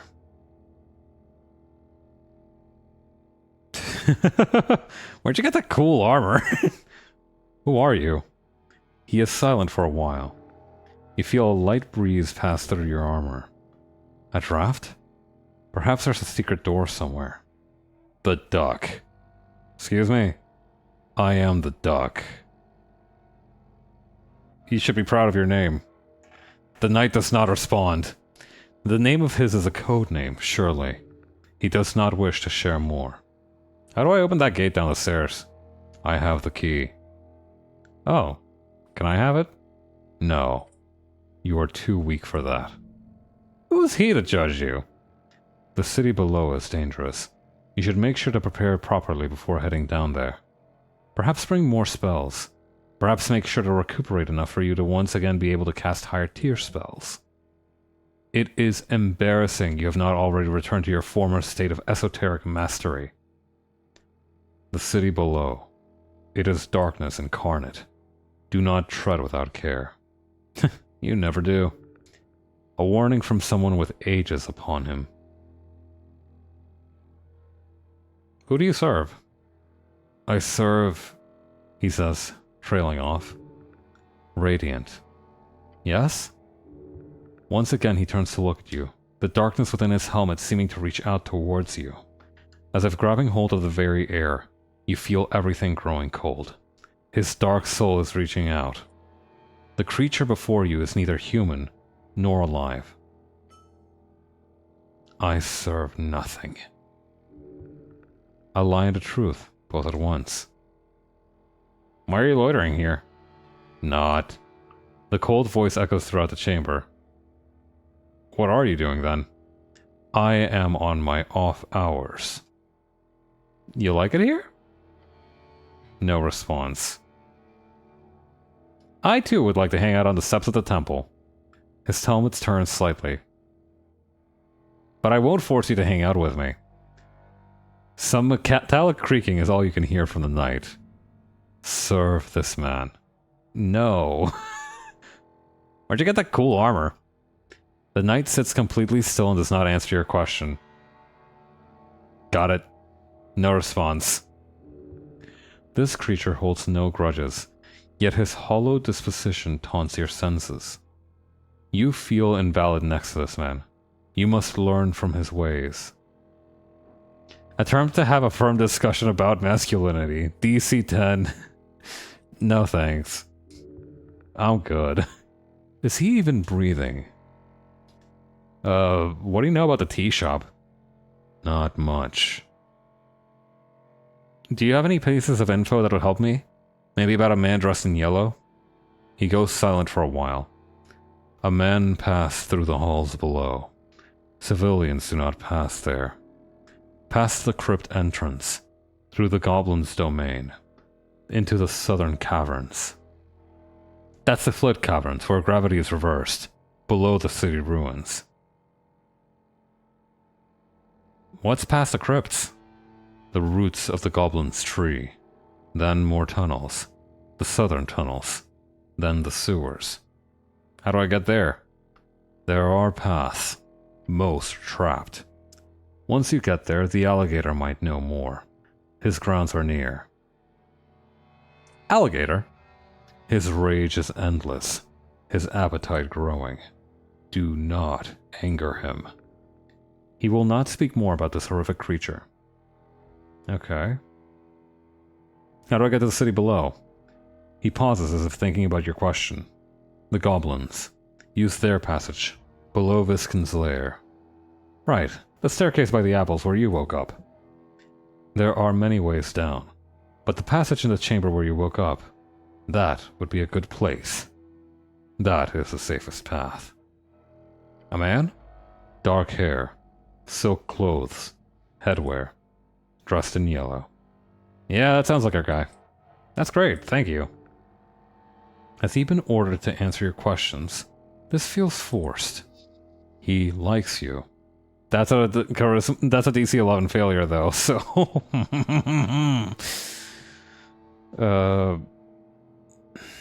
Where were you on the noon on the 21st? Below. I need more than that, my good knight. The walls shook in the crypts. I was on patrol. I was not in position to perceive any misdoings. There are thousands of tombs and crypts scattered below this ancient metropolis. What are you patrolling for? He is silent and still for a moment. I have my purpose. As do you, soldier. Do not pry too deep. Noted. He places an iron hand on his knee, waiting for the next question. Okay.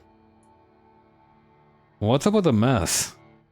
Without lifting his head, the knight answers in a cold tone. Election.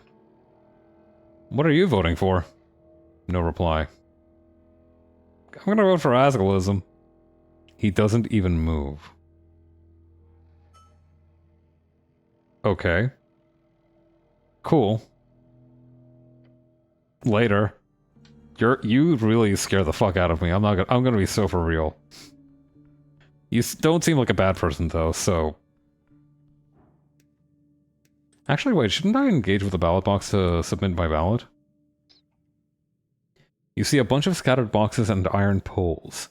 This pile is a wonderful metaphor for democracy. How long do I have until the election? 5 days. It is March 22nd. The election will occur on the 27th. Okay.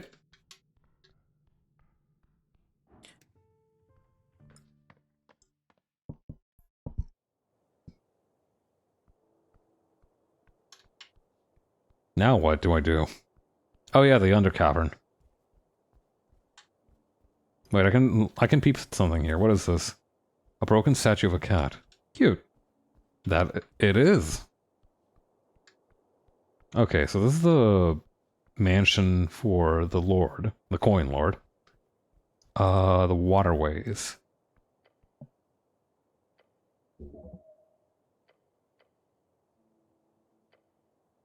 Down the temple steps, across the circle square, through the garden tunnel, over the pillar crossing. Okay, got it.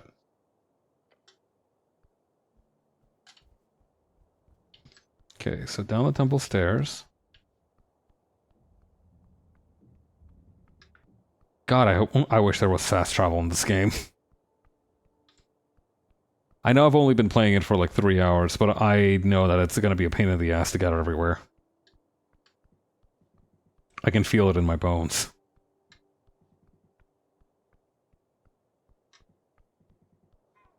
I also appreciate that it's kind of a quiet, contemplative game. There's no background music or really much in the way of voice acting, but I feel like that's good. I feel like it's kind of lovely. You can probably just, if you really need some background noise, you could probably just put on one of those tavern music playlists off of YouTube. Maybe some ambient noise.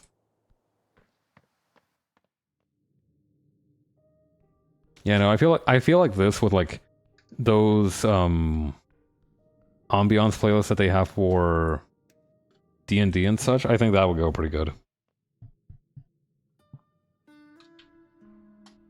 Okay, cross the bridge. Dormitory out of commission. Simi, son of Strokeback. Yo?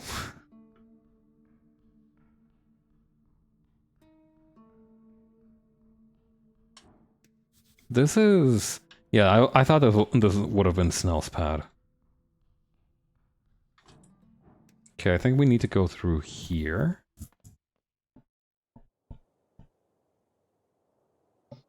God damn it, we're back here again, aren't we?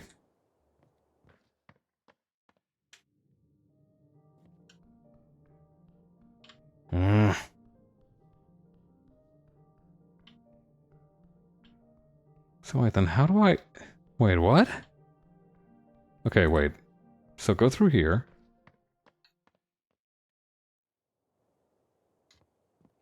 Like, I feel like the way to the water side view must be through here.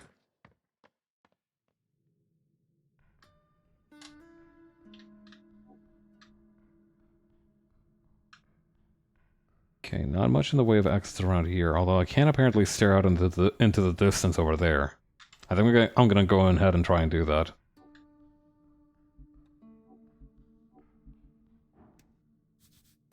An almost intact and endlessly rising pillar. The centerpiece of Norvik.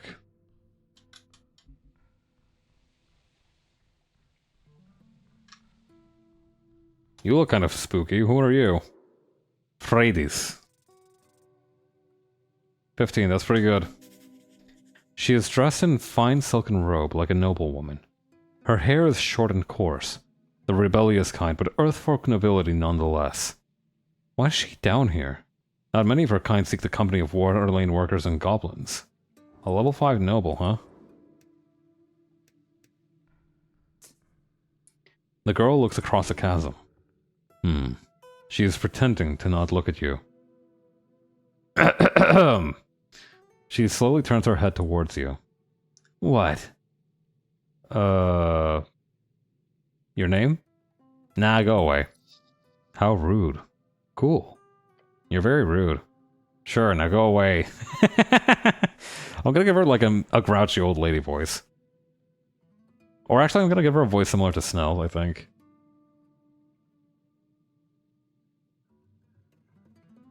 What are you voting for in the election? Don't care for it. The election? It doesn't matter. And I wouldn't tell you if it did. I'll throw my lot in for the Asgalists. They're cool. Oh, okay. I don't care. What do you know about the tea shop, mysterious woman? She rolls her eyes. It exploded? Why do you say that?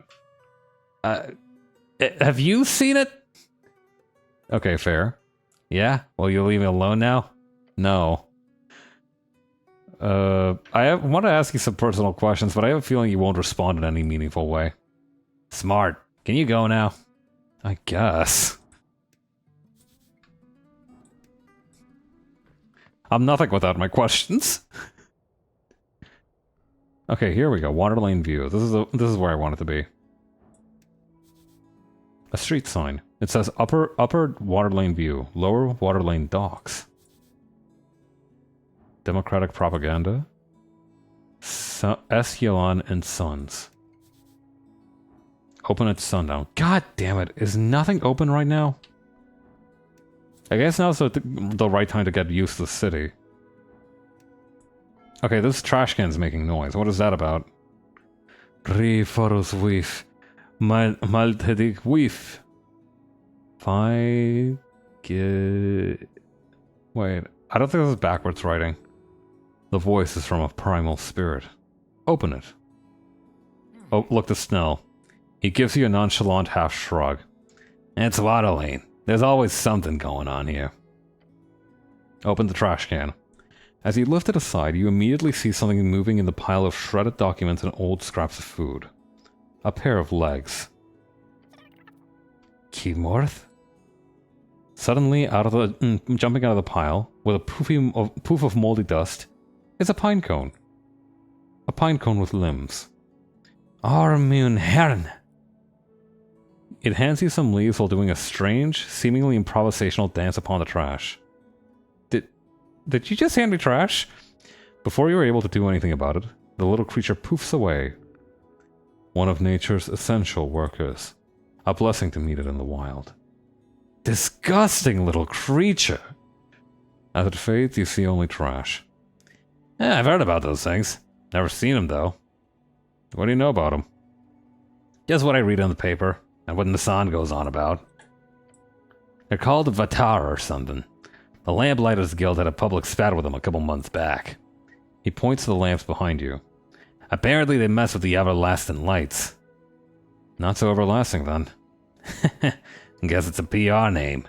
I get why they were mad, but I think they solved everything once the PCG got involved. And, they're supposed to be all over the garden, too. Not that I've ever seen one. Anyhow, they clearly seem to like you. Let's keep it like that. Sounds good to me. The Ascani Reeds Trading Company, with that signature Free Strider logo.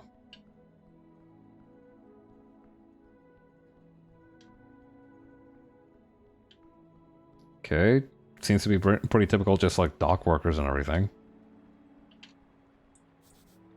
Conquest by river, land by the heart. Where's this lead? Huh. Oh shit, that's a big thing. What is that? A regular non-giant crab. That's a regular crab? You spot a crab on the rock. Official name, Tornian Crawler. It does a little shimmy. Yes, cleric, that is a crab. Do not pet the crab. You make your choice and keep your fingers to yourself. The crab seems indifferent. What do you know about the tea shop? It snips with its pincers once. What's that, Krabby? Johnny Longneck blew up the tea shop? Johnny Longneck, infamous pirate captain of the Arcane era, had an airship capable of ransoming the safety of entire cities, called the Green Rock. It, along with its captain, was lost in the wastes of Old Dominor, about 200 AE. Damn, guess we'll have to find him. Johnny Longneck, not again. Him and his dastardly plans. Also, I am joking. Please don't take that seriously. We're not going out to the Reedsian Waste to seek out Johnny Longneck's crash site. Spoil sport. What are you voting in the election? It makes no noise in reply to your question.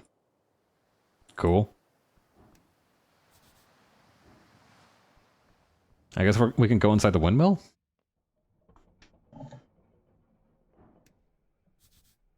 The roller mill workers kept more than ledgers in their archive. Word? Yo, more incense, let's go. Oh gods. There are several stale-baked goodies. Yes, gimme. Doors barred. Not getting in there. You glance at the ladder. It is one hell of a climb. What kind of what kind of human cannot climb a simple ladder for 20 short feet? DC 5, disadvantage. Esoteric tingle leads you astray. What do you... Okay. I have hit points and a healing spell prepared. What's this one do? Grease? Can I use grease? Surely not. Oh, how would that help? Boom shakalaka. Taking a confident step onto the ladder, you begin your climb. You close your eyes as you do so in order to fully immerse yourself into the experience of changing your elevation. You are afraid. It is very high. Yet your body remains calm. But within a moment, you are at the top of the ladder. God, you're slow. Can we get moving now? Yeah, hang on. Bunch of site safety rules. Then it says, if broken, contact your local union representative. That seems wise. Hey, what's that? Something's stuck to the gear. Yeah, I'm trying to... We'll have to wait until it rotates back around. In the meantime, let's check out a bunch of other crap here. Nothing. Where does this lead to? Up to the roof.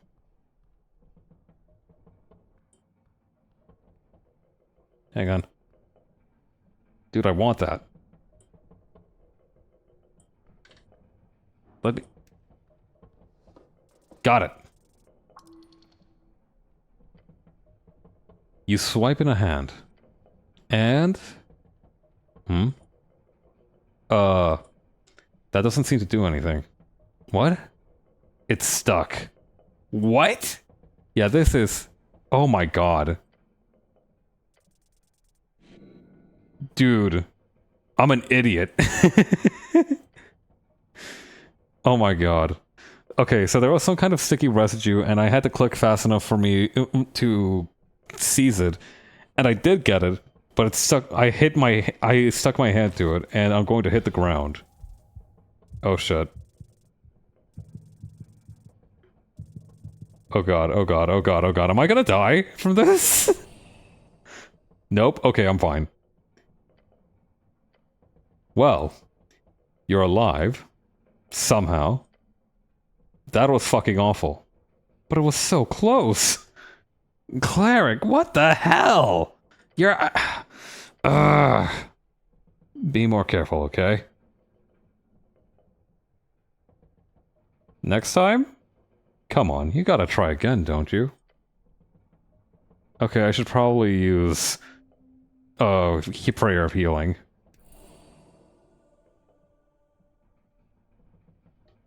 Why did that go to Snell?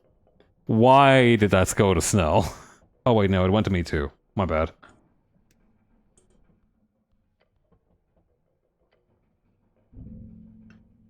Okay.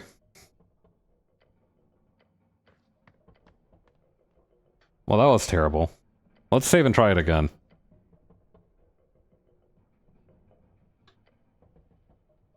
Okay.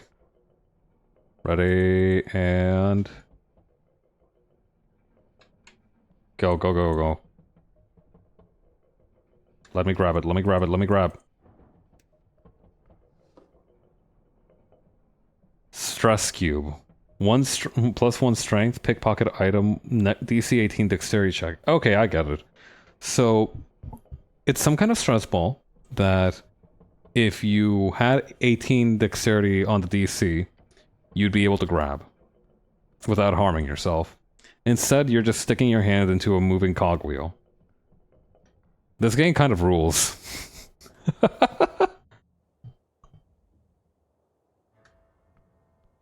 Where the hell am I? A letter wedged in between some roof tiles. What's this? Resistance note. Ooh la la. A piece of paper stuck between roof tiles. A handwritten note entitled Important Notice to Resistance members of Tolstad. You ever hear of a resistance, Snell? Yeah, the Norvik Resistance or whatever. Minor organization, basically a bunch of human kids causing trouble. I only know some of them because they wiped away some Goblin graffiti a couple months ago. I went and talked with one of their moms. Nice old lady in East Housing. After that, we didn't have any more trouble. They're nationalists? Nationalists, I think. Bunch of boys. Human boys tend to lean nationalistic for, certain reasons. Yeah, obviously. Roll your eyes at the fact that you cannot see it. Boys can be non-fascists. It's possible. He shrugs. Sure, anything's possible. What's the note say? Tonight's ting is cancelled. Meet up tonight on Water Lane instead. It is time to stop the chant. Signed by R. The chant? Locally produced newspaper by Asgala authors. Water Lane. You know what the Water Lane is. Don't be stupid. It's right down below. You know the underground port, largest port in the city? Closest path is probably through Pillar Crossing. When's this meeting? This evening, it seems. Tonight should mean something like between 7 and midnight. Or something. A bit scary, too. Young people should not be running around. They could hurt themselves. Oh, that was weird. Can we interact with the windmill, with the windmill spokes? I feel like there should be significance to that. But maybe there isn't. Let's just go. I kind of wanted to get at least through the first day of this, but I think we might not be doing that.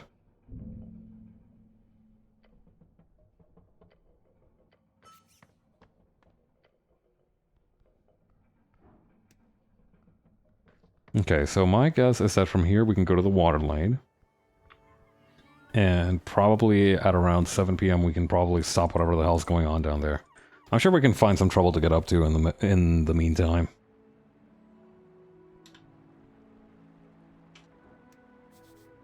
A statue of Earth. Who left this here? You approach the shrine. And yes, this little figurine does still count as a shrine.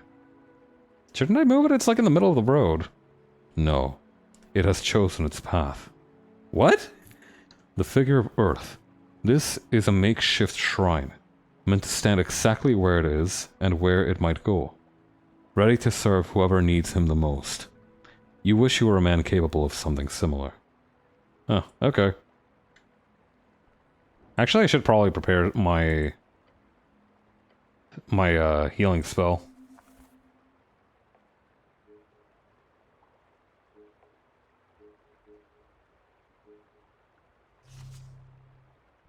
Oh, wait, no. Okay, so I've used my spell slot for the day, I see.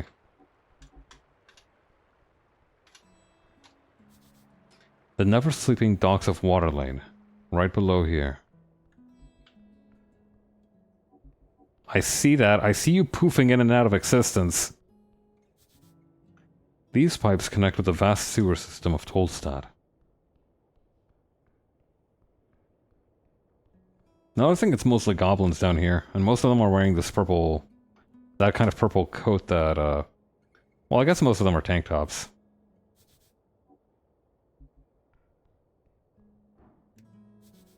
A street sign. Okay, wait, no, I've been here. Opens at sundown, okay.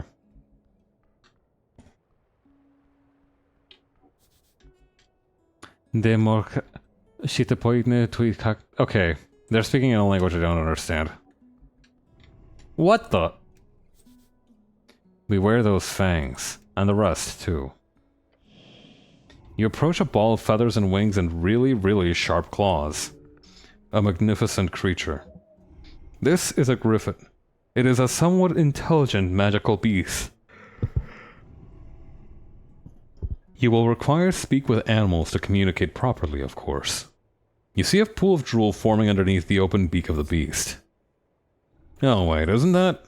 There's an entrance to the warehouse on the other roof. If you want to get inside, you're gonna have to get past this bad boy. The mythical beast snores gently before you. I don't even want to ask what the plan is here. Wisdom, DC 19. Wake the animal gently through understanding and empathy. Yeah, that's like a total nope. Attempt to sneak past it. What a majestic creature. Snell, don't you want to pet it too? No. No thank you. Alright. I'm not gonna engage this thing right now. That seems like a really bad idea.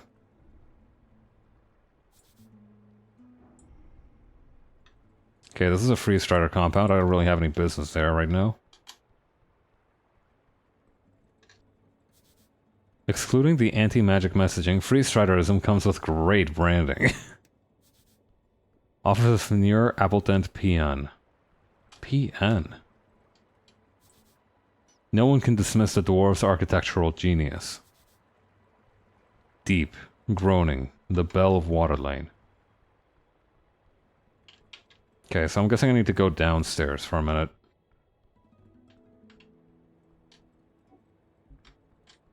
Can I not? Okay, that's just not someplace I can go.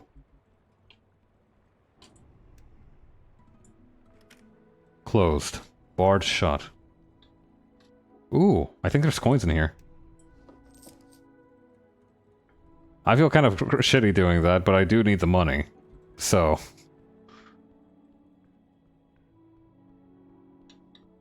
let's check in here. Maybe this is something to do. Come back tomorrow, I guess. Not a whole lot going on down here, is there?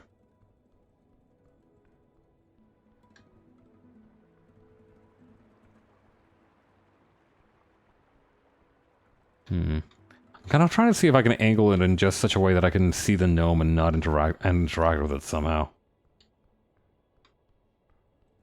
I don't think that's possible, though.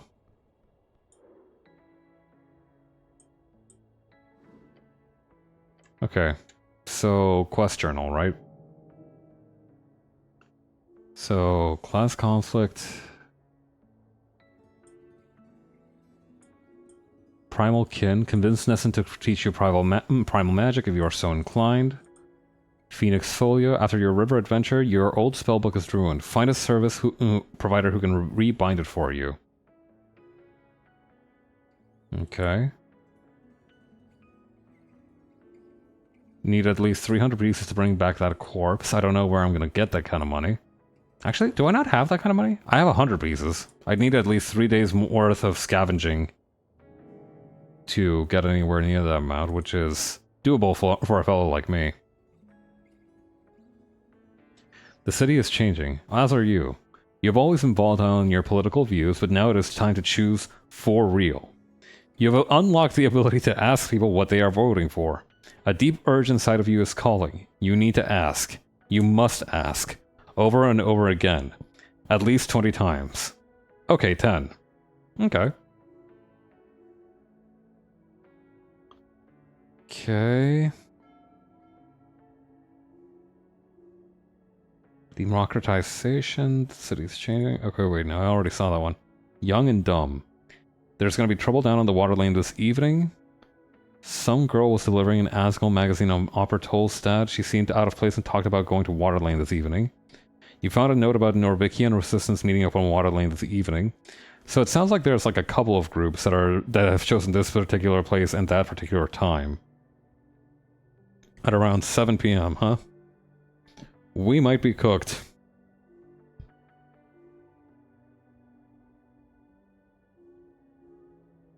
Okay.